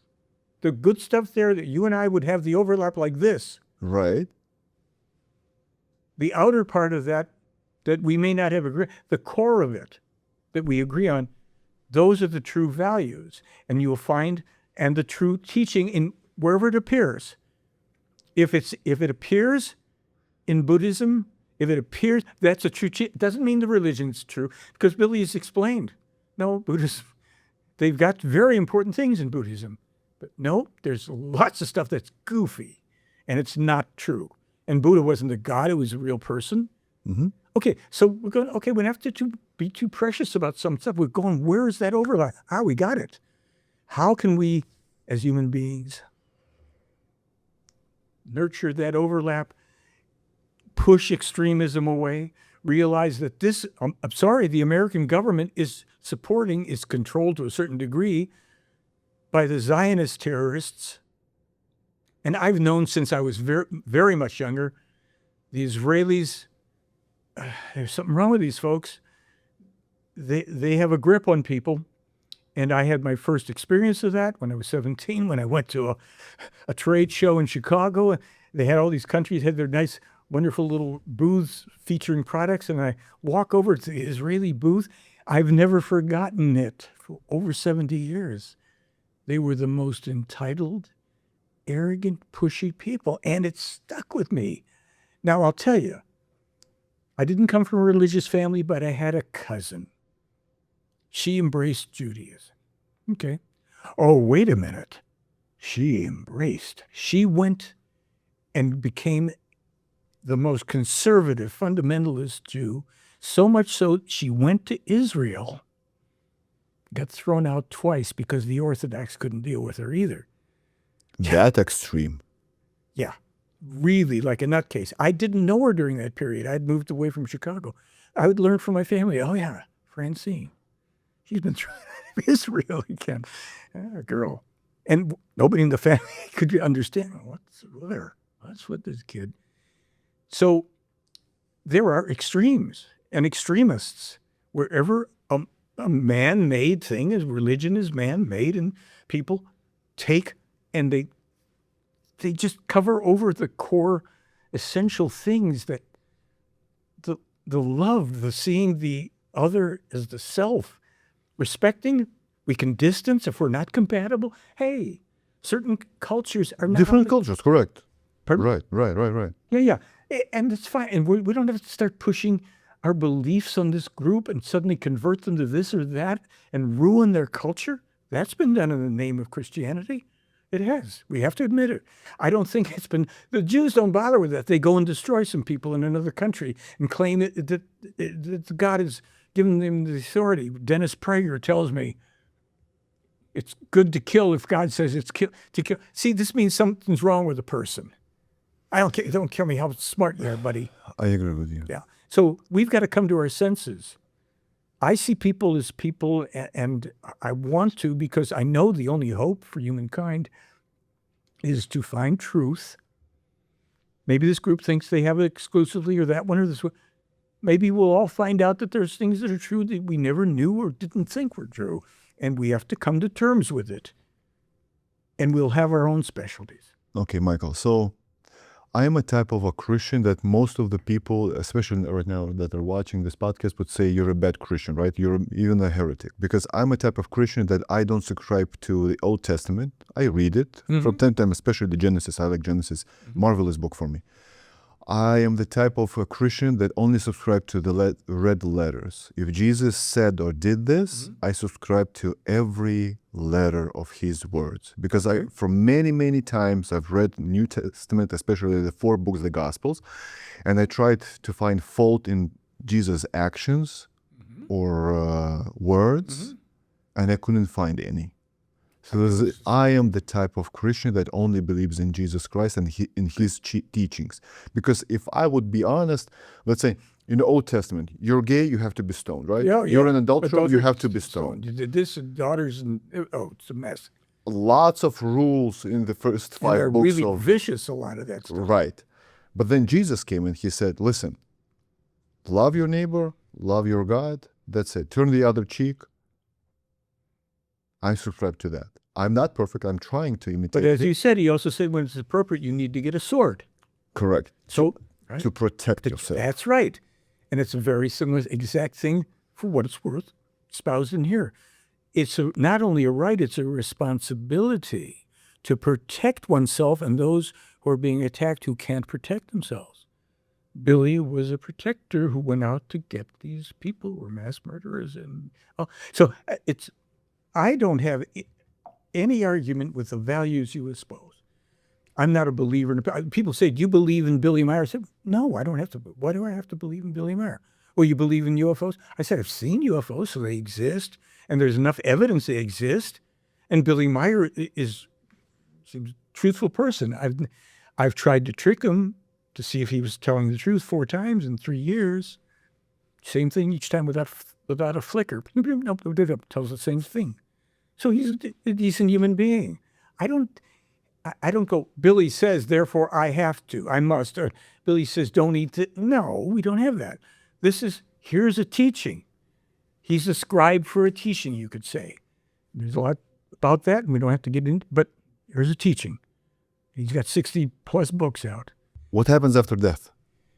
Okay, according to my understanding of the information in the case, the human being has two interesting components among many. And in religious cosmologies or spiritual, whatever you want to call it, there is a soul, right? Mm-hmm. In this information, the soul is really the psyche. It's an area that has to do with the consciousness, the nervous system, all the stuff. It's located around the, wait for it, solar plexus. This is the soul. In the center of the brain, I think it's called superior colliculus, is a tiny, tiny, tiny part piece of the energy that created all things. They call it the creation. We would call that the spirit. They don't use that term because it's not an accurate spirit, and spirit in German means Geist, and it's ghost. The word is Geist, it means ghost. No. Okay. This creation energy part piece, this piece, is this animating life force that is the ever-evolving component of every human life form in the universe, let's just say, and certainly on Earth.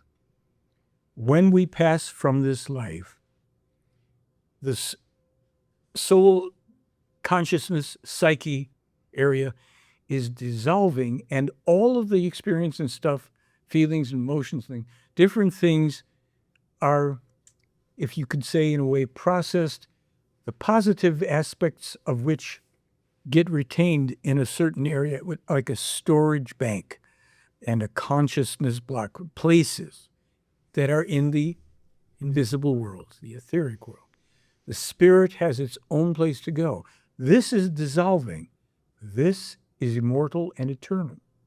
And this will eventually reanimate another future personality. Now, people that believe in so-called reincarnation think that, well, a person is, comes back as this and that and themselves. This is the harder part for some to, deal with. And I don't consider myself an expert in this area. And there are some beautiful explanations and videos and things whereby people can see it and decide for themselves. But what is being said is that in each lifetime, there's a personality. There's a male or a female, this race or that race, and this.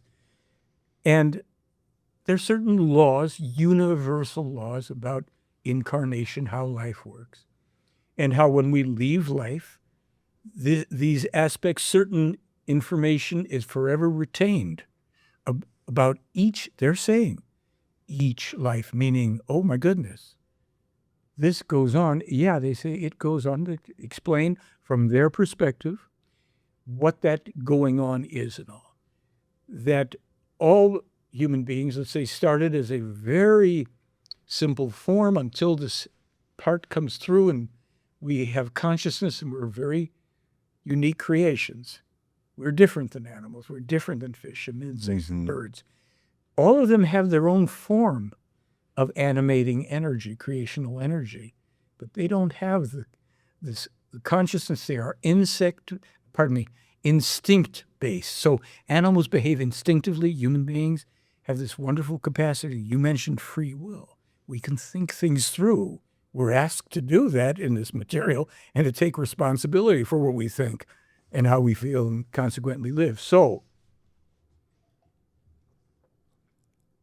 my understanding to this point, this creation energy form, formerly called a spirit, is eternal. And in each life, subsequent animation of a person, each incarnation, which we don't, if this is true, we don't remember. So if you and I, if this was true, had previous lifetimes, we don't remember that. How can it be? It can't be. Well, I don't remember. Right. We don't remember, except there will come a time, so it said, it's a distant time, when we will consciously have access. Now they say there's another thing, at least, this is quite a bit number of things, that there are certain qualities and abilities and consciousness and wisdom and all that is retained in a storage bank that we actually, in this person, we are getting the benefits of previous incarnations of this evolving spirit. We don't have anything with us where we're like in the Eastern philosophy, karma, you're punished for what you did in your last life. No. And a lot of people, will think it's not fair that this person did all these terrible things and got out of this life and all. Well, everybody has to learn. And if it's true, we've all played many parts, all the world's a stage and all the men and women, players. Not merely players. So there is a great deal of teaching about this and why we shouldn't fear the death, the natural thing, because life is an evolution, and it is very understood that human beings, we get very attached to our personalities, to our families, to our lives, to what we do and love, and the thought of leaving it, even under the best of gentle conditions, can be an intolerable thing. So there's a lot of teaching from Billy about it, and how if we started to learn and acknowledge in daily life, we have a finite time here. We've got to learn to contemplate the life and the death and the new life. And we don't know consciously. We're not super evolved beings that supposedly know more about that and don't have fear because they have a better understanding. We are where we are, and there are teachings, or I should say in the teaching, there are elements that discuss this quite a lot. And with a great deal of acknowledgement for the reality of how human beings feel and fear and all the rest. And since it's a teaching, we would have to think about it rather than just accept it and not to believe it, because, there are people, and I subscribe, belief, where's the evidence? That's not scientific. Well, how can you talk about that if we're talking about things like life and death? Yeah, well, because we're living in something. I'll tell you, we are sitting here, we can see plants outside, right? Maybe there's some in the house. And we are the human beings, the babies there, the babies in the other room. Everything else that we see here is thought made manifest by human beings. We are thought made manifest by something far greater than ourselves. At least maybe we can agree on that. Mm-hmm. And this is no accident. And in the creation of those things that are here for us to learn with, from, and about, and to improve and use to benefit each other and do good things, not to focus on, because positive and negative, we can spend all our time creating fear and weapons and wars, or we can learn how to create these wonderful, useful things. So we see in our, let's say, man-made environments, we are seeing thought made manifest. As above, so below. This isn't an accident that this exists. Somebody thinks about this material in some way, improves upon it. This is a different density and duration, vibration than this or that. Everything is doing what? It's all behaving according to immutable natural laws, creational laws. You can say God did it, we can say creation. This is all an immense miracle, existence. That's what I tried to figure it out when I was a kid, couldn't do it. Billy says, well, Plejaren are working on it. But we are, these consciousness that we are, these things that we are, we have access when we live in harmony with creational law, with the do unto others. It's even the cause and effect, the law of provision, striving. When we find out what some of these laws are, and it's not that the universe or a deity is giving us favor or answering prayers. Because in my book, an all-knowing being doesn't need reminders about anything. I don't need to pray to correct a God. hey, you forgot about me. I'm supposed to have this. No, I look to find out what do I need to do to keep living in harmony with this magnificent creation from creation that includes all of the creations and then these things, these human beings with the marvelous capacities that we have. I'm taking charge of my life. I have a song about that. I'm taking charge of my life. And I'm going to do that in a way that is pro-living and life and love. Okay, so you're saying reincarnation, but what's the end game then? According to this, as Billy says, now I can tell you, in the thing where he says, the meaning of life is the evolution of consciousness. Here's what said happens. I cannot prove any of it, of course, any more than anybody can prove anything else. What happens is that through countless of these evolutionary experiences where this intrinsic, spectacular, beautiful part piece of everything is an energy to animate a body, new personalities come in, and they have their psyches and their quirks and the intelligences, and this spirit, which we call creation energy form, is gaining knowledge and wisdom every time.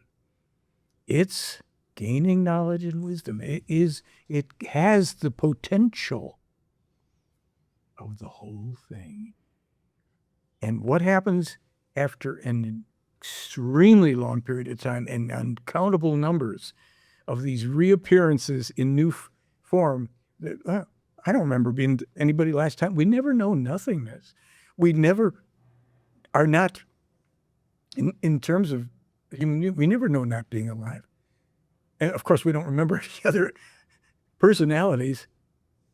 It said, you will just keep going in your evolution, because then at a certain point, the human being, and this is centered in terms of our sector of the universe in the Andromeda galaxy, the human being is gradually and then more pronouncedly becoming less of a purely physical form, material dense, but a form that becomes lighter and lighter and maintains a form more energetic, where the consciousness and the intelligence and the knowledge keeps increasing so exponentially. And when it has moved to a certain point, the physical form is no longer necessary. And that's creation energy form. And the consciousness, the knowledge, the personality, all this stuff becomes a fully conscious, energetic form that moves into even higher, less dense levels of creation, of life. Okay, so in order to achieve that, we have to reincarnate and to learn and to have the new experiences.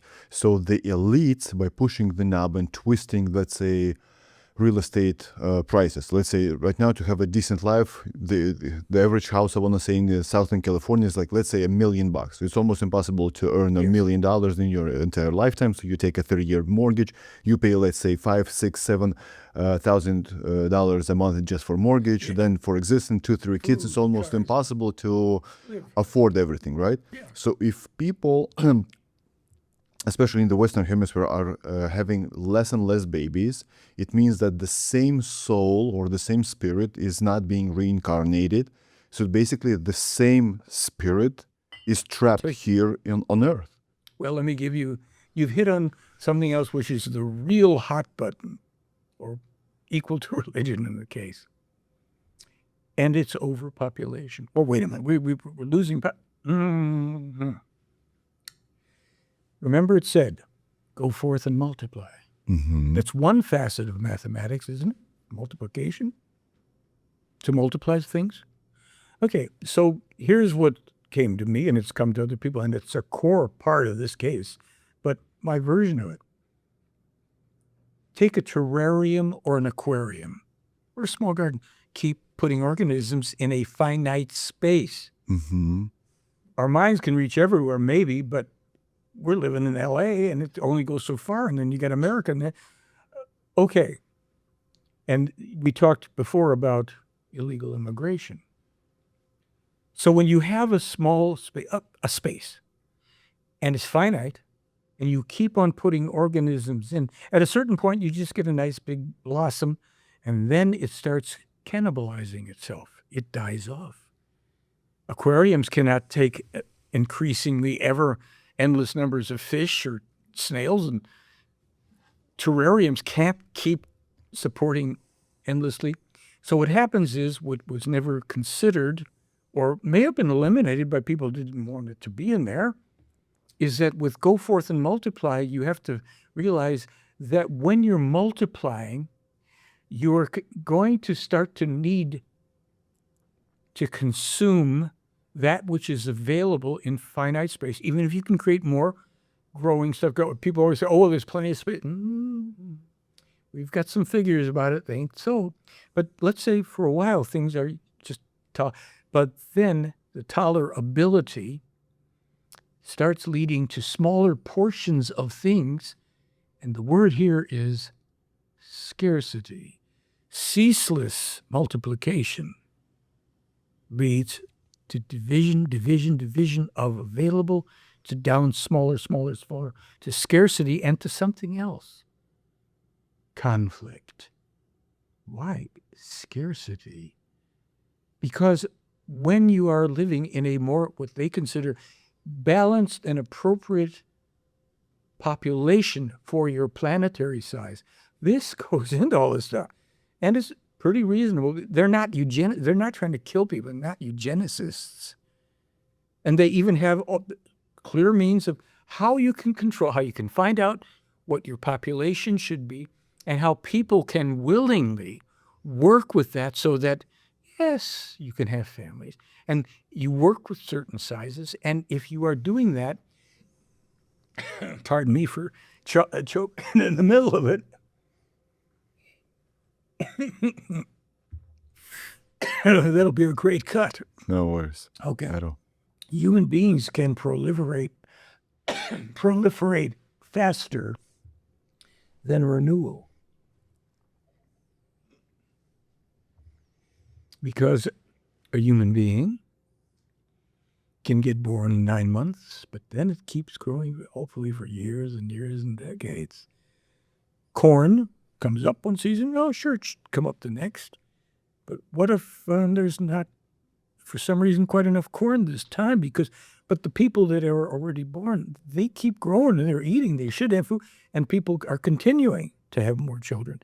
It's natural. We understand. Everybody should understand. But we have to understand nature too. Why is our food these days so poisoned, so polluted, including the air, the water, the food? I mean, I get a lot of information. Because the big companies want to earn as much profit as possible. Yes, but there's another factor, and that's true, and there's a lot of greed. But also there's demand. Yeah, but the problem is not with the consumption. The problem is with the gluttony, because they introduced to us this culture of eating that high amount of calories and being overweight. And then if you're 300 or 400 pounds, here's a drug for you, Ozempic. Of course, we can agree, but the problem is, too, that you do have X number of people now on the planet that, at least according to the information present here, exceeds the optimal number, which is way smaller. Now, wait, what's good and what's bad about way smaller? Well, I don't want people killed up. Nobody does. Except, yes, there are some, and there is a danger now. Billy's written about that people in the elite categories realize true damage of overpopulation. You can say whatever, gluttons, gluten, whatever. Go ahead. But it's not their planet. It's not up to them to make this decision. If people want to have, let's say, 10 babies, they can have them if they can afford them. But don't force me, a taxpayer, to fund your 10-kid family to pay for it. Yeah, but guess what? Maybe you want 10 kids and another family wants 10 kids and all, or whatever. Can you afford it? Can you provide I'm with you. provision, food and shelter for 10 kids? Do it. Well, what they're saying is it's really not optimal, because if so many people in a world they already see as overpopulated felt the entitlement, I can do it, I can pay for it, it affects the overall balance of things because there's a contribution of various wastes, physical, environmental. We're all breathing. Things happen, more cars. Everything has cause and effect. Everything has a consequence. And rather than either totally resist that idea or embrace it, we need to consider it because there is complexity to all this. Families, husband, wife, let's say, you want to have a baby, you want to have two. What they are saying, based on the population optimal for this physical world, its arable land, the ability of the nature to regenerate and create enough good quality food so that you don't have these people making eggs out of plastic and feeding it to me, literally. There are optimal numbers. They are scientists. They're not trying to harm anybody, or they're equal opportunity offenders, and they are neutral in terms of politics and people. It's neutrality, positive, neutral thinking. See things as they are first. And this is where a lot of us can have problems in any area. You might see this perfectly, but that, if we have a vested interest, well, I like and I don't like well, but they're saying we need to see things as they are. What is the real reality? And I guarantee you, no matter how good a person anyone may be, they're going to find places where their sacred cow could be gored. And they're saying, well, that's all right for them, but for me, this is part of human life. See, this is UFOs. This is the eye candy. It's the ships they came in to get our attention because they have gone through this kind of grief with crazy crap.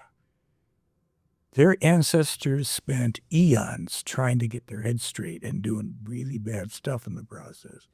And they say, look, for the past 13,500 years, we have had representatives interacting with a person here and there in your world because we understand these challenges of evolution and how patterns can go. And we have people, some of the people on your world will be ultimately descendants from some of their forefathers, maybe people from our or another. We want to help because these forefathers from our or another civilization or culture that came long ago, and it would not sound believable to many people. It will more and more when certain things, they're finding archaeological discoveries that are coinciding with things they've been told. And since these things would not have been even palatable in any way 15 years ago, now science makes certain things, well, this is showing up. We've got to figure it out, don't we? So we can be gentle with ourselves and forgiving of ourselves and forgiving of each other. And not, it's everybody, there's a lot of this machismo stuff going on. It's great, play football, whatever you like. But to get along with each other, we're going to have to work with thoughts, teachings, bring your religion into whatever, but we're going to have to be honest with ourselves and each other. Does this work now? And it may have worked 3,000 years ago, 5,000 years ago. Go forth and multiply. Well, how many people are there in the world then? But somebody should have said, you know what? We've just hit X number of billion people. There were 500,000 people then. Then there was 1 million. Then there was 2. We're at 10 billion people. We are now at critical mass. So, stop having babies? What you do right now is this, if we were to be wise. We who are living, don't kill anybody off. Cultivate your old age. Create structured birth stoppages. Now, people won't like this idea, probably because I'm entitled. Yes, we know. But if you can work ways to have 7-year birth stoppages, and then other people, 7 years, they can have their birth, and then you have the natural attrition of the elderly passing out of your world. You're not bringing in 10 children at a time. and you're starting to get a sense of the preciousness of the life of your family. Okay, I'm sorry to interrupt you, do but that. how many Americans do you know that have, let's say, 4 children? I know of lots of Americans with 4 children. I know, Percentage-wise, I don't know. 10%? Because 4 children is a lot in America. Well, yeah, but And there's how many Americans are there? 300 and what now, 60 million? 300, let's say 350 million. Yeah, at least. So Americans are so the birth rate I want to say is 1.7 or 1.8 per one woman of in America, right? I don't know. We're not even I'm not American. Yeah. You're not even replacing your own people. You're at a pace when you're dying off, because one woman only bears 1.8 child, and children they have to have 2.1 just to replace. But at the same time, let's say we have Pakistan, we have right now India, China, right? Yes. Some African countries, they're having 5, 6, 7, even 8 children per one woman. If they want to do it, let them do it. But don't cry or come here illegally and mess things around right here why and make would it they a come? socialist country. So me having one child only, paying, let's say, 40% tax on W-2, so you could afford your 10 kids coming from, let's say, Africa or Pakistan or India. You do you, we do what we do. Americans can afford having 3 and 4 children. Lots of space, lots of technology, lots of great minds, food, and places to grow food. Huge, vast country.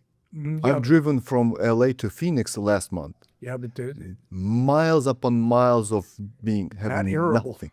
But you hit on something very good. Why would a family with 10 people come from Pakistan to America? Because I would say because it's horrible to live there. Why is it horrible to live there? No, just let's Economy-wise, crime-wise, technology-wise, right? Education-wise. Is poverty a big factor? Poverty, not safe. Okay, great. Now what you've hit on are all things that if you really, and this is like a study, you start taking each, let alone putting them together, item, you start seeing why and where and how scarcity is impacting, and these behaviors were now, well, we don't have enough here, let's go there, right? But why don't you have enough here? Good question. It's a simple one, honestly. Because your government is so corrupt, they only steal money and they don't invest, they don't hire any experts from other countries. You know how to grow food. Please, we'll pay you $10 million. Yes. Show us so we could grow more food so people would stay in our country, because there is not going to be scarcity of food. But a good country that knows things, maybe like these folks flying around, would say, we can help you. Now, we know that your country has X number square miles of total land, and based on the way sustenance is created on our planet, and your particular area having so much arable land and fertility, which could be a diminishing, arable land, fertility, and it starts coming down. Why?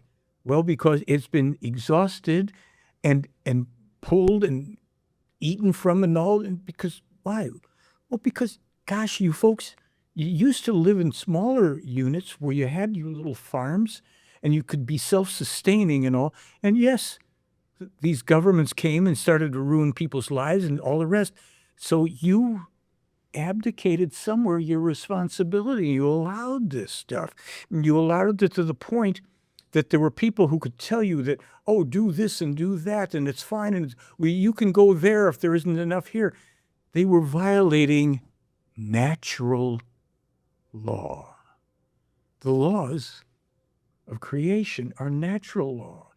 There's in nature, there is provision, animals and insects and all this, until human beings get around them, for the most part, are pretty self-balancing, because the nature isn't corrupted and destroyed so much by the natural occurrence of animals. Yes, nature can throw upheavals. It can create ice ages, and it does.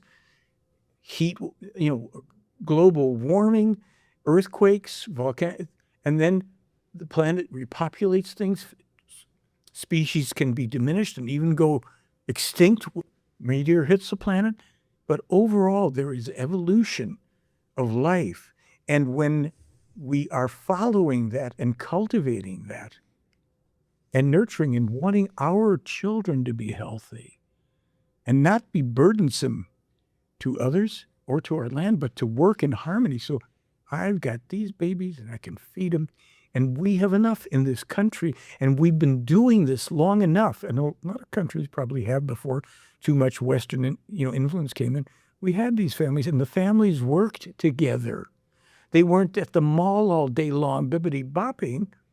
Children learned how to do things, even growing food, by gosh, taking care of animals, depending on the country, the countryside, how much of this is available, how much of that is available. People did live at certain points more and more in harmony with nature, but things did happen. And yeah, but I agree with you. But if I can right now have only 2 children, because I can only afford, I barely make my ends meet. I only can afford 2 children. right, So if people have, let's say in their ex-country, they are having 10 children and they can afford it, please do so. But Here. you saying that I cannot have another baby in a 7-year period, that's a violation of my natural law Understood. of procreate. totally understood. This is not China where they said only 1 baby I per remember child, and that now too. they're screwed. Our first step here should be, you see, if things were balanced here, we wouldn't have poison air. We wouldn't have all the smog. We wouldn't have water that is polluted everywhere now. We wouldn't have massive, you watch a film or any of the things that show you these horrific piles of trash and garbage all over the world that are really kept out of people's view because it's unmanageable. I agree with you. Where does all that trash go? That's right. So ultimately what happens, now we have all this plastic in waters here. Food here is just so compromised. Even if I remember, growing up even earlier than you, and things tasted really good and vital. Now it's plastic. Tasteless. Tasteless. And no matter, you can't keep throwing artificial fertilizers on land. You've depleted the land. Why is the land depleted? Because the demand was too great. And the big companies want to make a bigger profit. Yes, well, and the They're bigger doing companies billions. are going to control seeds and everything because we've allowed it. My gosh, it's self-responsibility from day one. So I would say, because I think this is a great place to come to. It's a great question.